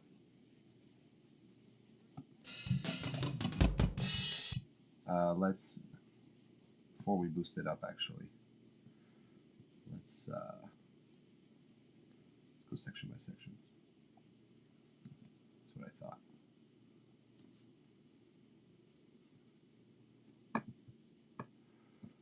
These are a little rich for my blood.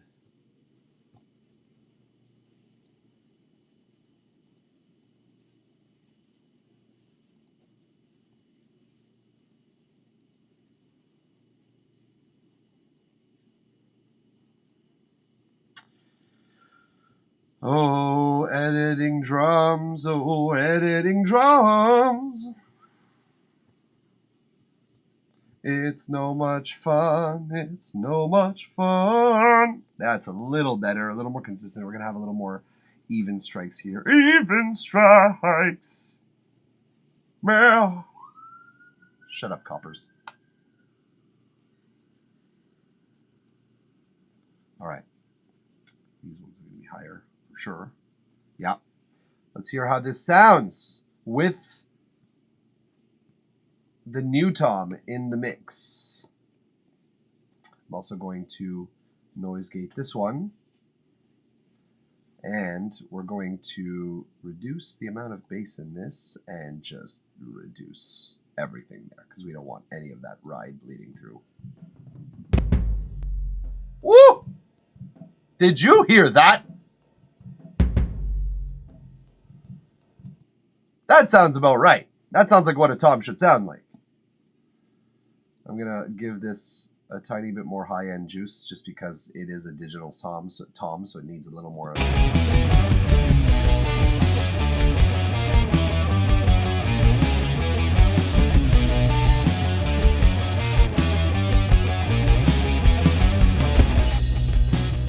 Whoa, whoa, whoa, that was loud. Whoa, way too loud.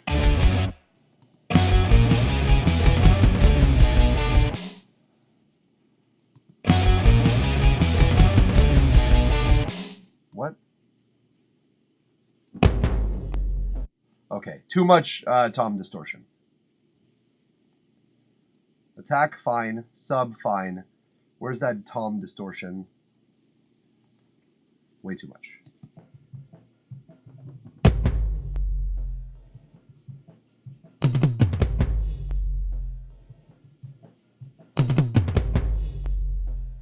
It's clipping. Why is that clipping? Why is that happening? Why? No, no, no, no, no, no, no, no, no.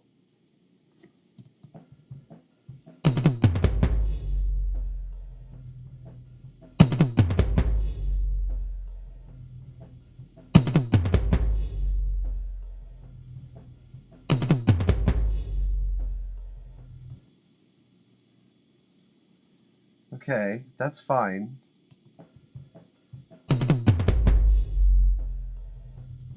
Sounds good though. Let's hear it in the mix.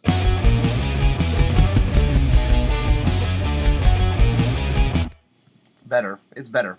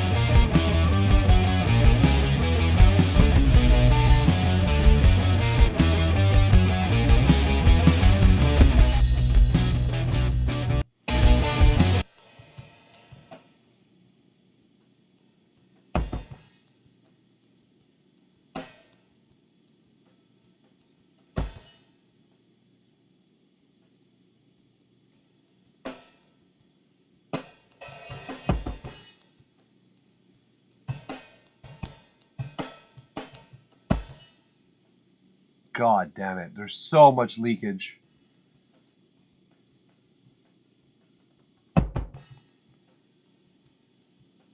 Yeah, it's unusable.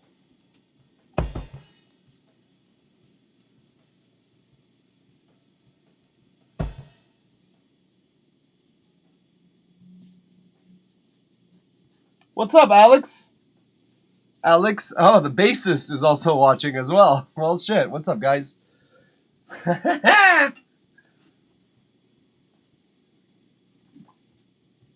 What's good, my dude? Yeah, it's fun to be able to see your own song get mixed literally live on the internet, isn't it? It's great.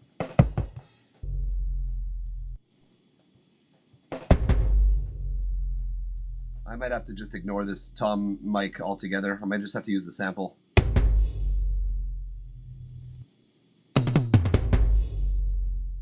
This is weird wobbling effect though that's happening. I don't know what it is. It's this weird like oscillation kind of effect. It's awesome. You love it. That's good. That's good. Why can't I see the Facebook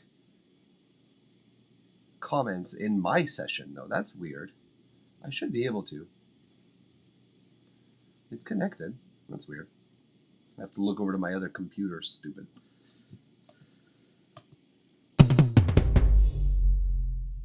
It's weird. It's like it's.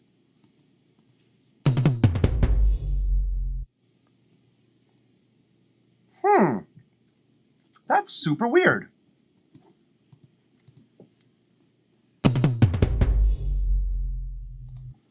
It's like going from left to right. Is the attack bus a mono bus? I don't want that to be the case.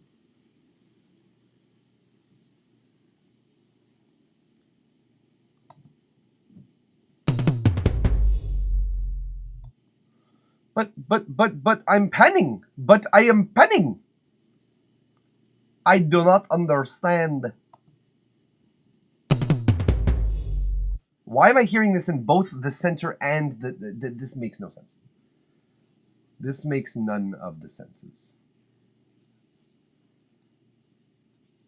This is a mono instrument. We understand that. Yes, that is very good.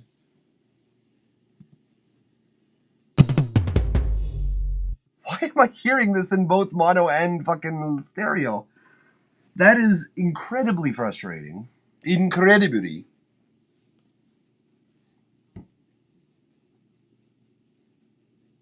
What's going on with this fucking tom?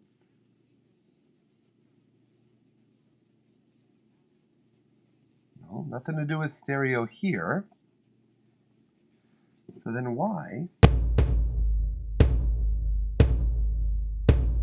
It's weird. It's like oscillating.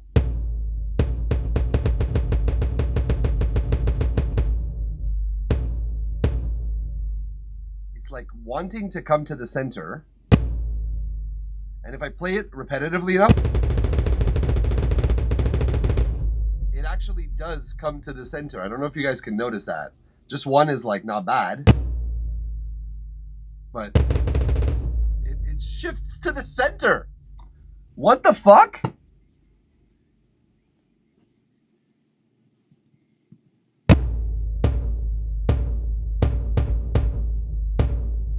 That's super fucking weird.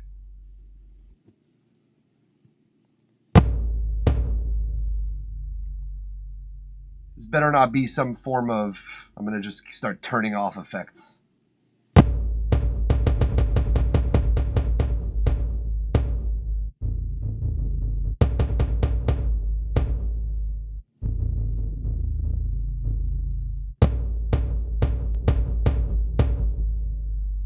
That's so fucked.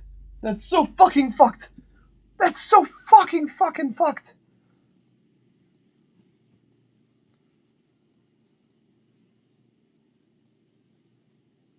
Wait, let's just turn this. Oh god, has that been happening a lot in your tracks? I've never noticed this before. Oh god, I hope not, guys. It's always, your drums have always sounded pretty good. It's the thing I'm usually the happiest with in your tracks. Oh, I'm not gonna pull up an entire fucking...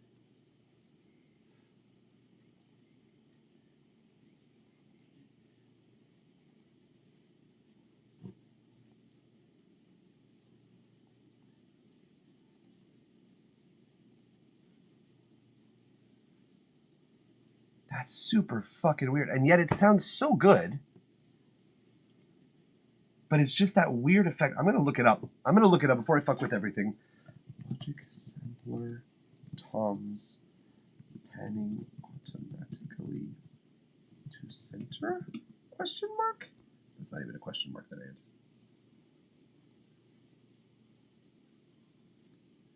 I'll look up if this is a thing. That's annoying.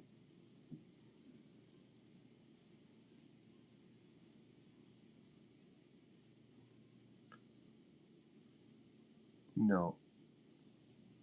No, that's not what I'm looking for.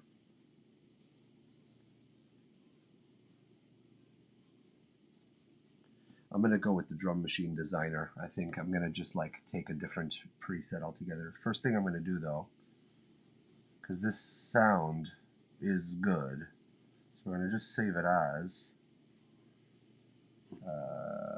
F1 Uncuts.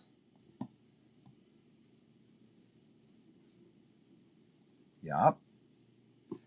I'm going to duplicate that. I'm going to choose a different digital instrument here. We don't need crazy shit. We could very well go mono.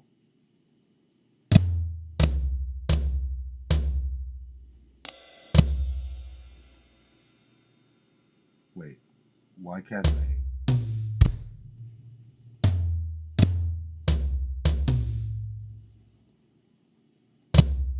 Why can't I change the toms? Okay, fine. Drum synth then.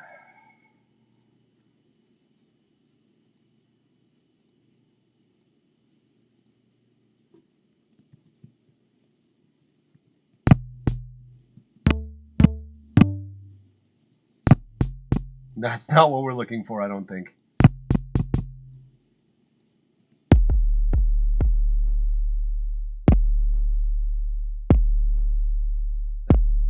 That's pretty cool, but that's also not the synth we're looking for. I know what I'm looking for, goddammit. Where is it? There's a thing. It used to be called Drum Machine Designer. Ultra Beat, that's the one. It had good individual samples. Like tom samples, I mean. Open it up, come on.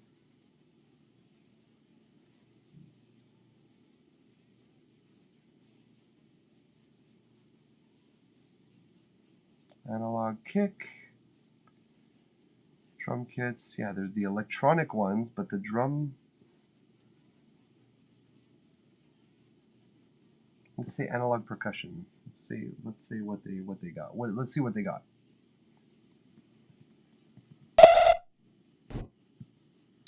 Oh God. Okay. Ow. What the fuck? I'm sorry to all those on ears. Rip ears. We're not gonna fuck with this one. We're gonna turn this way down. Still loud. How are these analog percussion? What is this? What is analog about this? No, this is not. This is not going to do it.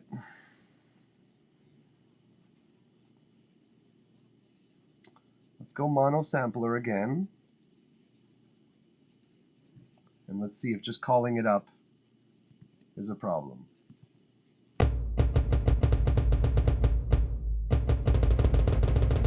Okay, it's still doing it. So what if we were to just turn this into a stereo?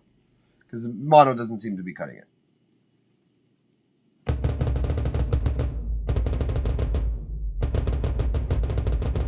Still doing it. Why the fuck?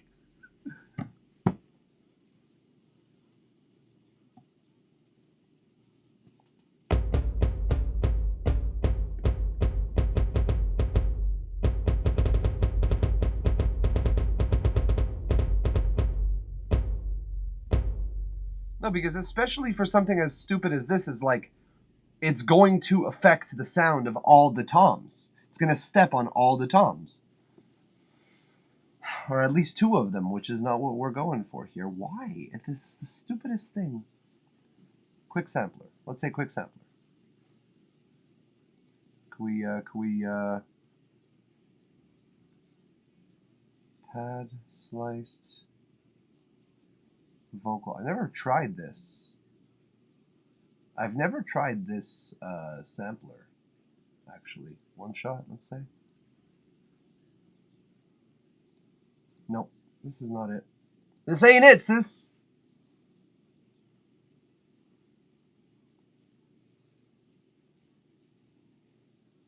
What I'm gonna do. Legacy.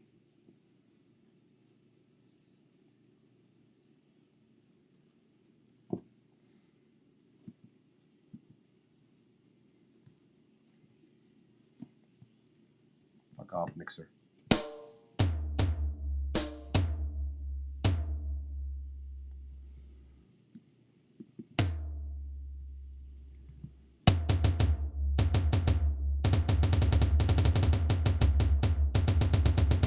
So it's just this sampler, because this one's not having a problem.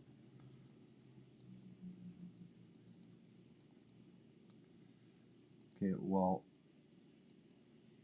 okay, there we go.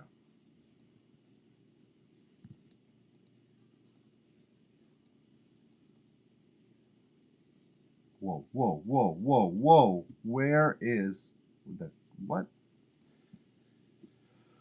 Okay, not this at all.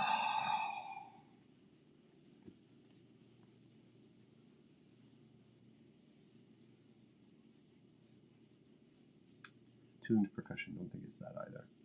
No, really what I'll settle for is this drum kit designer, but that I'm able to actually change the drum kit sound.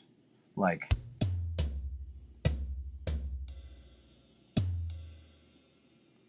that doesn't work for me, you know? Like, I can't change the tom.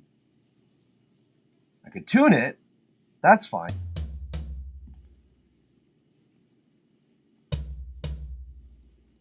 Okay, let's just say.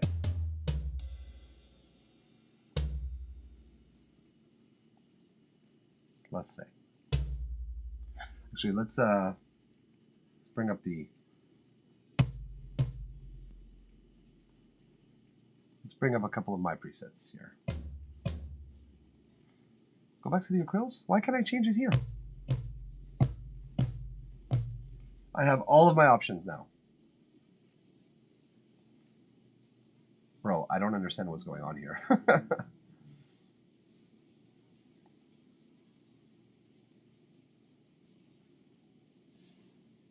Let's just hear how it sounds.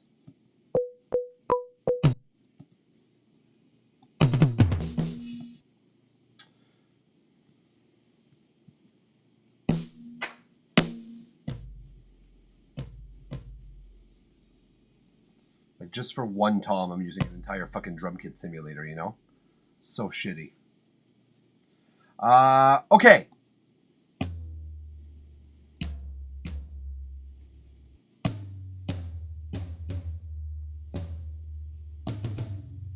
No, come back.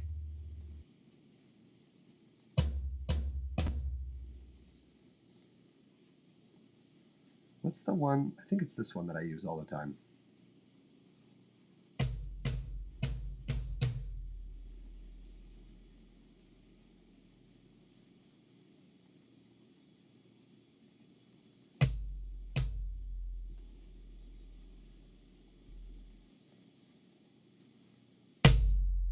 Nice. It's actually really nice. This one is not bright enough.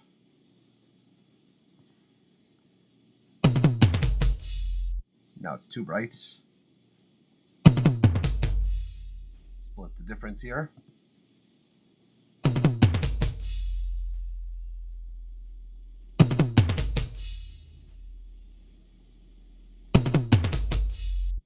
Okay, so we need to fix the EQ a little bit because this is a little too bright as well.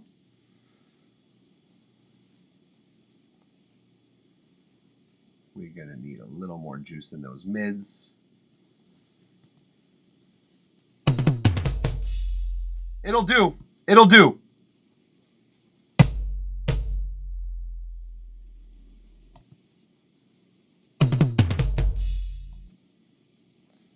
Let's tune it up a little bit.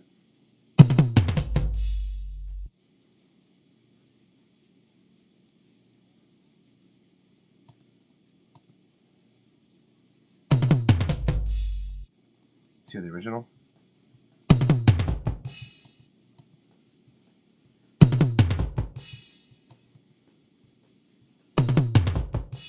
Boom, boom. Let's dampen it a bit so that we don't have that much. Let's lower it to minus 69 cents. Oh, it doesn't want to go there. Okay, fuck it. A little more dampen. And a little more volume.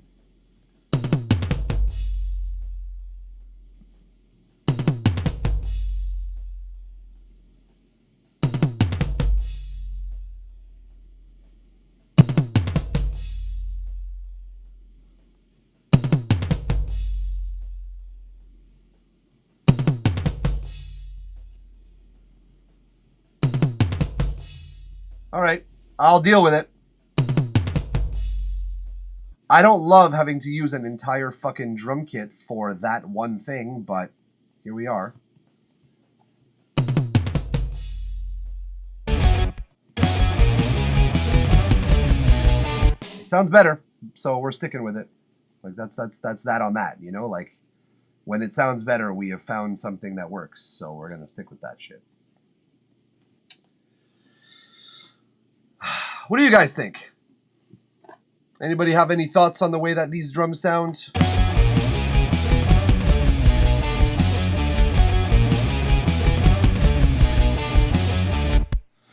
These ones are missing. You know what I'm going to do? I don't do this often, but these ones need a little bit more warmth. So I'm going to bring in a little plug-in here.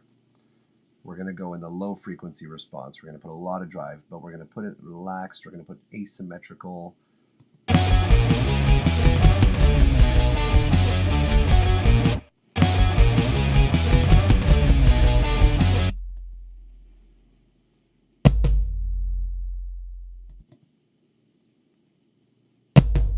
It's happening again! It's coming back to the center! What is going on?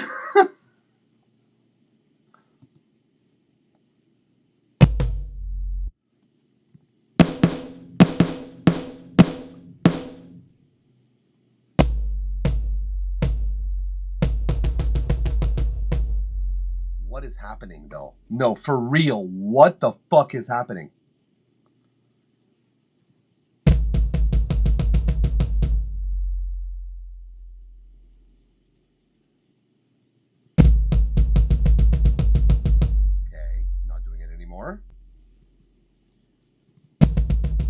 Oh, what is happening with the compressor?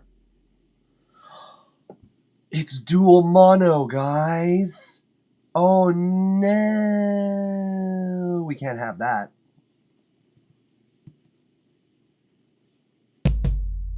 Oh my god. And it's instantly better. And okay.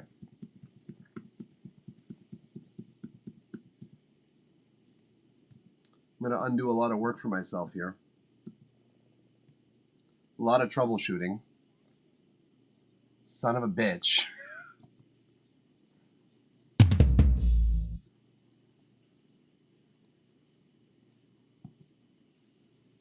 Oh, it reset my compressor too. Undo.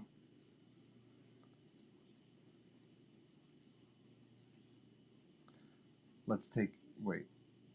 Oh my god, it's two different presets altogether. No shit. Okay. Hold on. What if we did this like a fucking human here? And we did the same preset. Copy. Paste. Are we kidding me?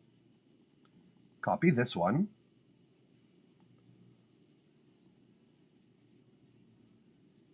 And paste it here. What's going on with the logic right now?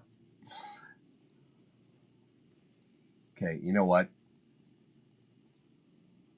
Fuck it. Oh, no, but I forgot. Oh, but I copied. Why doesn't that work? What the fuck? This is so frustrating. Okay, let's just remember the stats. 20, 6.3, minus 5, 50 milliseconds, and this should be 25. Soft distortion.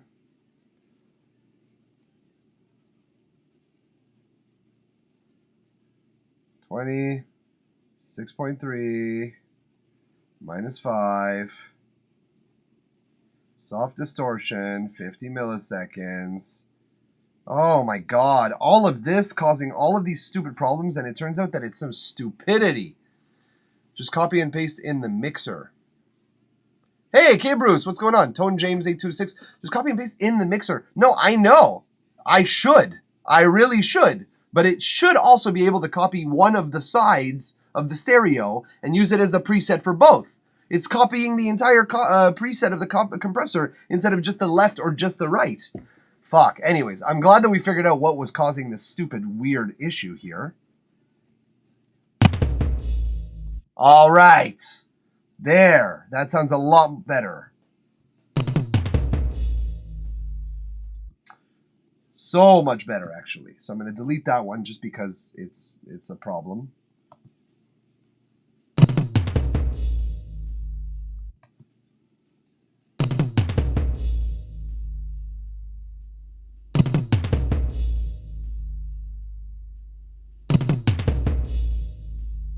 Let's try this a little bit. I want the toms to match each other, so. Better. I think this is, oh no, wrong one.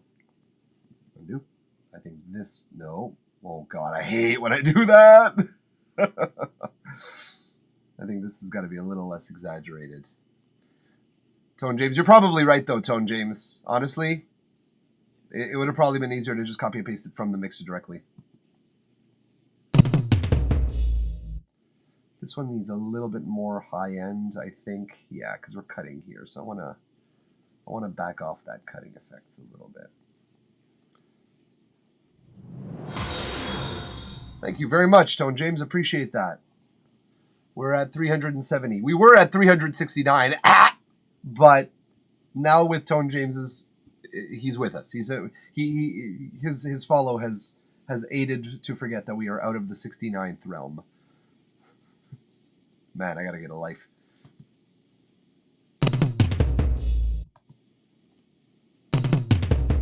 That second tom is still like running a little bit weird.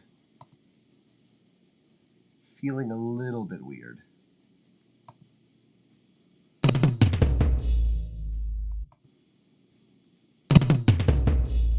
What if I were to just take off this one? But that's the thing, is like I feel like the midpoint is weird a little bit. Lol, my bad. You have nothing to be sorry about. Tone James, I am a child, and you have nothing to be sorry about. Thank you very much for your follow. We're trying to get to 420 in another way. So thank you very much for following us. It's very much appreciated. You have nothing to be sorry about with my childishness. All right, that sounds a lot better. I think we found the midpoint to scoop here, 1200. Sounds much, much, much better. Let's crank that high. Yeah. Some attack. Now we can throw on a little more attack. Well, there's a lot already. And I think I'm going to put more distortion. That's too much. That's too much. But we're going to dose it because in the mix, it's going to sound different. Matter of fact. Actually, for one second.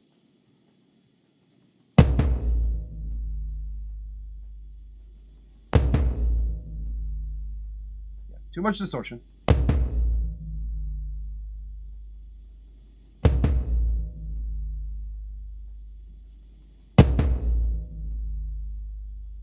Okay, minus 18, because it's high.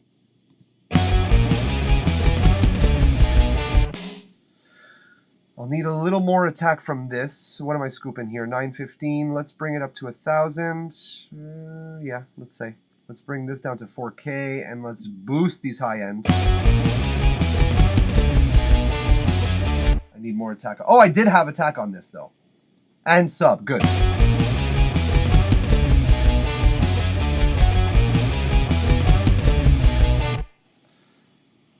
Did this have any attack on it? No, it had sub on it. Let's mix in some of this sub actually.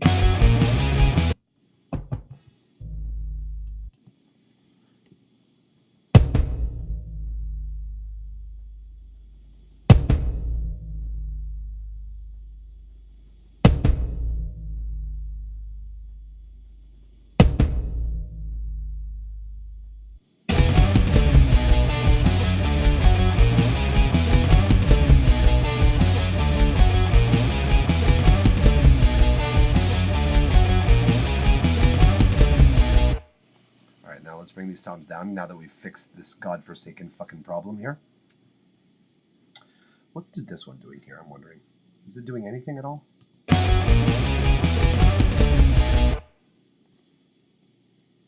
Not a fan.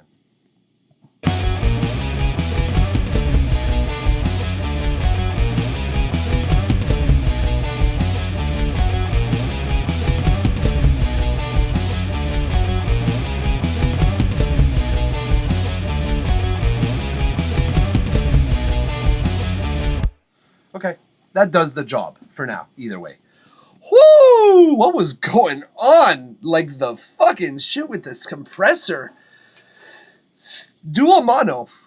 Dual mono, I'm telling you, it's a hell of a drug, but when it doesn't work, it doesn't work, so don't even fucking try. Because otherwise it'll fuck your mix up. I was like, what is going on? What is going on?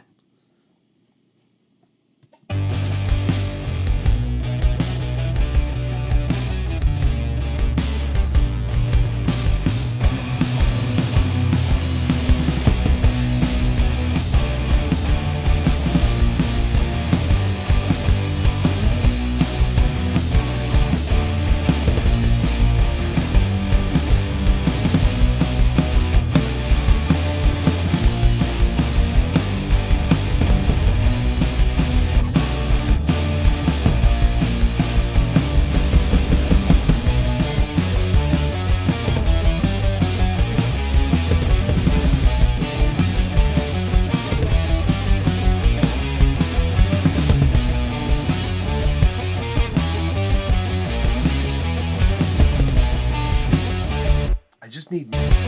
Hey, Camtuida. I just need more aggressive snares. So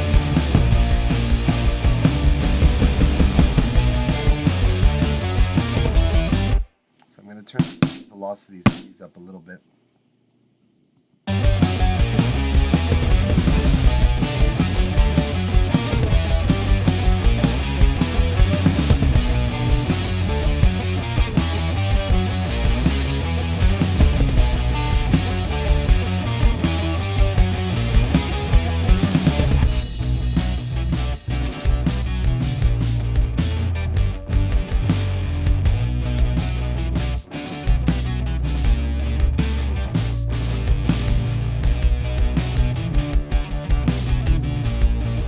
Same thing with the kicks here. I think I moved them. Yep, I did.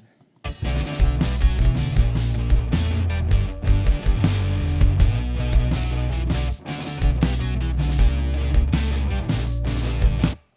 we don't want these two in particular to be like much louder or anything. So what we're going to do is we're going to level those out.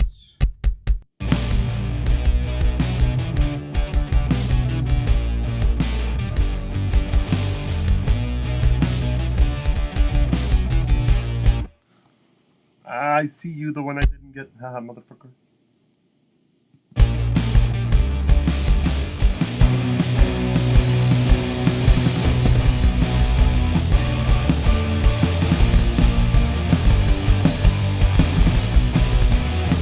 This way, we're not changing the original drummer's like dynamic that much. We're just trying to boost the overall.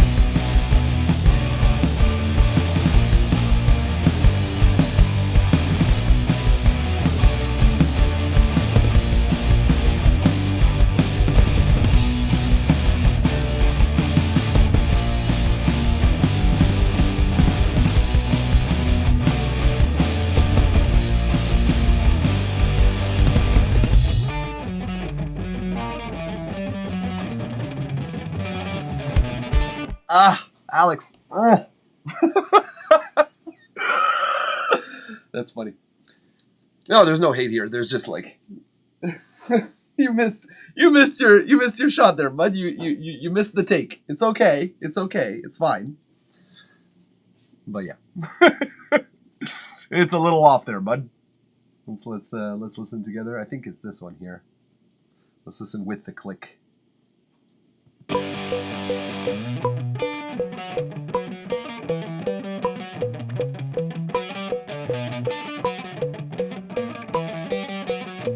Oh, that one's not so bad. Is it the left one?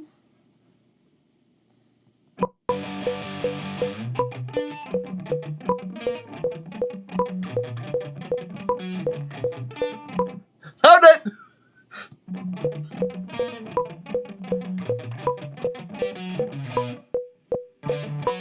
So, we're going to do a little thing, a little ditty here. We're going to have to take out this guitar. Like, we can't use this one. But we have a fourth.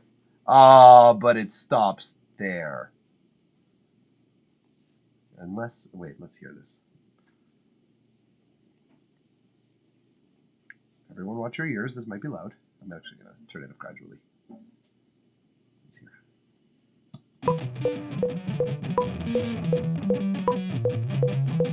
Nope, it's worse. It's worse. It's much worse.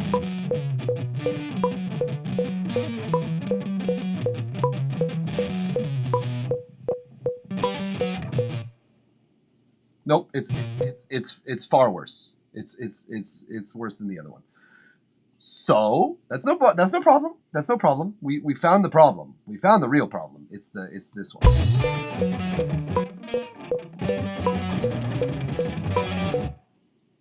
Oops.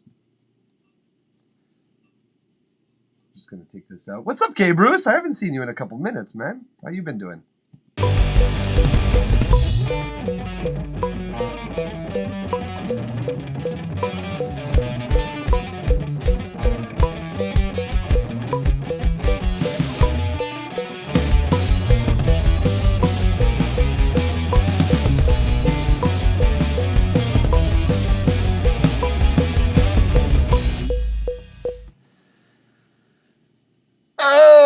Not a fan. I might have to copy and paste something else. Oh man. Why don't I re-record it? Because this isn't my track. I'm actually mixing a track for a client. This is a mix. This is not my own song. But he could use a bit more accuracy. Why don't I was forced to get away from my studio for a 2-week holiday. Oh, it sucks that you were forced to get away, but holiday sounds nice. Holiday sounds like it could be fun. Did you have fun? Did you enjoy your holiday? Like, Yeah, it's for a client, but who's going to know? I'm not going to tell anyone. They're watching. I'm streaming not only on Twitch these days, I'm streaming on Facebook as well, and they're buddies of mine on Facebook. I used to play in a band with like 2/3 of them. And I'm pretty sure the bassist is watching right now. He was about a half hour ago. So I don't know if it's still him watching. But the guitarist and singer was watching, and then the bassist was watching, and they were commenting on Facebook going like, oh, this is awesome, I get to see, So, can't really. Plus, the guitar that he's using is, if I'm not mistaken, if I remember his guitar, it's an Epiphone ES335, and the closest sound that I would have to it is this one, because it's like another semi-hollow. But it's a Telecaster. It's going to be too twangy. It's not going to have the same volume or body. It's different woods as well. Mine's a mahogany top, mahogany back and maple top. And the ES335s are usually all maple. So it's a completely different midpoint. It's going to sound weird if I re-record this stuff. I could ask him to re-record it, but I think I'm going to do something fun with the guitars anyways here. Like,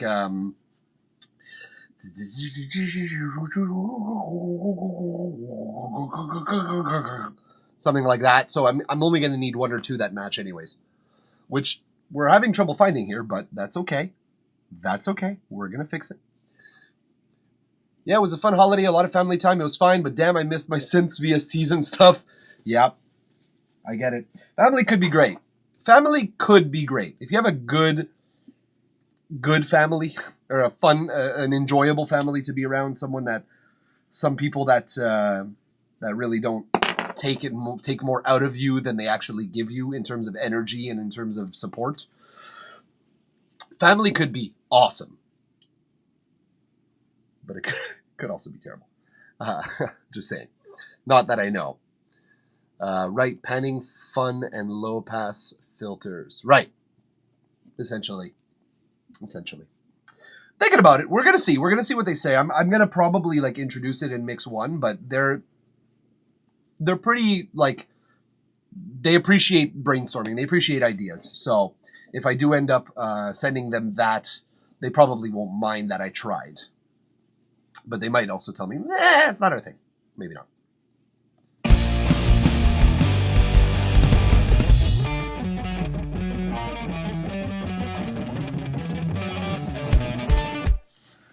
Man.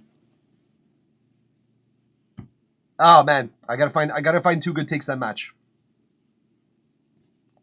So this is 3, this is 2, this is 3 as well. So let's just find which one is the one that's the most on sync with the click, and then we'll work from there. So let's start with the guitar take 3. Oh, that was not outed. Let's try again. Hold on. I realized I didn't take out the other guitar.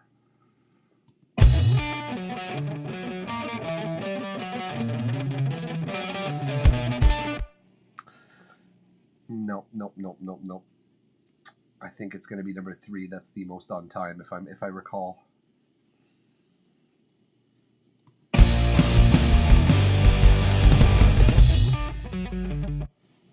Could be wrong.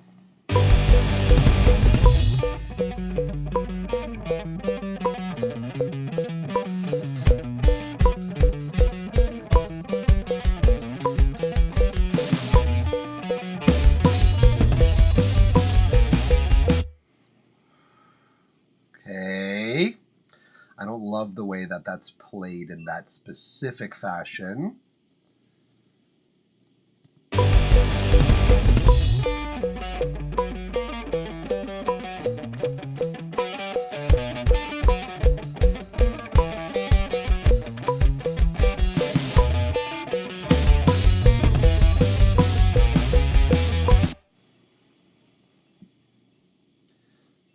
Alex or Alexi, is one of you guys watching right now? Can I re-record this? Can I re-record this, please? It'll be quick. Did they run out of click? I don't know, man. It's kind of weird, eh?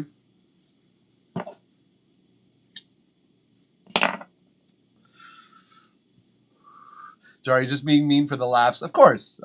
No, but they're actually good people that I'm dealing with. So we laugh at each other all the time. I used to be, like I said, I used to be in this band, not this particular exact band, but the drummer and the singer, the singer's the guitarist as well. I used to be bassist for them in a different band, and we had another guitarist as well with whom I still talk and I do see frequently. Well, every now and then. But yeah, we're buddies. You know, we're buddies, and they're good musicians. Live, I love their energy. It's like really great. Studio, they need guides. They need people like, nope, do that one again. Like, just nope. That one right there, that part. Yep, that part. You got to do that part again. So, and I don't have a problem doing that for them. The only problem is that they live like 3 hours away from me. So going down there to like tell them all of this, it would cost them way too much, so they don't hire me, which is, I mean, again, I'm a musician, I'm broke as well. I get it. It makes sense. But, you know.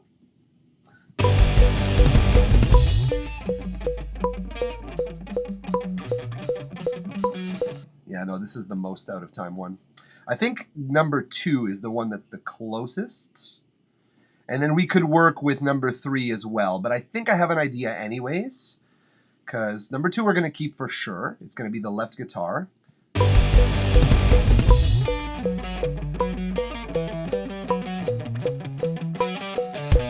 And then I'm going to do something anyways.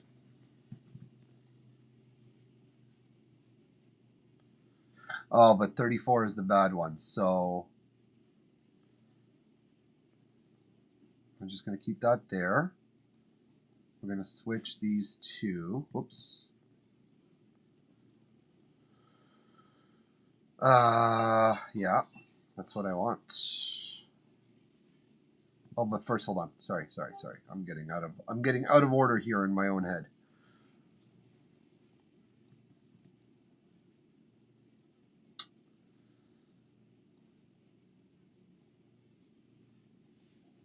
Yeah, because I want one of one and one of the other, and then I want them to switch back.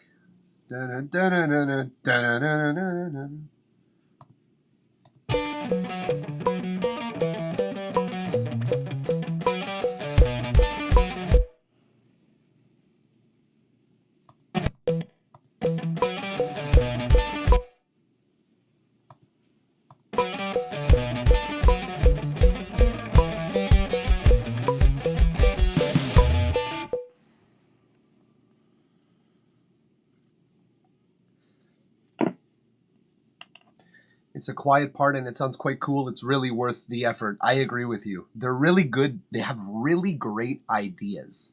And I that's why I like working with these guys, is they're super raw as musicians go, and they don't know how to properly record drums. Oh, K-Bruce, you weren't here for the beginning of this. Do you want to hear what their kick sounds like with no effects? What their recording sounds like? Hold on. So this is what they recorded. This was their actual recording that they sent me. Like, here, can you fix this? I'll just turn off all the effects. Shut up, click.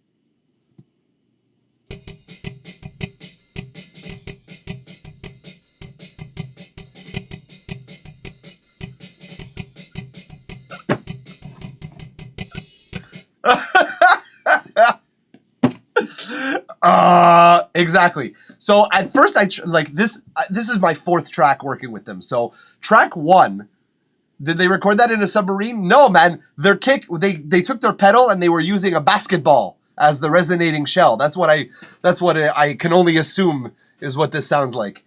Dude, the first track that I got from them, I panicked because I was like, what am I going to do? How am I going to fix this? So what I did is I tried to do the whole like split the kicks frequencies between the highs and the lows.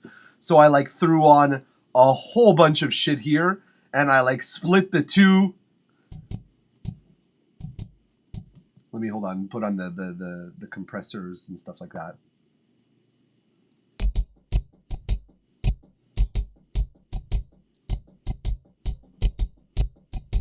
And that was as good as I could get it to sound on its own.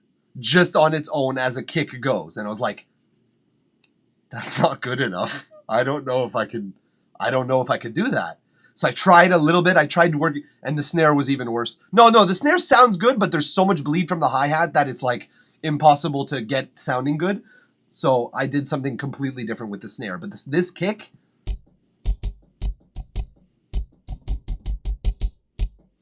that's all you get. Out of that recording, that's all you get. So I was like, okay, buddies, you know, we're all friends here. We all love each other. I'm going to resample this drum. I'm going to resample this kick. So now, thankfully,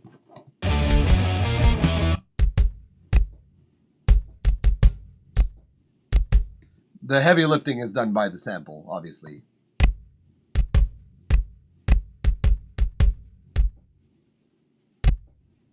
But I do enjoy throwing in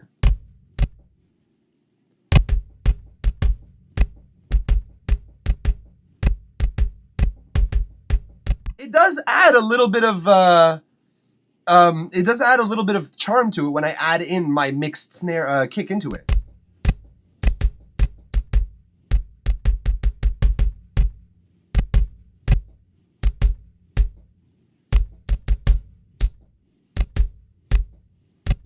It sounds actually pretty nice and pretty natural with the original really bad sounding kick mixed and added in as a layer.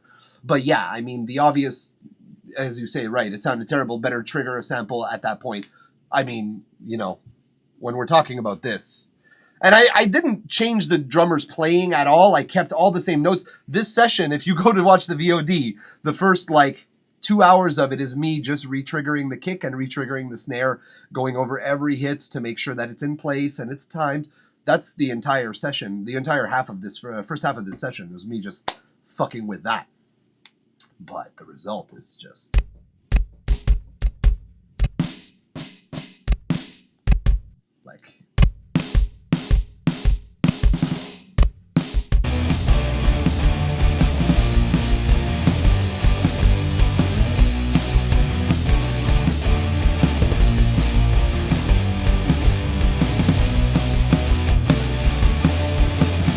those two hits, those are just louder for some reason, just like me. It's two. Calm down.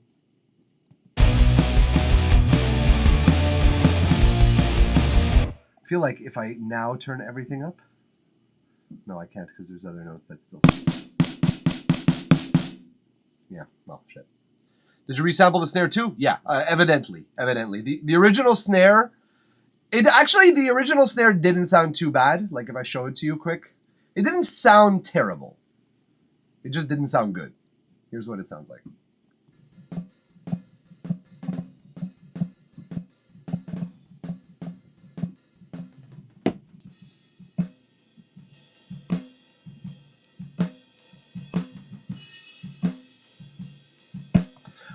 The real problem is the leakage. They're using too small of a room to record, so I'm getting way too much leakage between the mics. And so for the floor tom, I had to retrigger because otherwise it's just a ride microphone. And for the snare, it's a hi-hat microphone. So it's a problem that I have, especially because I know that the hi-hats are leaking. The hi-hats models they're using is actually very loud. It's the Pasty PST7s, I think. Really good sounding hi-hats. I like the sound of them, but they're loud as fuck, dude. And yeah, you need a big room for that. I see what you mean. There's almost more leak than snare. Exactly. And again, I tried to come in there and go okay, well, you know what? I'm going to just salvage the usable frequencies.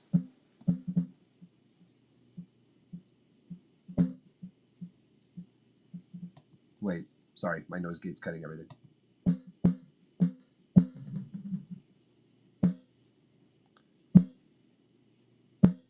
So I used what I could.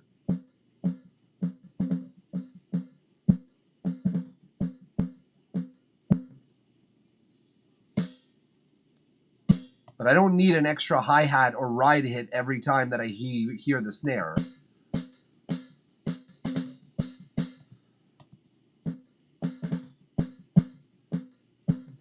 So I have to high cut or rather low cut around there, which is fine.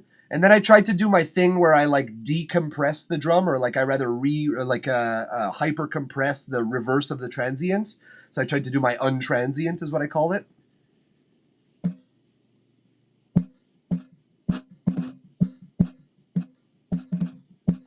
But it just wasn't working. So I was like not liking the result of what I was getting. And I didn't like the mix of it at all. So I was like, okay, fuck it. Because even with the bus effects and stuff,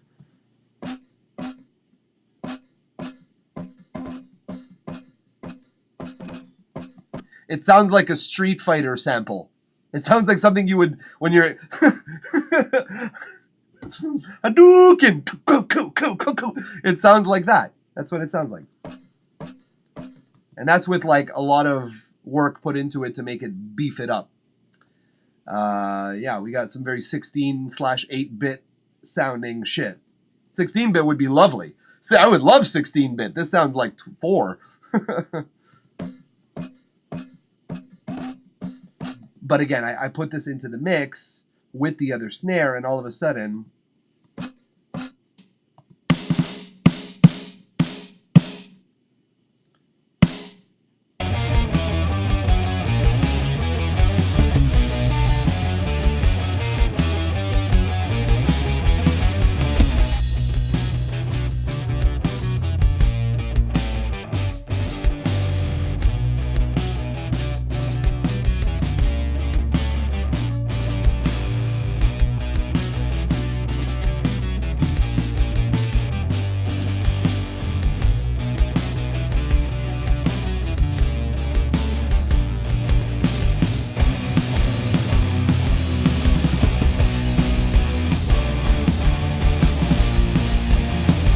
sounds pretty good, actually. Sounds all right.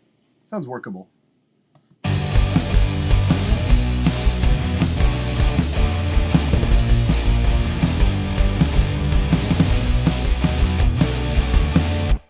Right now, it's not getting enough compression because there's like the player played kind of wildly, so and I'm just maintaining his dynamics. But I'm gonna have to go in there and fuck with the velocities a little bit more.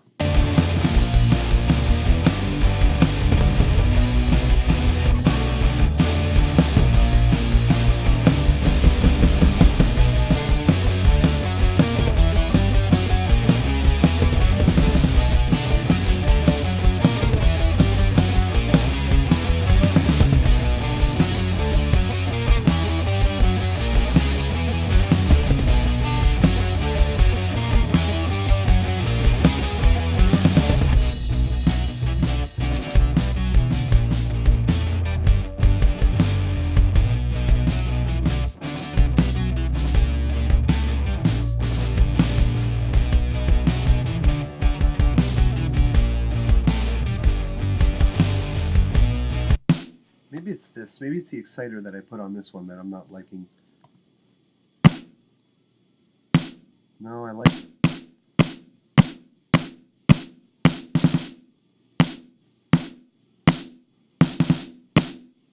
It's better higher, though.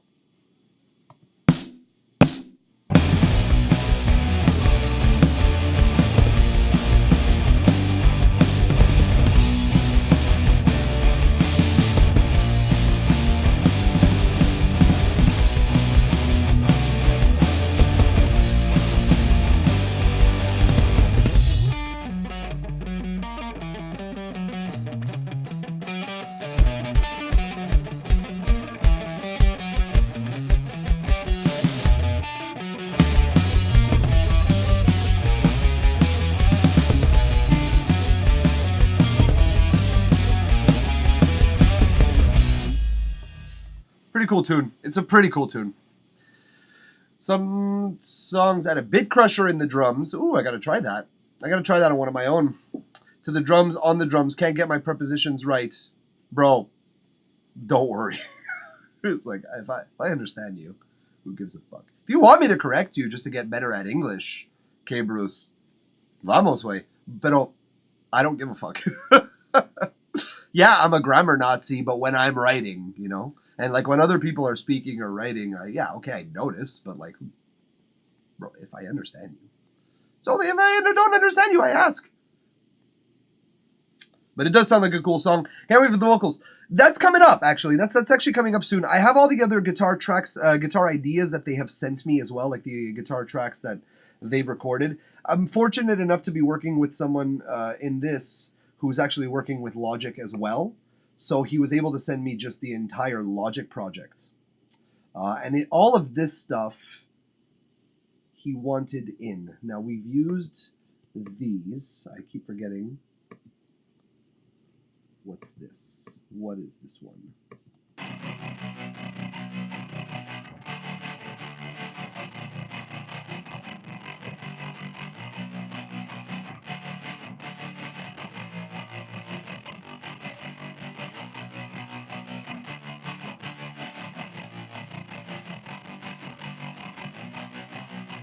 So that was his idea to put this in.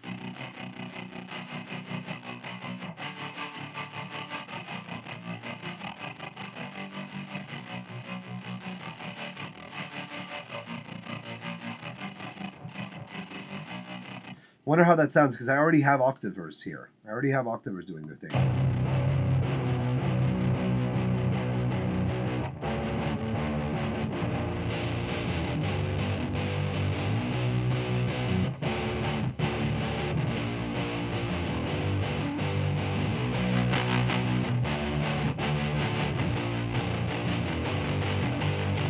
You know what I'm going to do? You know what I'm going to do. I think you know what I'm going to do.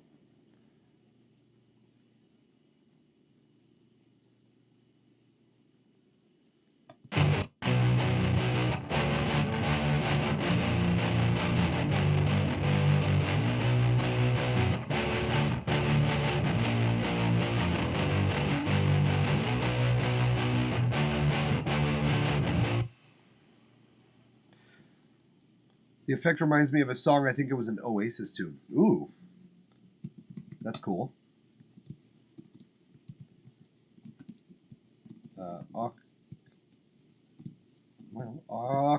Where's the C? Octave. Stereo. Chorus. I don't know. I don't need to know that it's a guitar. It's in the guitar bus. If it's something else, there's a problem.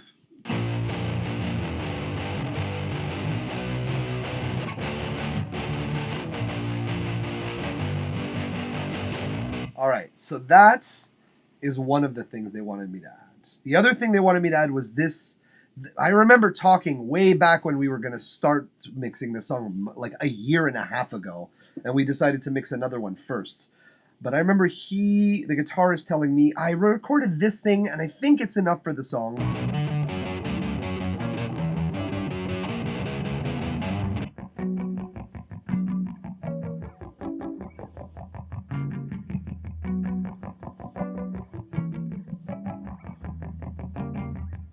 So I like that idea. Obviously, the guitar's tone is very MIDI and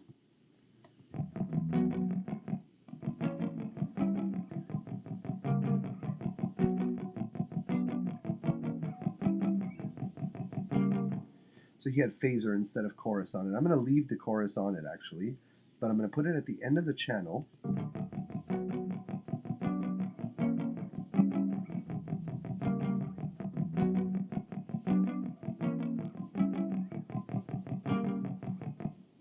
I need a good chorus pedal emulator, phaser emulator, because my chorus pedal emulator is awesome.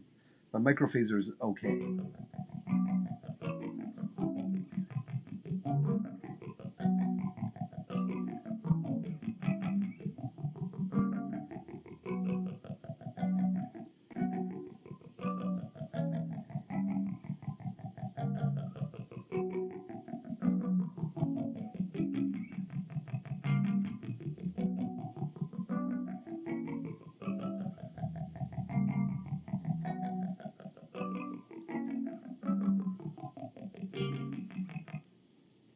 like the sound of it.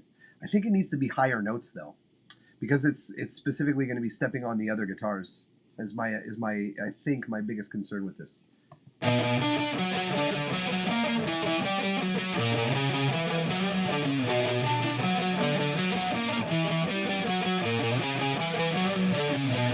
Even if we put this on like a higher energy sound.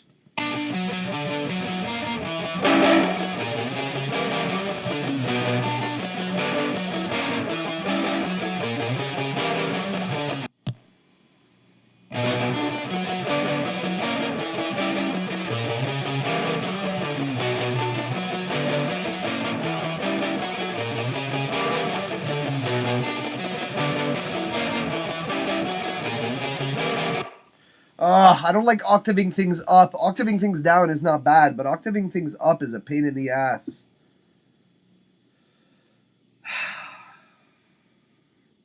It doesn't sound as good. It never sounds as good.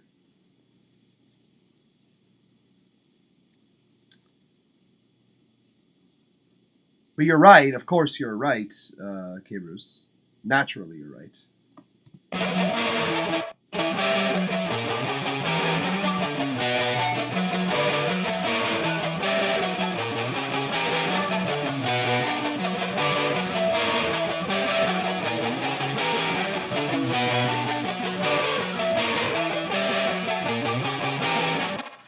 It's correct, but it's not going to work. I'm going to have to re-record this. And that's fine, because he was actually asking me if I had any ideas. And that was my idea, is to put higher notes in this section. So I'm going to try. I'm going to try with a guitar that stands out from the other one. What's my input source here?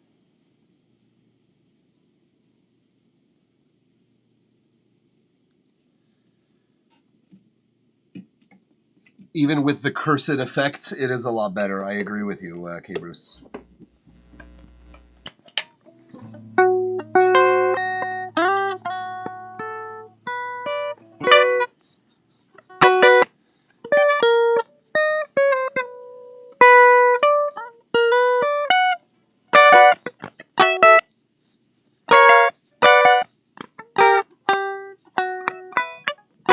Right.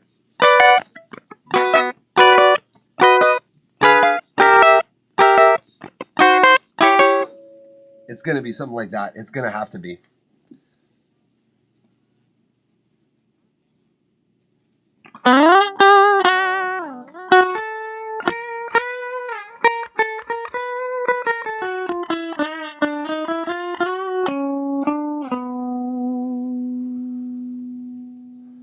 Oh, God.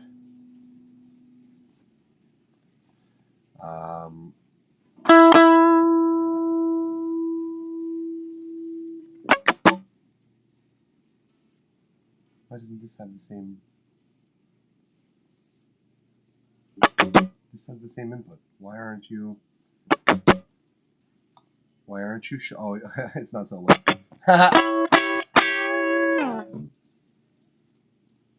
I'm a dumb.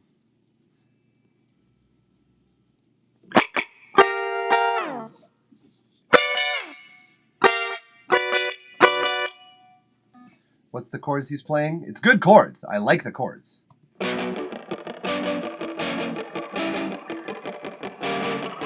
Cool. Got a lot of diminished in there.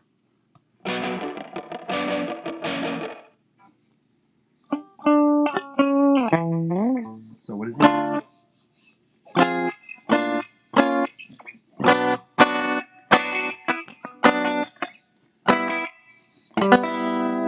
No. No, even less hopeful.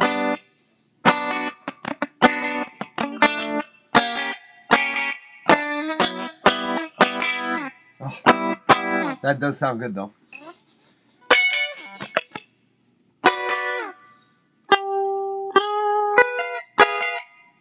Maybe the inverse? No, it's diminished for sure.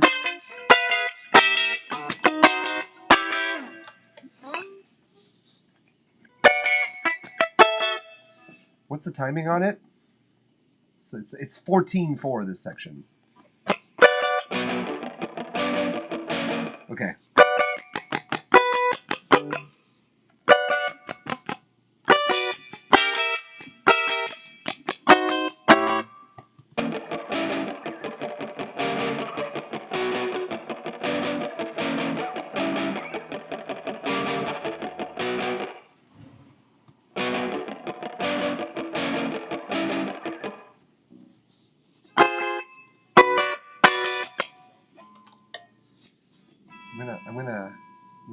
leave his effect where it was, and I'm going to use this effect to record.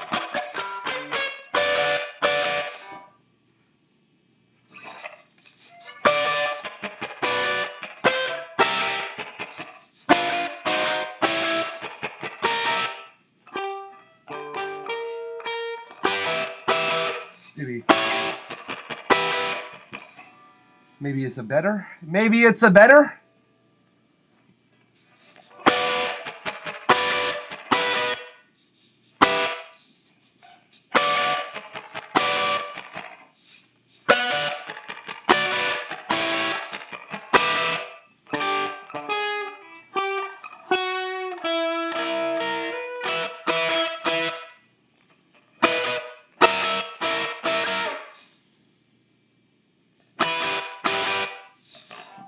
I gotta be sure of what he's playing here.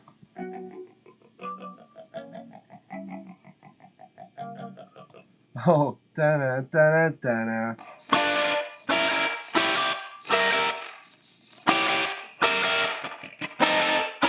That's what it is.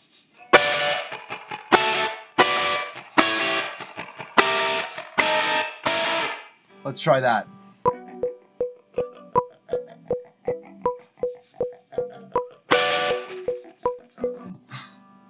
I'm wrong. Whatever it is, I'm wrong. Let's just drop that gain a little bit.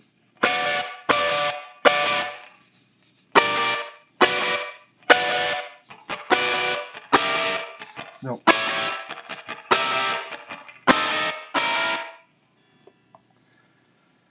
Fucking 7 4s. 3, 4, 5, 6. Wait, 1, 2, 3, 4, 5, 1, 2, 3, 4. 2, 3, 4, 5, 1, 2, 1, 2, 3, 4, 5, 1, 2, 1, 2, 3, 4, 5, 1, 2, 1, 2, 3, 4, 5, 1, 2. Super weird.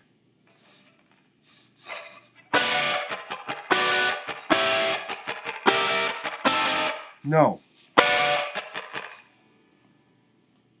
Let's try it.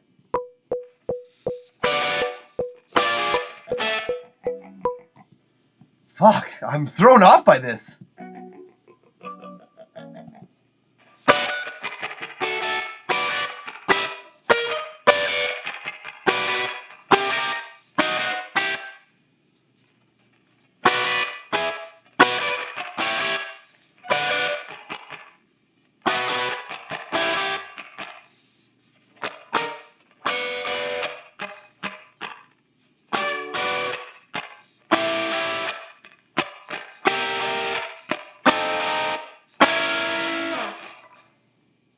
I think, right?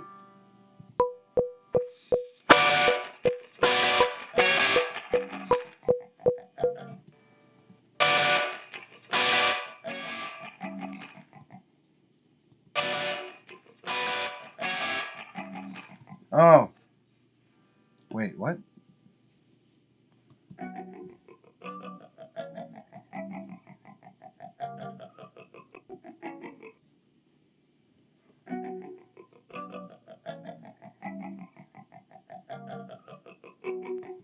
That's such a weird ass riff, but I love it, man. It's so cool. So cool.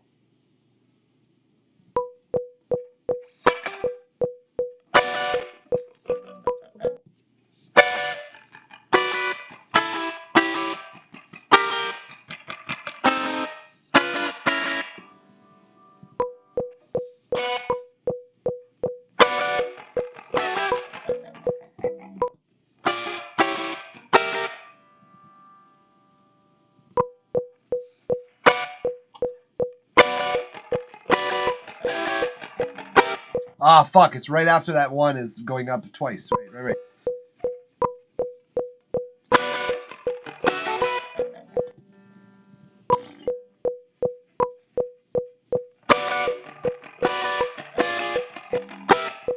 God damn.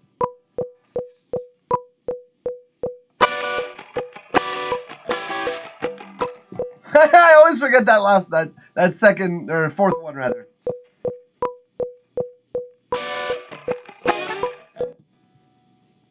I didn't check if I was in tune also. That's probably an important thing to do before recording guitar.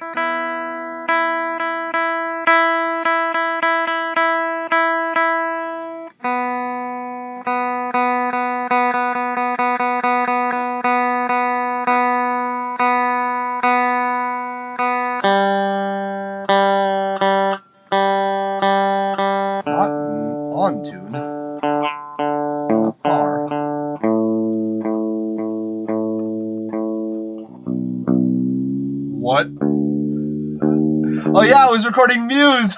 That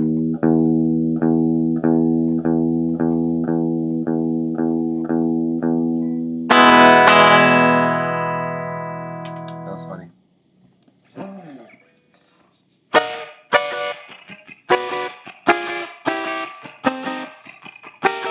Something like that.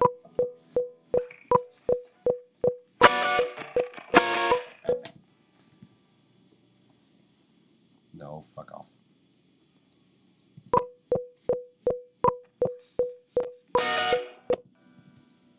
Son of a bitch.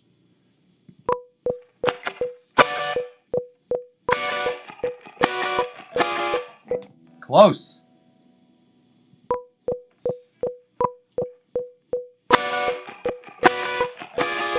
Damn it.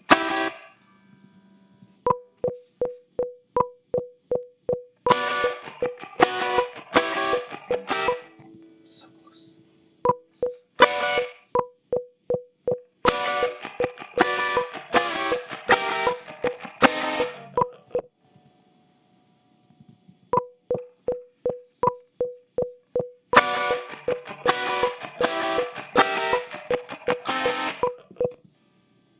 I think I missed by one. Yeah, that last one.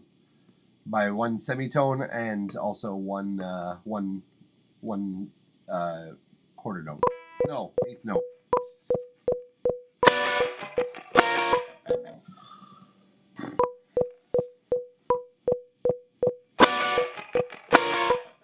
What is wrong with me? Play the right thing. God damn it.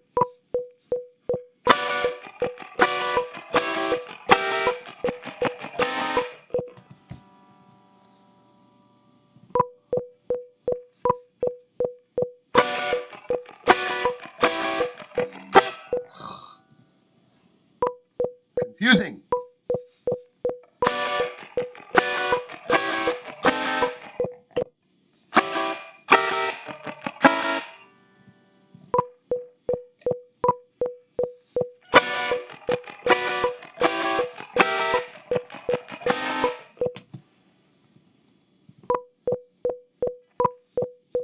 No, you know what? I can't take this anymore. I have dealt long enough. I have dealt with this long enough. The timing in this section is not 4/4. It is fucking 14/4.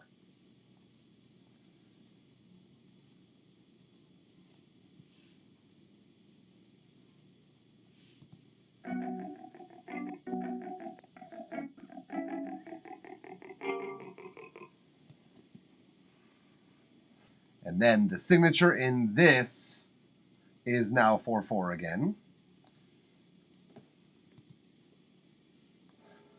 God damn, I couldn't take it. I could not fucking take it. I couldn't hear that accent. It was throwing me off. Fuck off with the fat squasher. Matter of fact, I think I could delete those. They're doing nothing for me.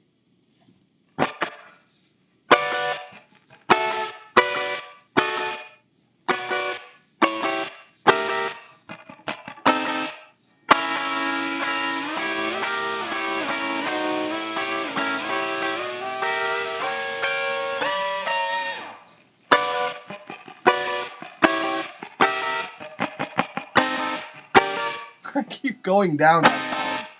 God damn it.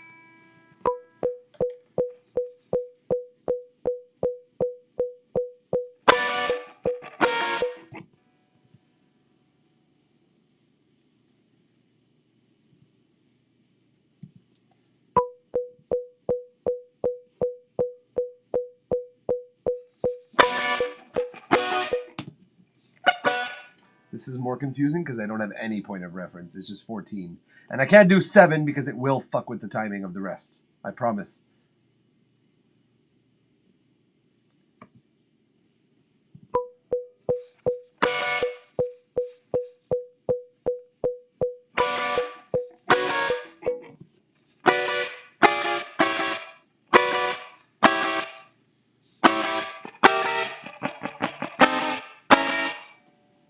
Can't get this right, dude.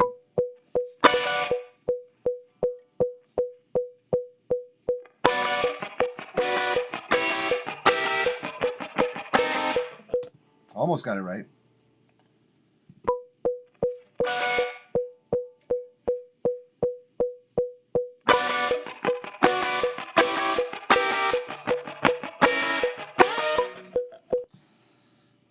Did I get at least the first turnaround right? I think I got the first turnaround right.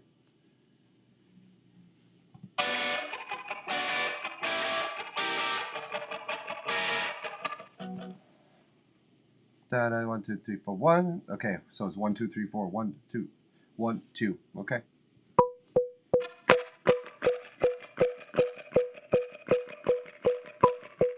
Way too early of a pre-roll.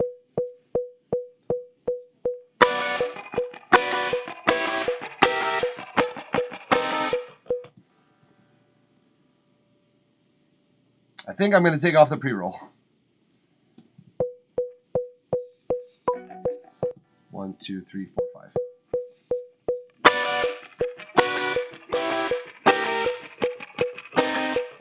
Why do I keep going to that note? It's the most frustrating thing in the world. What the fuck is going on with me?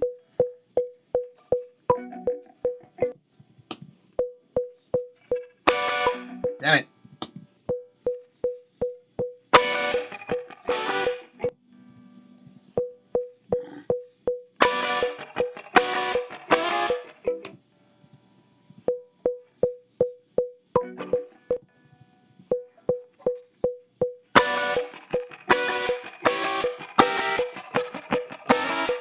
I almost did it again.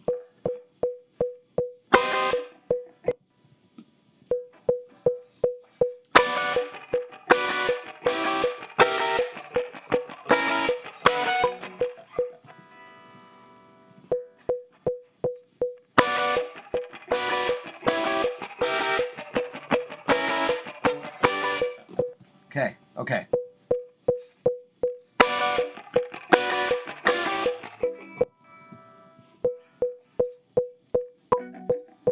I'm going to do it without the tuck, actually.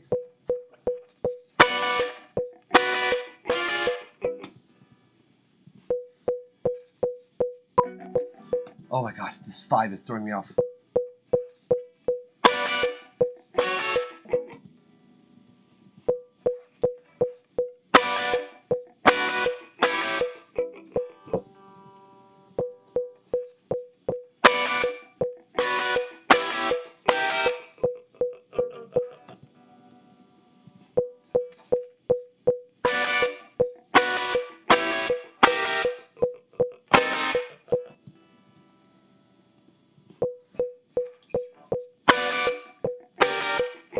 Son of a bitch!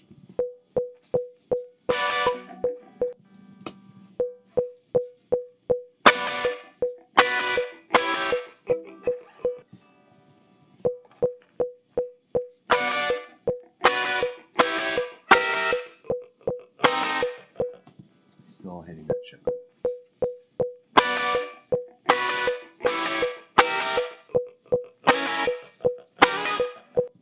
Back up all the way.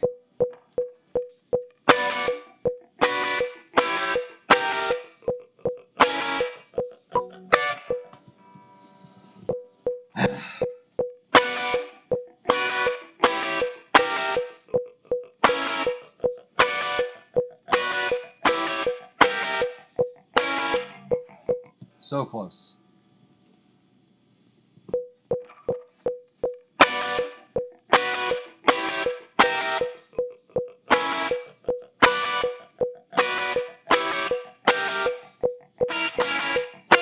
Ah! Fucking threw me off.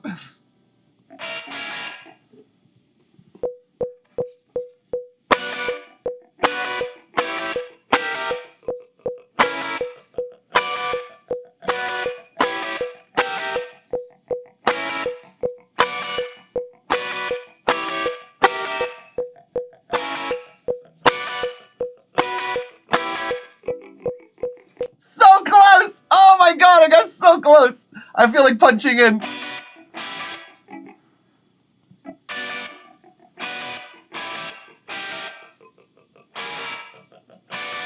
I'm out of tune.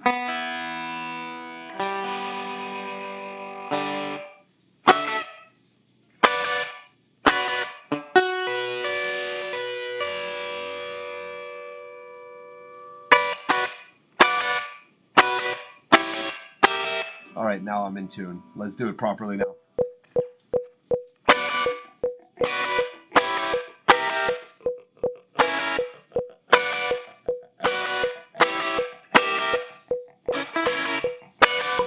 Ah, no, every time I get that one early at the end.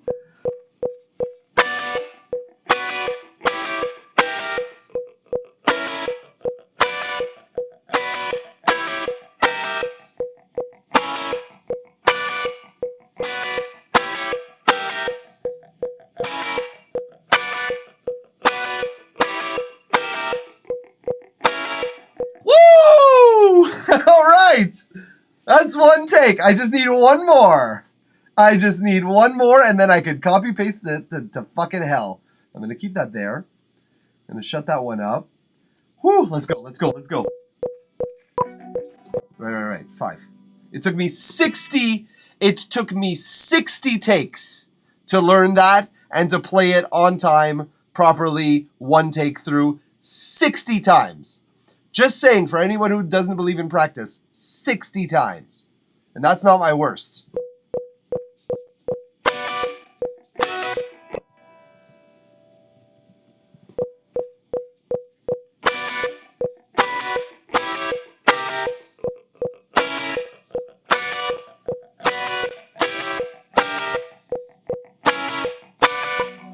I fucked that up. Either way, it was cracking, so I didn't like the take.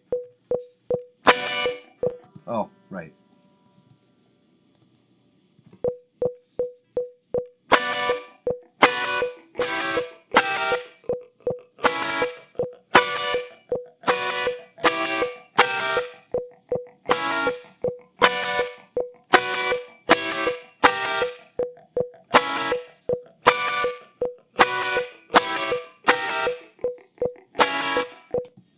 Boom! There it is. 65 total takes to get 2 good ones.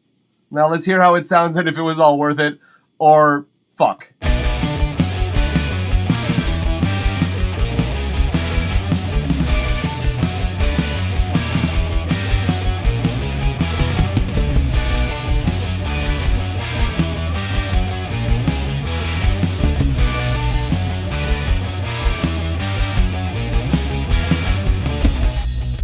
So, I don't think that was... It's better. It's for sure, compared to the other one, for sure, much, much better. But it's still sounding a little off.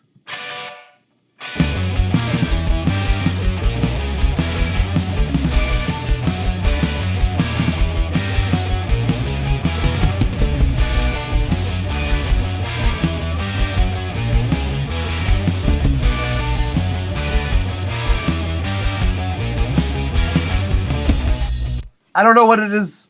It's standing out in the wrong way. Is it just me? Ow. Oh man, I have dead skin and it's kind of pinching my nerve. Damn. Where am I getting this extra? Oh my good godness. That's why my computer's having so much trouble right now. I have all of these tracks on preview.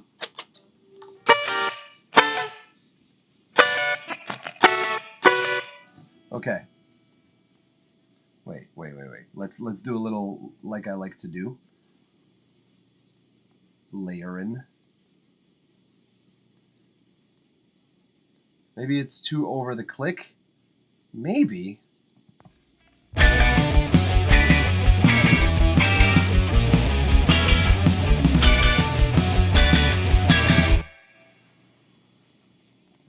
I think something's too loud.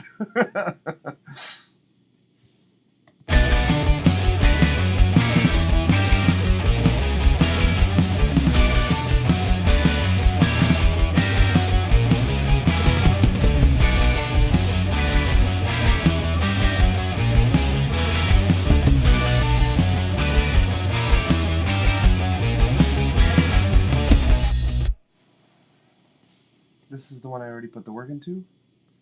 Where was the clean guitar that I actually put work into? Okay, no. Okay, wait, that's why. Clean 4. Right. Let's put them at 35.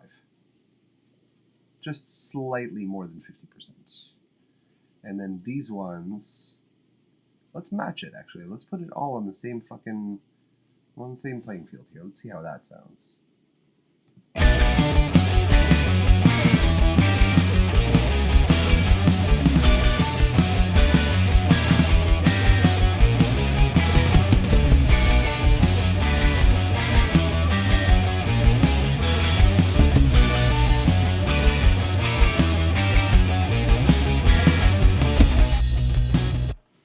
How does that sound, guys?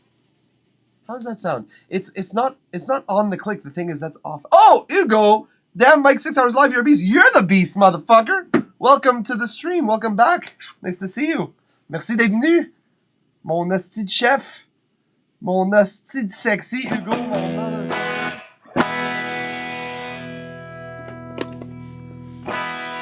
This is Alex's band, actually. I don't know if you've heard this one.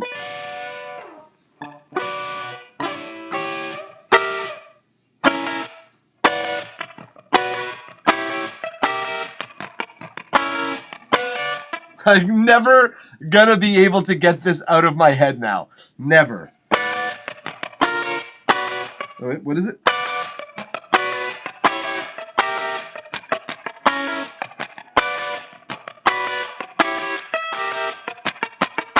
It's such weird timing. Uncunt. Yes, yes. That's actually better than uncunt. They should have called themselves the Uncunts. That would have been that. They would have gotten a lot of attention that way.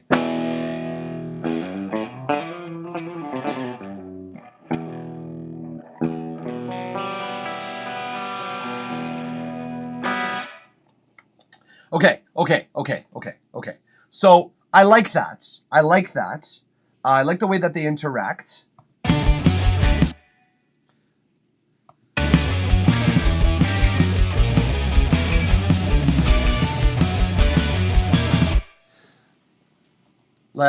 Anyways, just passing by, Melody says hi. Hello, Melody. Salut.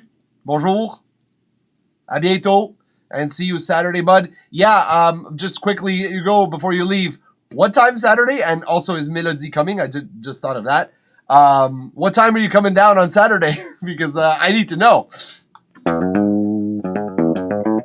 And I didn't think to ask. We could talk off stream, worst case. It doesn't matter. But we're going to have to talk about that. Either way. I'll midi-ish. Ok, d'accord. Ça va être midi-ish d'abord. Puis on se voit avec ou sans Mélodie. Ben, en tout cas, on jasera. We'll talk off stream, no problem. Okay, so this is the original.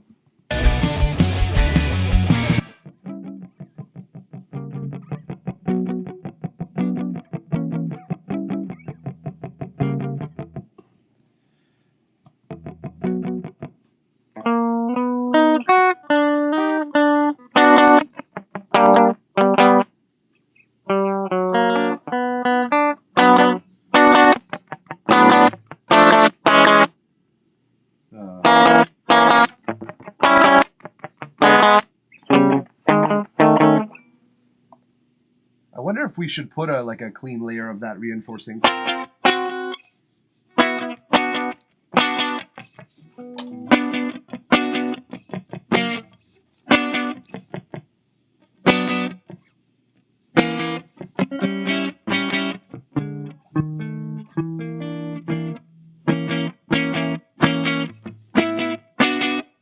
I don't feel like learning an entire new guitar part for a song that's not mine. Ah, man. Okay, fuck it. We'll leave it at that. We'll put it in and we'll see what they think of it. I think it works better. I think you agree, K. Bruce. So I think we're gonna stay with that for now. We're gonna keep this one in near. We're not gonna get rid of it. But yeah, I think we're gonna use that for this particular mix, anyways. Okay, and the restarting of the 4/4 comes back, or the 14/4 comes back here.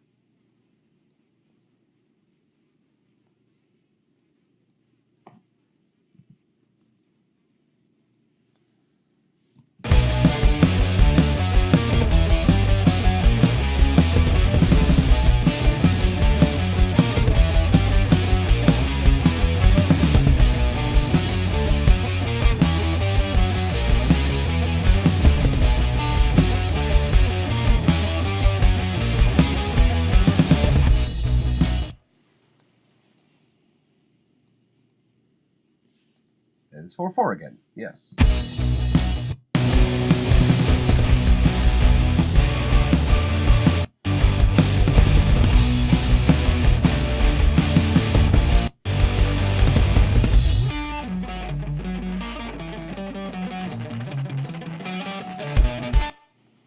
don't know what's happening there. Did I mute the guitars or not?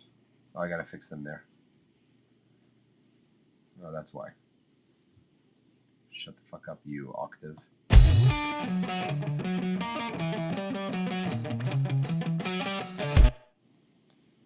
Come on, play that with me. Please be on the same time. Please! Damn it, I'm gonna have to fix that. I don't like fixing that. Either way, it doesn't matter because this is 14/4.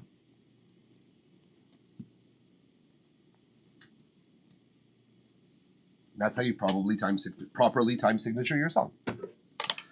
Just saying, to nobody in particular.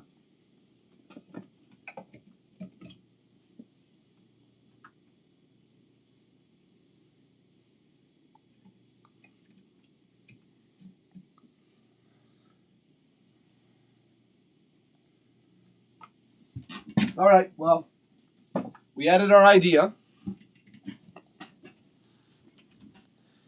Either way, I don't think he's going to play this live, so I think it's just going to be a live a studio thing. I've added a few ideas of my own in their tracks before, which is why I know that they're open to them and that they just appreciate good ideas in general. Because I've actually added a solo in one of their tracks where they were just like chilling and kind of vibing along. And I was like, no, some lead element needs to go in this one. And I was right.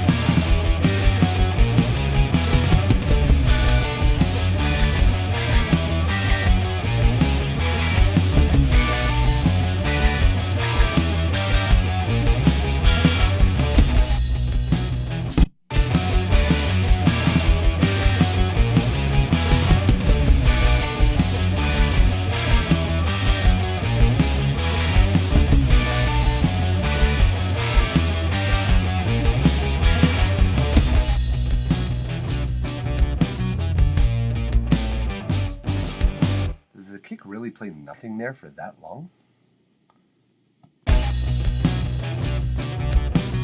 Okay, it's just this note that's a little soft over here.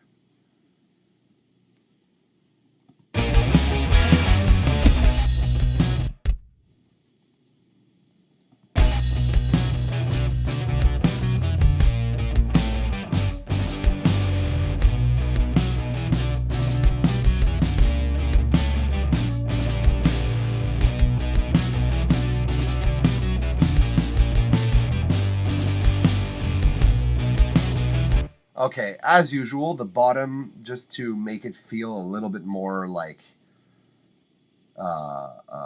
human, we need to adjust the amount of bottom there is, snare bottom there is. Actually, what I'm going to do is this. This is going to be far less complicated.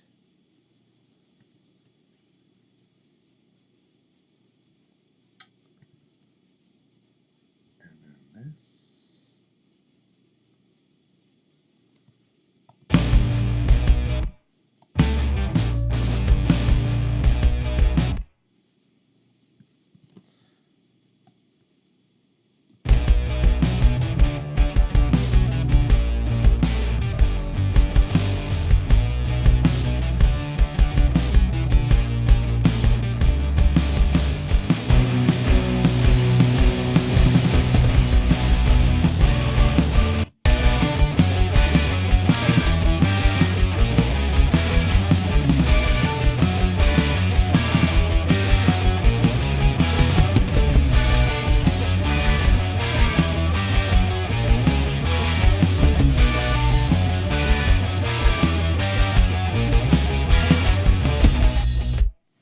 I need to first and foremost figure out what the alias shortcut is again.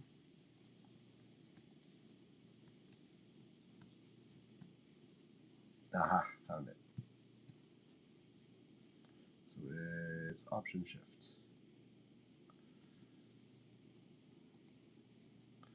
Then what I'm going to do, oops, this, and this here, and this, I'm going to do it here. And this one will be far less high-end, and this one will be like quite a bit more.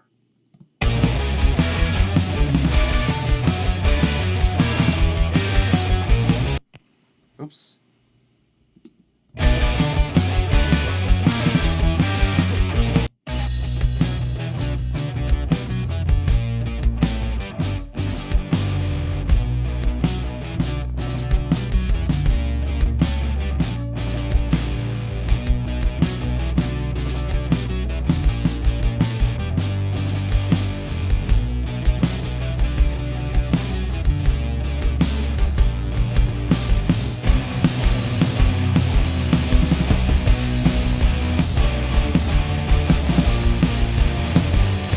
Fuck.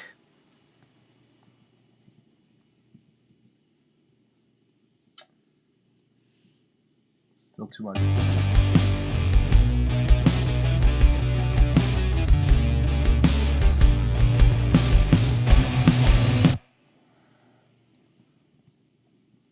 These things join. Whoops. Oh no. Fuck off.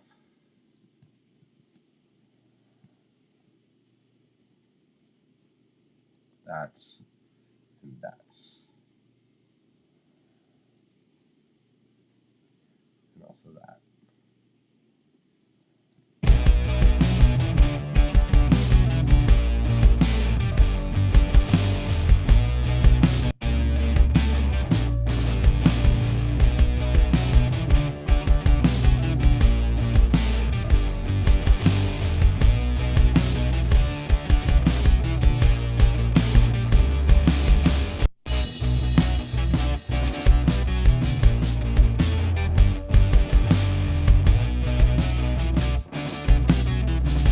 Oh, right, no, that can't be the thing.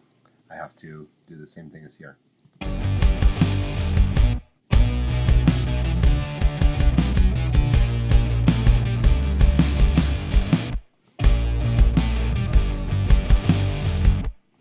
Cut it there. Then I join those two. It's smart to have done this one half as long and this one twice as long. That's good songwriting. Good job, Alex. Good job, guys, I should say. Really.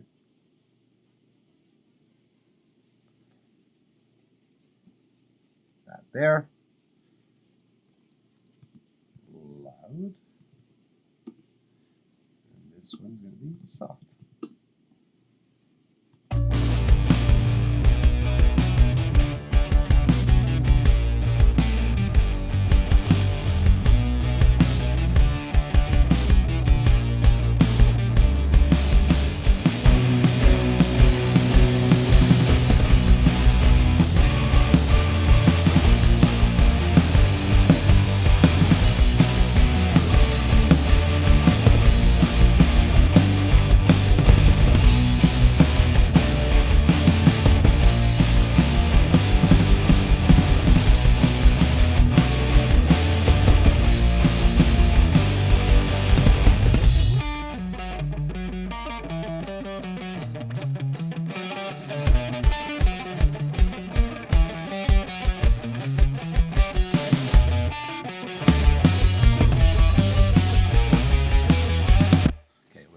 What's wrong with this one? I think it's being a little misbehaving.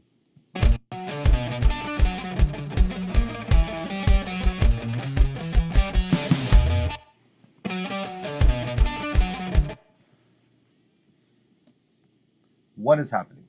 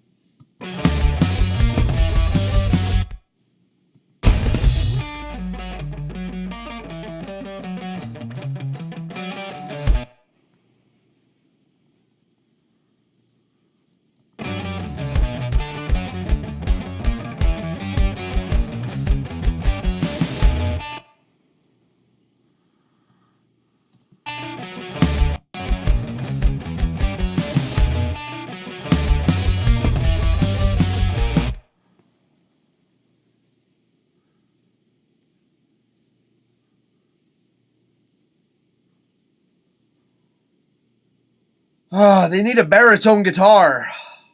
That's really what they need for the last break. Like just big solitary notes is really what they need for this song.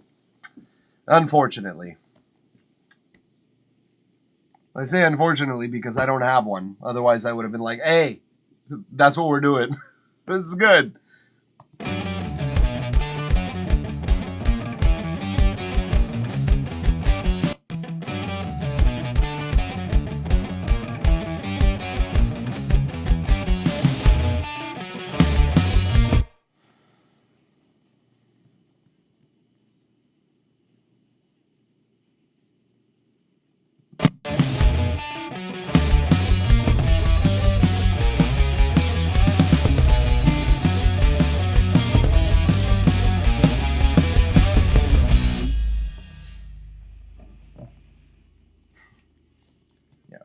That. That's no problem.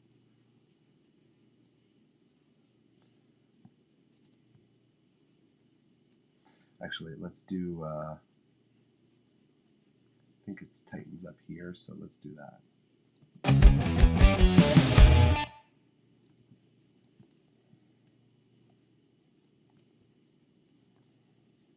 3, 3, 2, 3, 3, 2, 3. Oh no.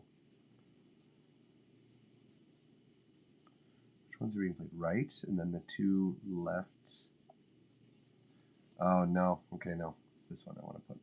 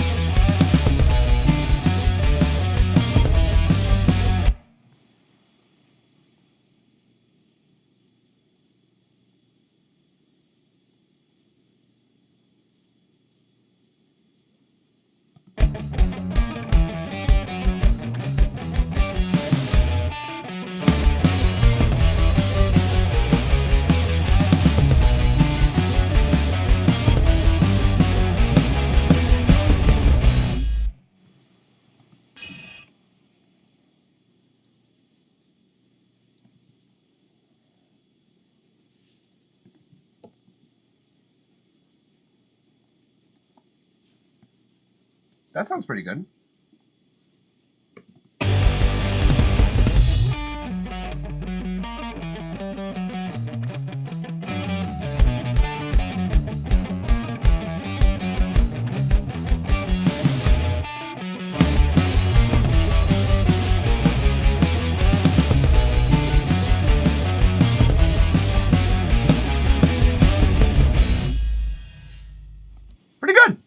Pretty good. It'll be better. It'll be better. I mean, there are other guitars that I think they want me to add, if I'm not mistaken.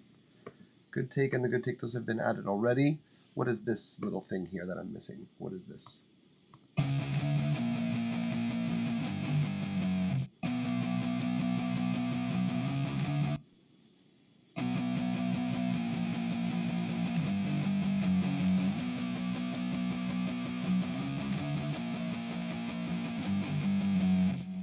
I mean, yeah.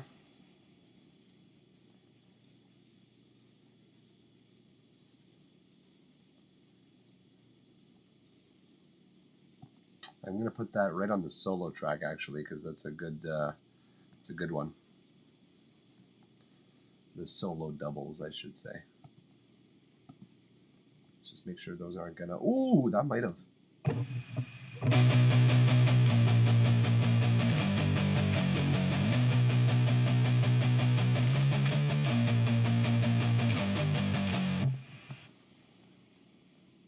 Okay, let's hear this all together. This is gonna be huge though.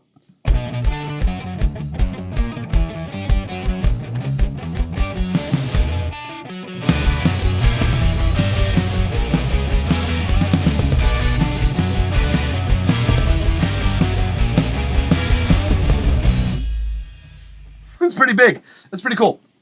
I think that's pretty much all they wanted to add. There's another section here that I didn't hear. Why baritone, K. Bruce? Because baritone guitars are awesome, and because this particular song is in B, which means if you have a baritone guitar that goes down to A, you could basically play. I guess I shouldn't have unplugged all my shit. But the idea would be that for a baritone guitar,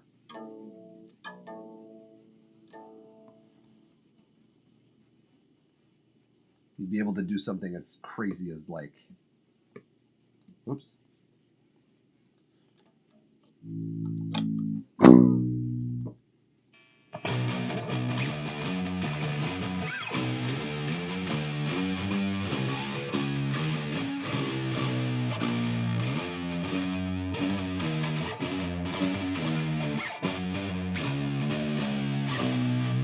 Something like that. You know what I mean?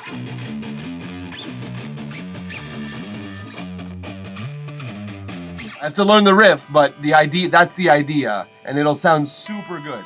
Like they have something like that that's going on here.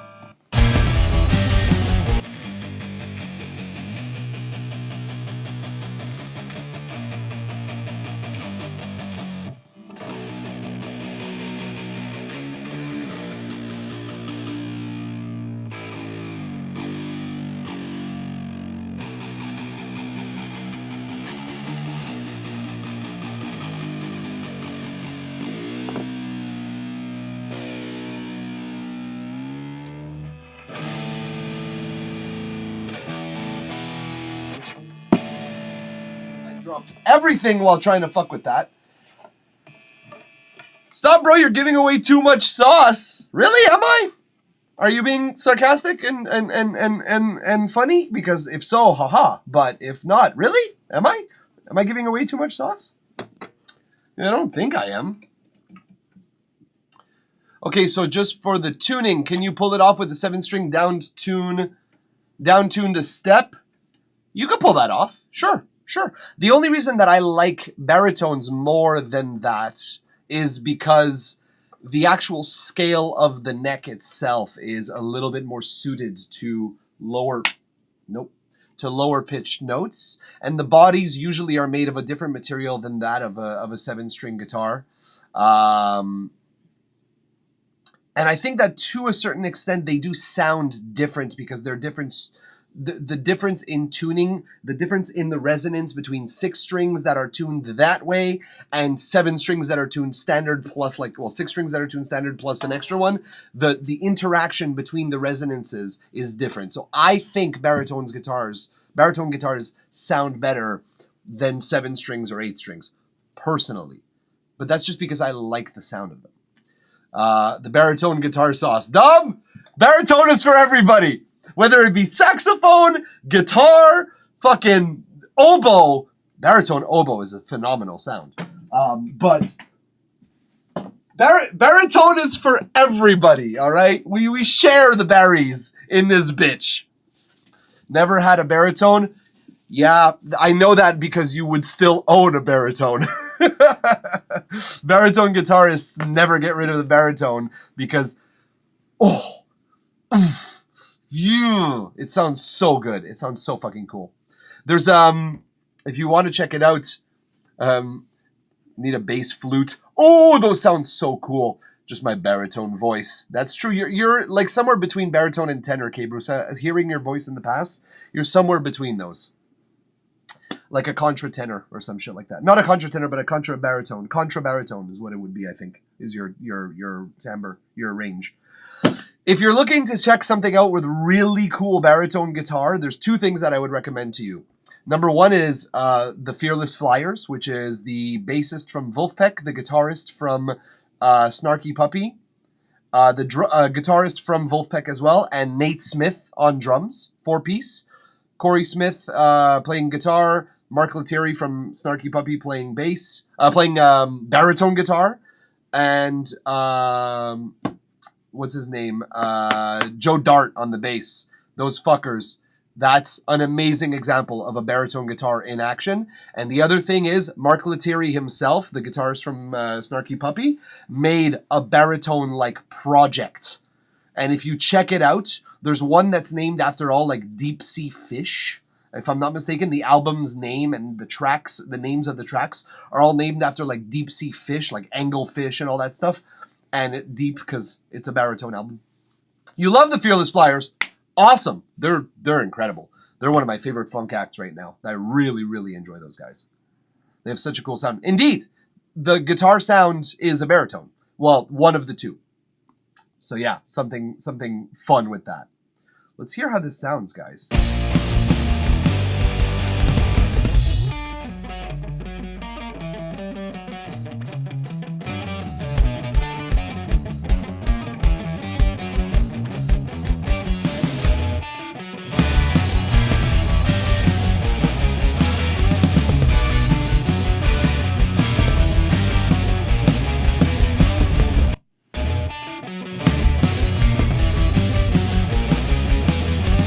No, I don't like the balance of this. I think I had the balance better last time when this was at minus 20, I think, with the other one.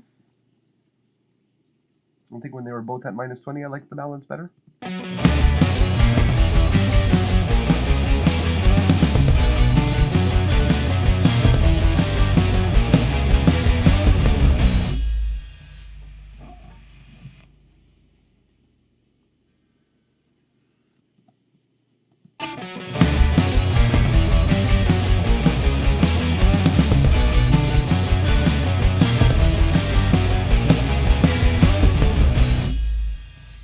Oh well, shit.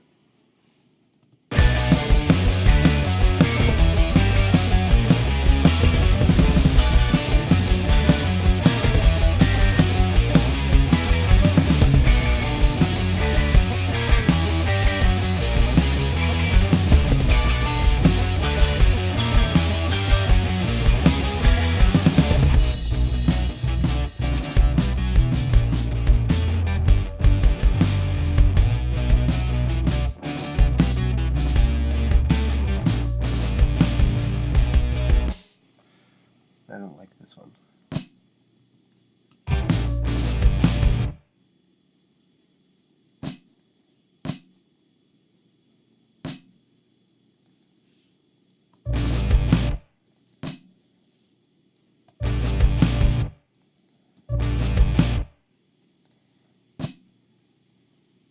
Oops, no, I want them in. What the fuck? They're just a little loud. Anyways, it's all good. I think that was pretty much it with the guitars. I think so. Oh yeah, what's this thing again?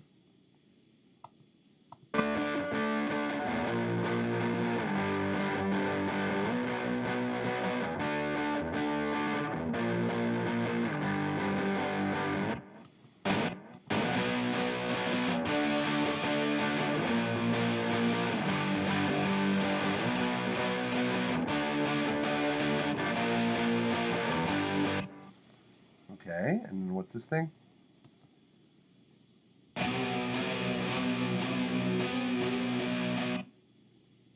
What?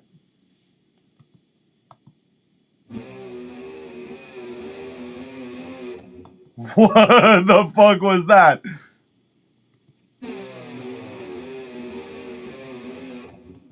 I like it. I'm not even going to change it. I'm going to leave it in. Because that's the weirdness that I'm like, I love with these guys. That's crazy.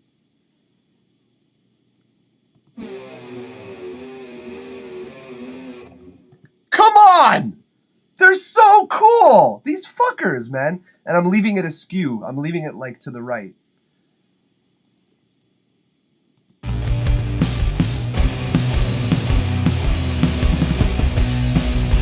Yeah! Yeah! I like that. I like the sound of that. That's really cool. It's super weird. It's offbeat. It's off color. It's what it needs in that particular section. It's phenomenal. I love that. What are these? What are those? Oh. Behind closed doors. Okay, I think that they have better vocal takes. That sounds like... Effervescence fully gets ignored. Just kind-hearted, liberating masses. Okay, no, that's the bassist singing. Okay, so we're not there yet because this is the guitar bus. Can you get rid of that? Can you get rid of that? Can you get rid of that? That. And then I think this one is just the clean guitars. Yes. This one here we're going to put way down over here. With these ones. There's a lot of effects on these, so I'm going to like keep them on. But I'm going to remove some processing power here from my computer. Rather, enable some processing power from my computer. Oh my god, so many channel strips for guitars. So many channel strips for guitars. Oh my gosh, bad. These are empty. This is empty anyways. This is empty anyways.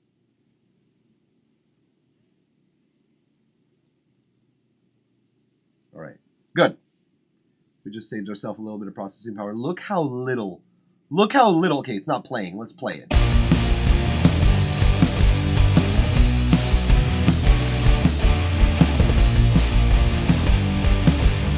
That's pretty good. Considering the live playback one is the highest operating one, above 50%, that's about the greatest, the most capacity that this computer is using right now. That's excellent. That is excellent considering how demanding both OBS and Logic are on the computer. I'm very impressed. These plugins, the stock Logic plugins, as well as the what was I going to say? As well as the Le Pou plugins, literally Le Pou. These ones, Poulain Electo, the Poulain plugins, I should say. Those are amazing in terms of CPU usage, man. It's crazy. All right, I think we finished guitars. I think so. Yeah, the rest were like extras. And I do not need extras. I have so much to work with already. Okay, cool. Save. Good stuff. All right. I'm going to let my computer rest a little bit. What? Yeah, I know. That was a crazy guitar effect, K. Bruce. Am I right?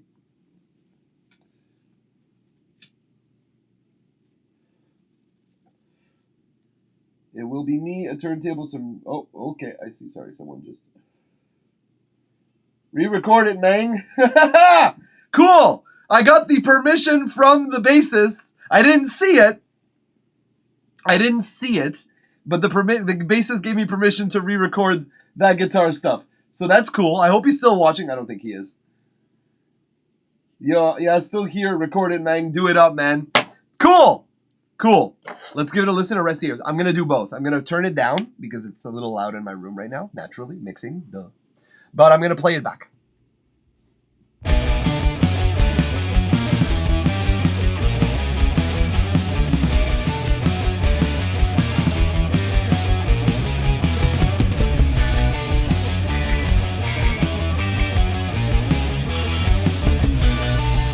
Whoops, I inverted these. Right away, I could tell. Actually, fuck it. Just literally be just much easier.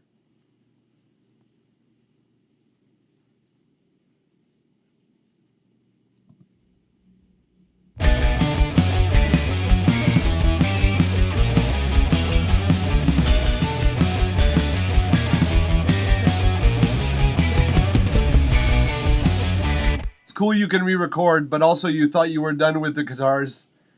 You were never done with guitars in my personal experience. That's very true, K-Bruce. No, I mean, what I think he was giving me permission to record was what I was already doing. And I hadn't noticed the comments because this Restream app is bullshit and it's not letting me see the Facebook and Twitch comments. So it's funny because he gave me permission when I didn't even see I had it.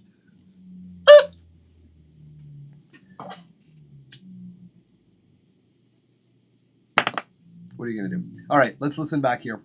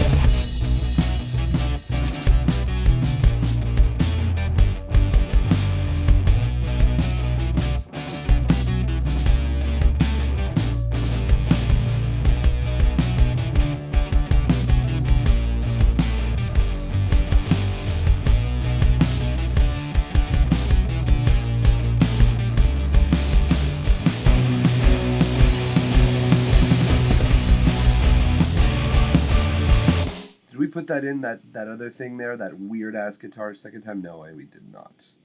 We're gonna put that there because it's really cool.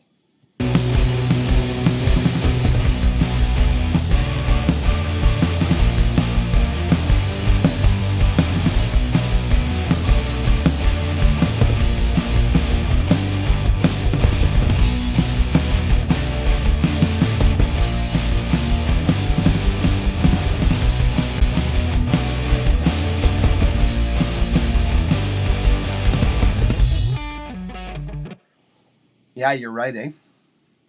You're right. You're right about that guitar. And I'm actually going to rename it the What Guitar.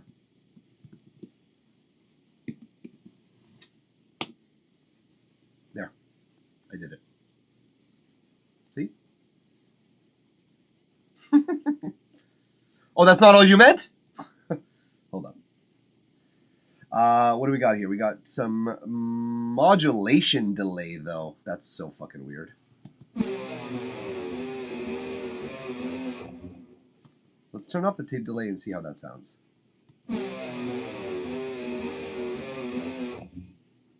I like it better without delay.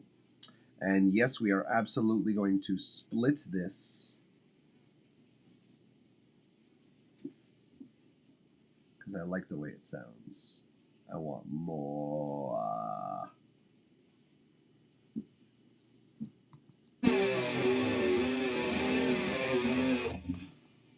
That's about right, I think.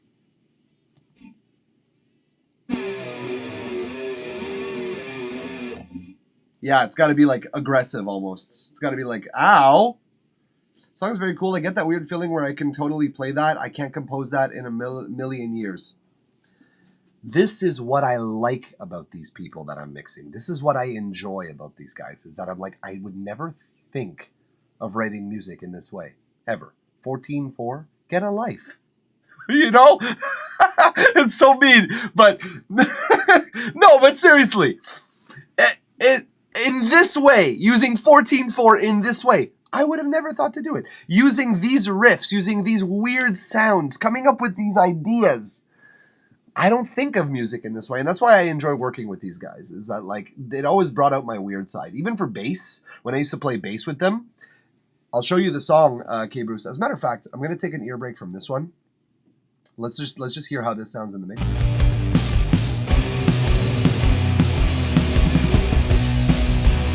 It's a little loud. It's a little loud.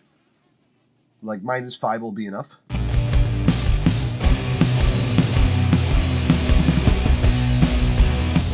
Good call, dude. Fucking great call.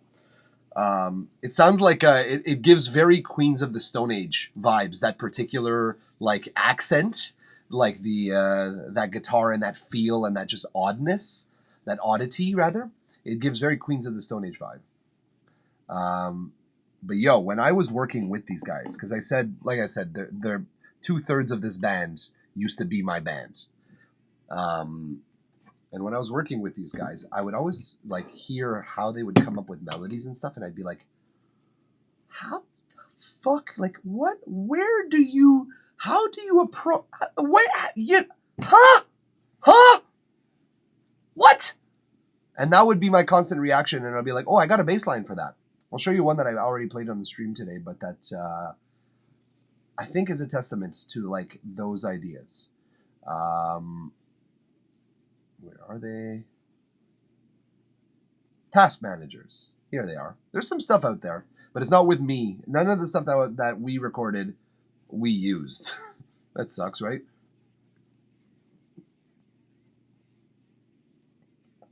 I think I had actually exported. Oh no, I never exported a video. That's funny. Oh well, doesn't matter.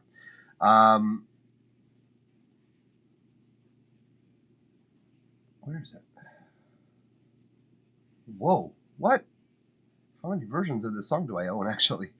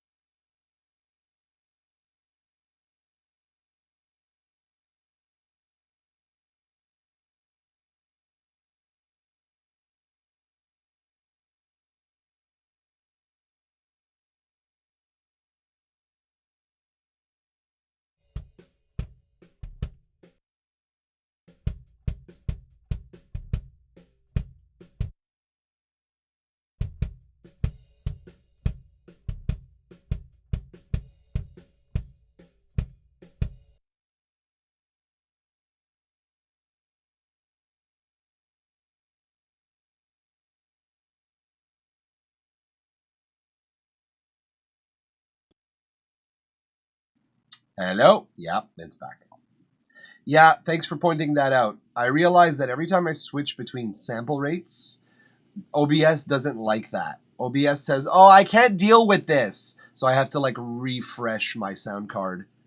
And I have to basically like recycle my sound card so that it can like catch on to my microphone again. Thank you for pointing that out either way. But yeah, just these drums, just the kick in and out with no processing. This is my drums. This is the drums that I recorded through my mixer And with the microphones we rented for that occasion, our placement wasn't, I don't know if you heard this or not, but our placement was not as ideal as it could have been, which is why it doesn't sound as good as it could, considering the mics and the drum kit that we had. Let's just listen to the kick and the snare uncompressed. And this is all unbussed. This is my old way of mixing drums. And I don't love this way anymore because it doesn't give you everything you need. You're always fighting with the mix. So like, this is my old kick and snare.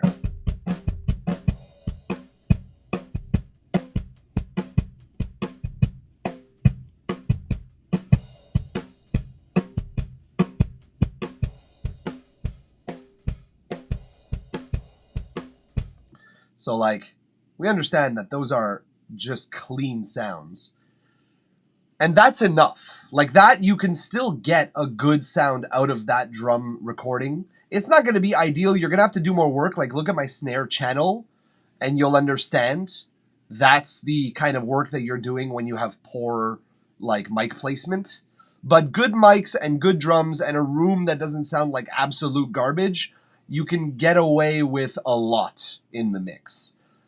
What I got from my other guys, from my buddies, it was not properly recorded, it was not properly mic'd, and it was not properly placed. And the drums, I know them, they were fine, but like, it probably wasn't tuned to the proper frequencies as well. So we have everything working against us.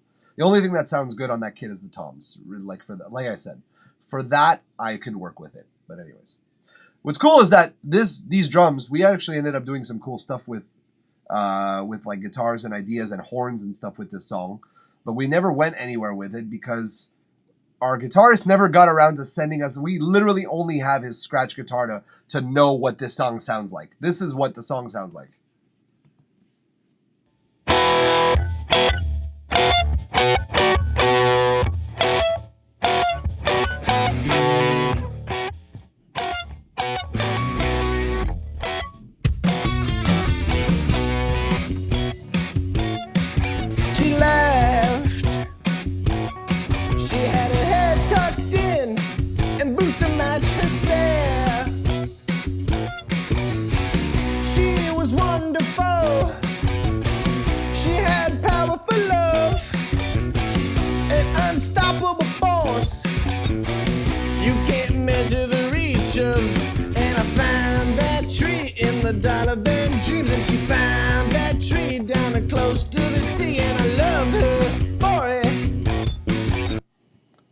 Yeah, for sure. For sure. These tracks this is Amplitube, so this is going to make my DAW freeze for sure.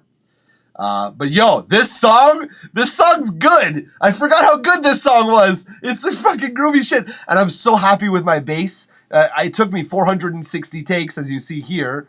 Like, I'm not fucking with you. My last take was take 460, but I'm so pleased with the way that it sounds. That tree down close to the sea, and I loved her for it. Oh, I loved her for it.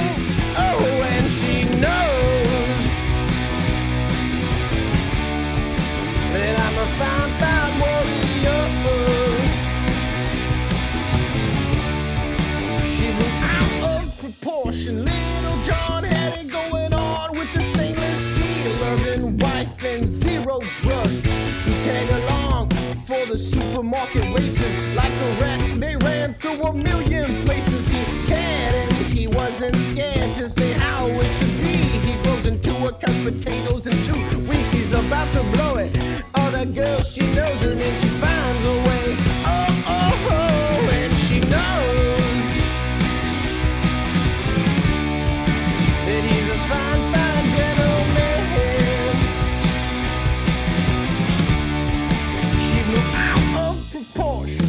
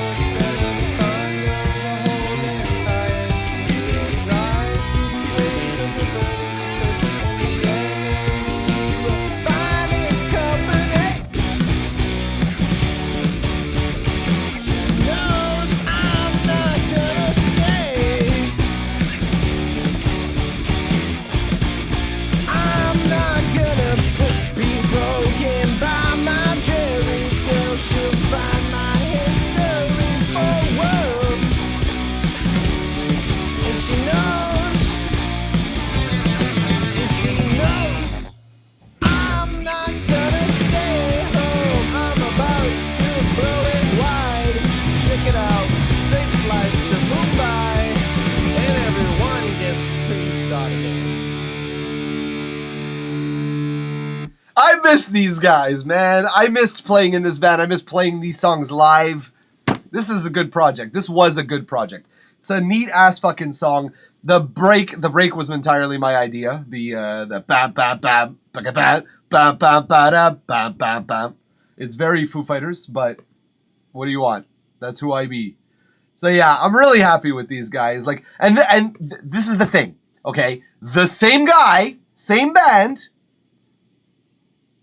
does something like crazy like this. This is the same people that I'm like mixing right now, drummer and vocalist guitarist who are in this band.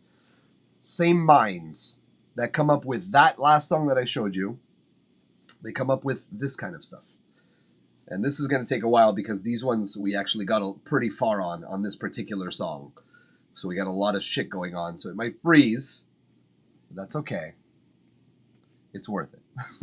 It's worth freezing my computer up. Because these songs are weird in the best way possible. And again, with this guy, we only have his demos for his guitar. We got the other guitars down, our guitarist, but not our singer. We never got our singer's shit back.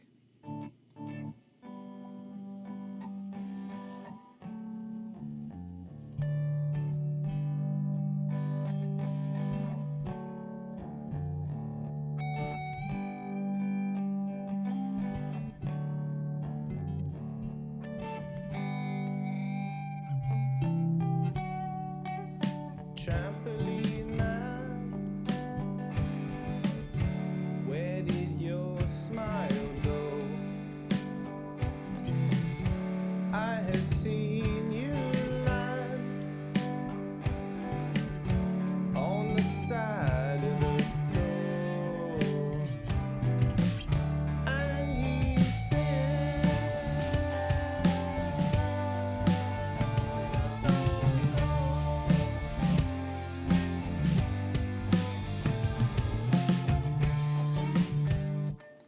Let me just get a little more volume out of this mix because it's a very low mix.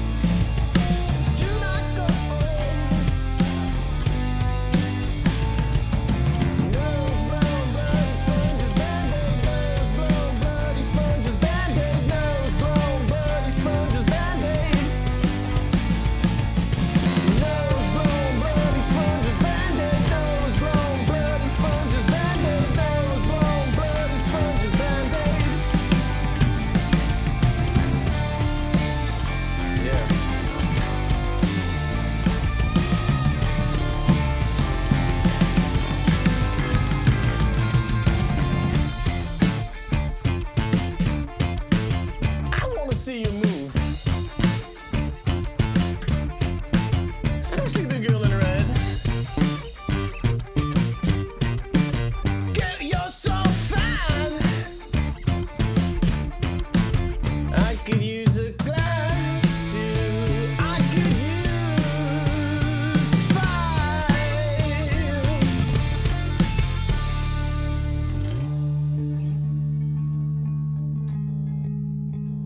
This is crazy. Completely forgot about this song.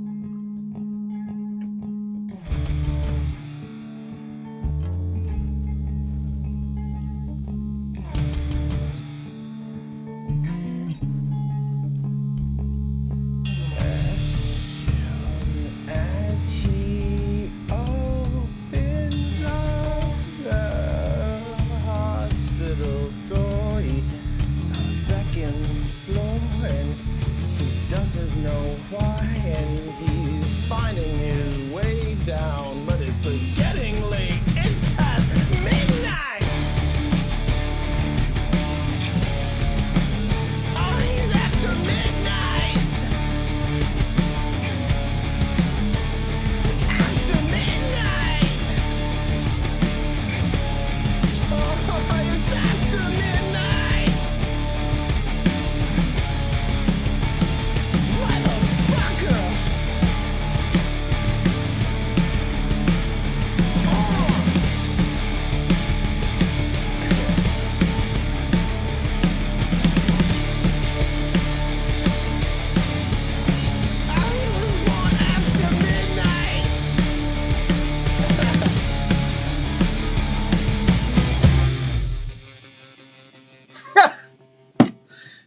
of that was actually, Hugo was actually on before. I was speaking in French to someone earlier on in this stream, and that was all. He came over one day and he was like, okay, let's fuck with this ending.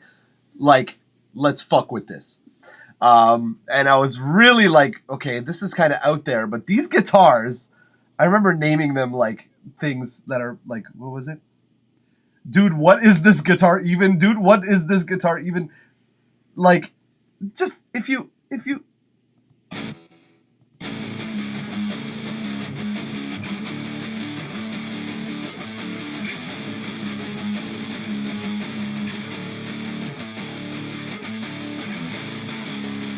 This is crazy, man. This is crazy. This was never, I would have never thought like, oh, let's put that into the end section. But like my buddy Hugo was like, no, we're going to do some fucked up shit with this song. And I'm, okay, sure, let's try it. And he put some synths and stuff in there too. Imagine not doing weird music. Imagine doing bland music just not to be famous and rich.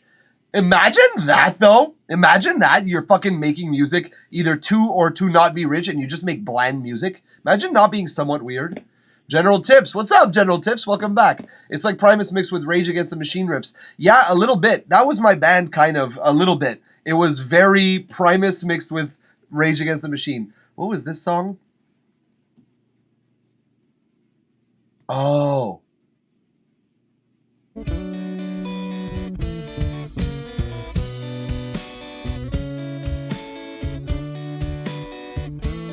I don't even know if he sent us this song like by I don't know if he even sent us this demo. Man, I'm going on a blast from the blast to the past right now, going through all of these old ass songs. Yo. How do you find me on Facebook? You don't usually. It's a personal Facebook page right now, so I don't have a professional Facebook page yet. We'll be working on that though. We'll be putting one soon. I'm streaming it so that I get people who know me to actually come to Twitch. Believe it or not, because they're like, well, we never see you on Twitch. It's like, well, come to Twitch. And they're like, yeah, but we haven't installed the app. Okay, here's Facebook. Everybody has fucking Facebook.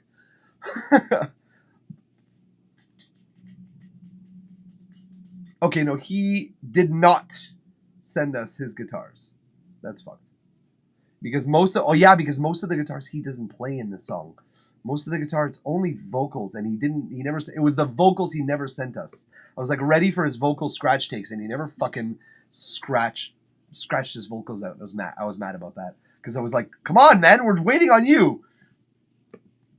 Anyways, doesn't matter. This song.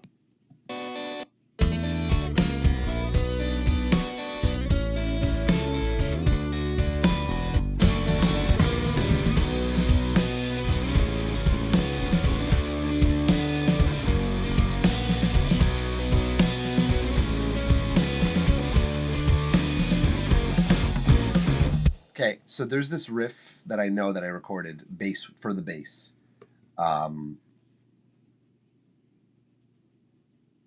Where did I put it? I think it's in the second verse. I think it's right here, if I'm not mistaken. No, it's here. It's right here. I remember how many times I had to practice this riff.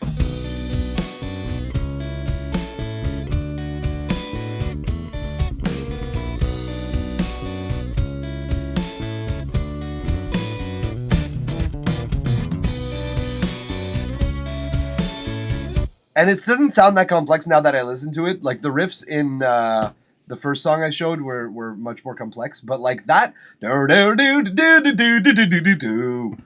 shit live slaps. Literally. Slap. Okay.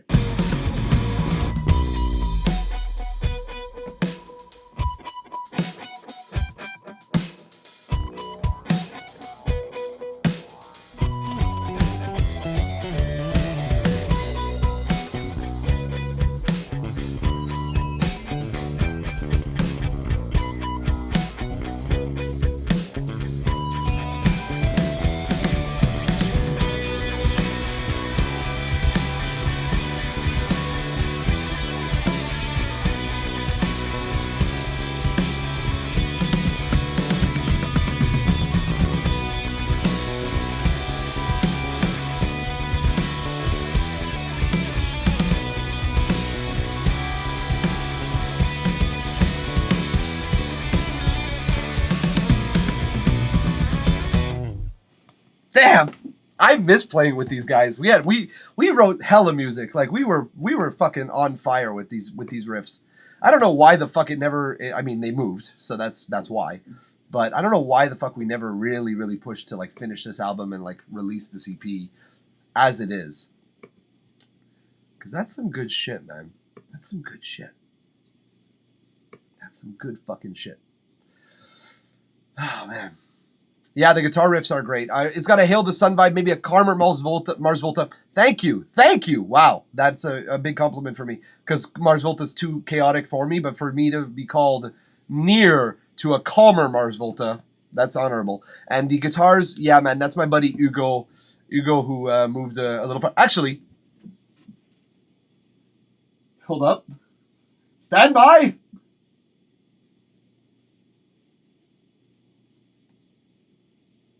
Oh, fuck off.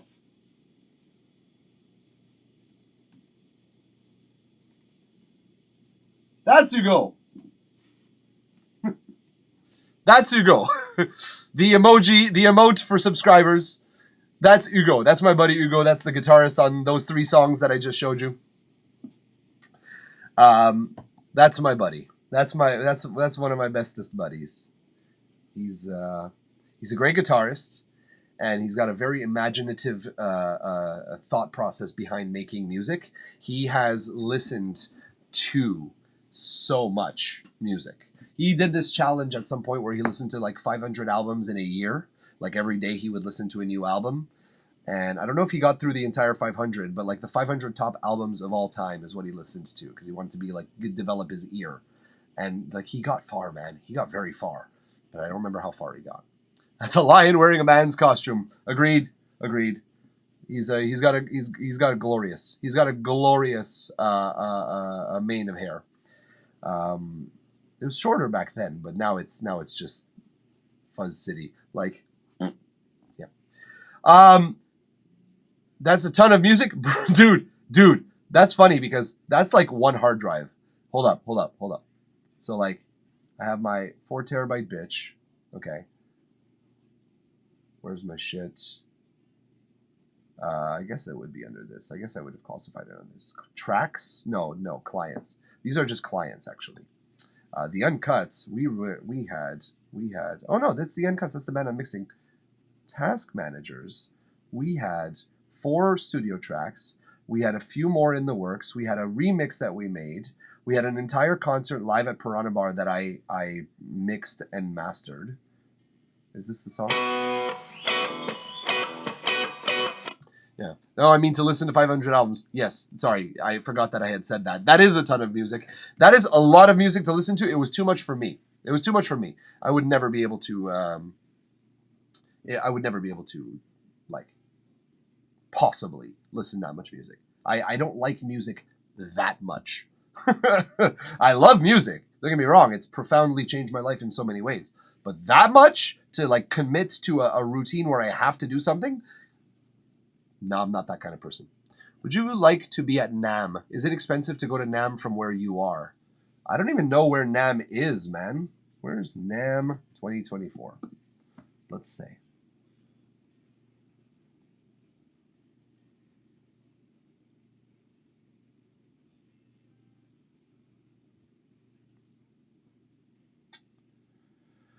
Well, 2024 is already booked, but where is it? Hilton Pacific Ballroom AB. Where is that? Am I missing something? Oh, Southern California. It's going to be in Southern California. Yeah.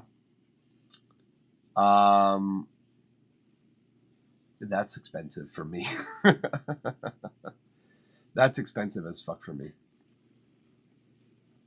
I really don't. I don't know if I could get there, honestly.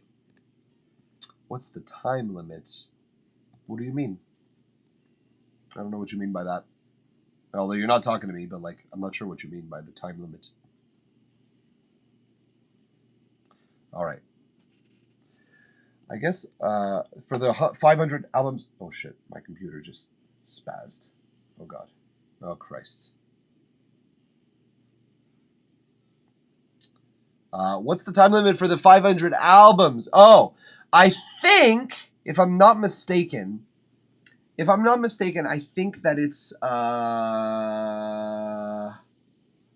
year. I think it's a year. Something like you listen to the top 500 albums in a year, which is enormous. That's an enormous amount of music. That's what General Tips was saying, and I can't help but agree. It's like you have to listen to at least an album per day, and then you have to basically listen to two each on weekends, two each day on weekends. It's like you digest it only on the first listen or the second listen, basically. You can't really listen to anything else other than those albums. But I see myself listening to an album multiple times in the same day. Don't get me wrong. I could do that. It's just you would have to double up on weekends. You would have to basically go hardcore on weekends. So yeah. I don't know. I don't think it's worth it for me.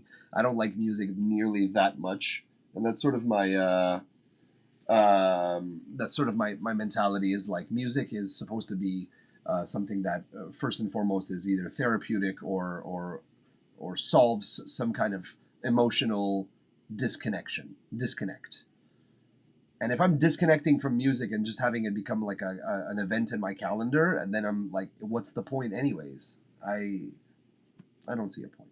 So that's why I don't think I would do something like that, personally. But yeah. I don't think I can enjoy the music if I don't have time to repeat the songs. We agree on that front, I think, K-Bruce. I think we agree that... sorry, I have to... My screen blacked out here, so I have to, like, use the OBS as the actual monitor for me. But, yeah. I don't think I can enjoy music if I don't have the time to repeat the songs. Me too. I'm re-listened to this album a million times until I've digested it and fully absorbed it. I'm that kind of person. When the Foo Fighters' Concrete and Gold came out, that's all I listened to that summer. That's not true. There was so many good albums that summer. That's not true.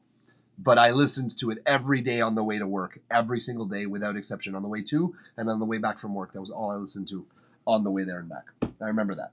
Summer of 2017. Great summer. Great summer for so many reasons. So many reasons. General Tips. I go through genre stages. Was real big into math rock for a few years, and now I've been hard into D&B. That's great. That's great. That is actually like I got into dubstep at some point in that exact way, where I was like obsessed about dubstep, and then the next year I was obsessed about metal, and then the year after I was obsessed about like funk. And like it was weird. I had my phases, but like you actually learn a lot about different genres that way. You sort of dip your toes into obsessing about it, and then you like take the lessons that you will, and your lesson, the sounds that you develop afterwards as a musician become just much more rich, and they tell a more complex tale for it. So I'm really happy when like artists go through stages, because you end up learning more about that genre in that way, hands down. So yeah, I gotta say I feel you on that. I actually just like during the pandemic I went through a K-pop stage, and say what you will, but there are some entertaining ass K-pop acts out there. There are some ones that are not only like involved with great composers and producers, but there are some that dance-wise, impressive. To coordinate a 12-person dance crew while everybody's singing and while everybody is, giving face, it's a tough thing to do. And there's a few acts out there. They really do it, man. They really fucking do it well. That plus the artistic and influence behind their music videos. Their music videos of K-pop are just incredible art. Just some of it is beautiful filmmaking, beautiful cinematography. It's really something to behold. Honestly, I recommend that people listen to a little bit of K-pop, namely Luna, ITZY. Those are the two big names that I think I really... Red Velvet as well has a few good ones. But there's some really good K-pop songs out there, guys. Singing in the Rain by Luna, by... I forget her name. Not Kim Lip. Kim Lip was Eclipse. fuck, I forget. My former roommate would be very mad at me for not getting the name right. But either way, K-pop could be worth it. Just saying. Just being honest. But yeah. Folks, I have successfully mixed guitar, drums, and bass. Let's get another glimpse at that. Even though I can't use my main screen, I can actually go into this using this.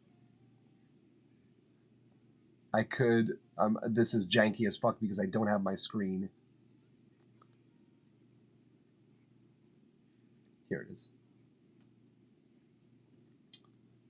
Oh, I love how quickly that loads with these plugins, though. For real. Let's listen to what we got here. This is what we did today. All right? No? Nothing? Really? Really? Why not? Is my biggest question.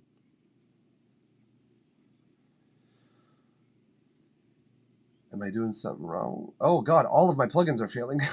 What? What? Why? Okay. I think this is a sign that I need to... Okay, I'm not saving anything. Fuck that. I think this is a sign that I need to probably quit my computer here. Like close my computer here. Whoops. God damn it. My computer's bugging up, guys. My computer's having a real hard time right now. So I'm going to... yeah, there we go. So I'm going to call it for the day. God! My computer's bugging up, guys. I'm having a hard time here. So, yeah, I'm going to be calling it for today, for tonight, I guess, at this point. I appreciate everyone who's stopped by, watching me work with my client's mix. Wasn't able to, unfortunately, recap the result because my computer doesn't want to. My computer went to rest before me. Exactly. It was just like, no, enough of this. Stop this. This is stupid. But thanks, K-Brews General Tips, for stopping by right now. And thanks to everyone who stopped by over the course of these long 7 hours. Thank you very much, guys. We'll see you tomorrow for a feedback stream. Going to have some fun listening to your music. So enjoy the evening. We'll see you tomorrow. And until then, toodaloo, motherfuckers. Take care, guys.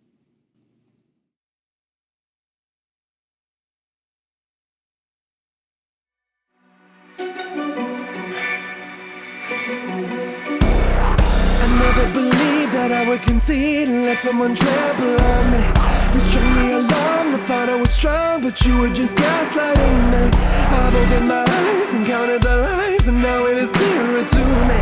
You are just a user and an abuser, living vicariously. I never believed that I would concede and get myself blown asunder. You strung me along, I thought I was strong, but you have just pushed me under. I've opened my eyes and counted the lies, and now it is clearer to me. You are just a user and an abuser, and I refuse to take it.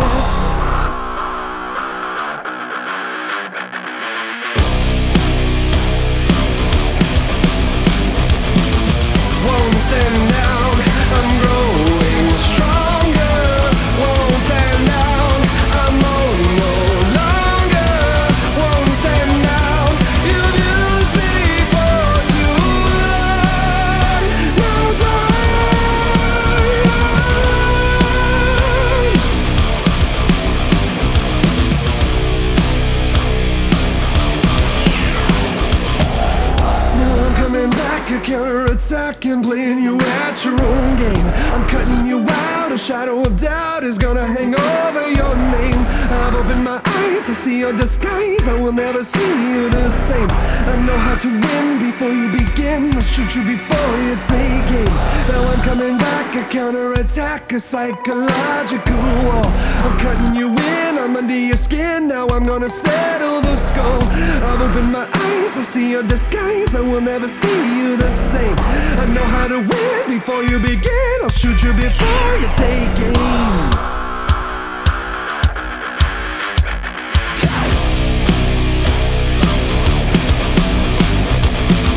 Whoa, I'm standing down, I'm growing stronger.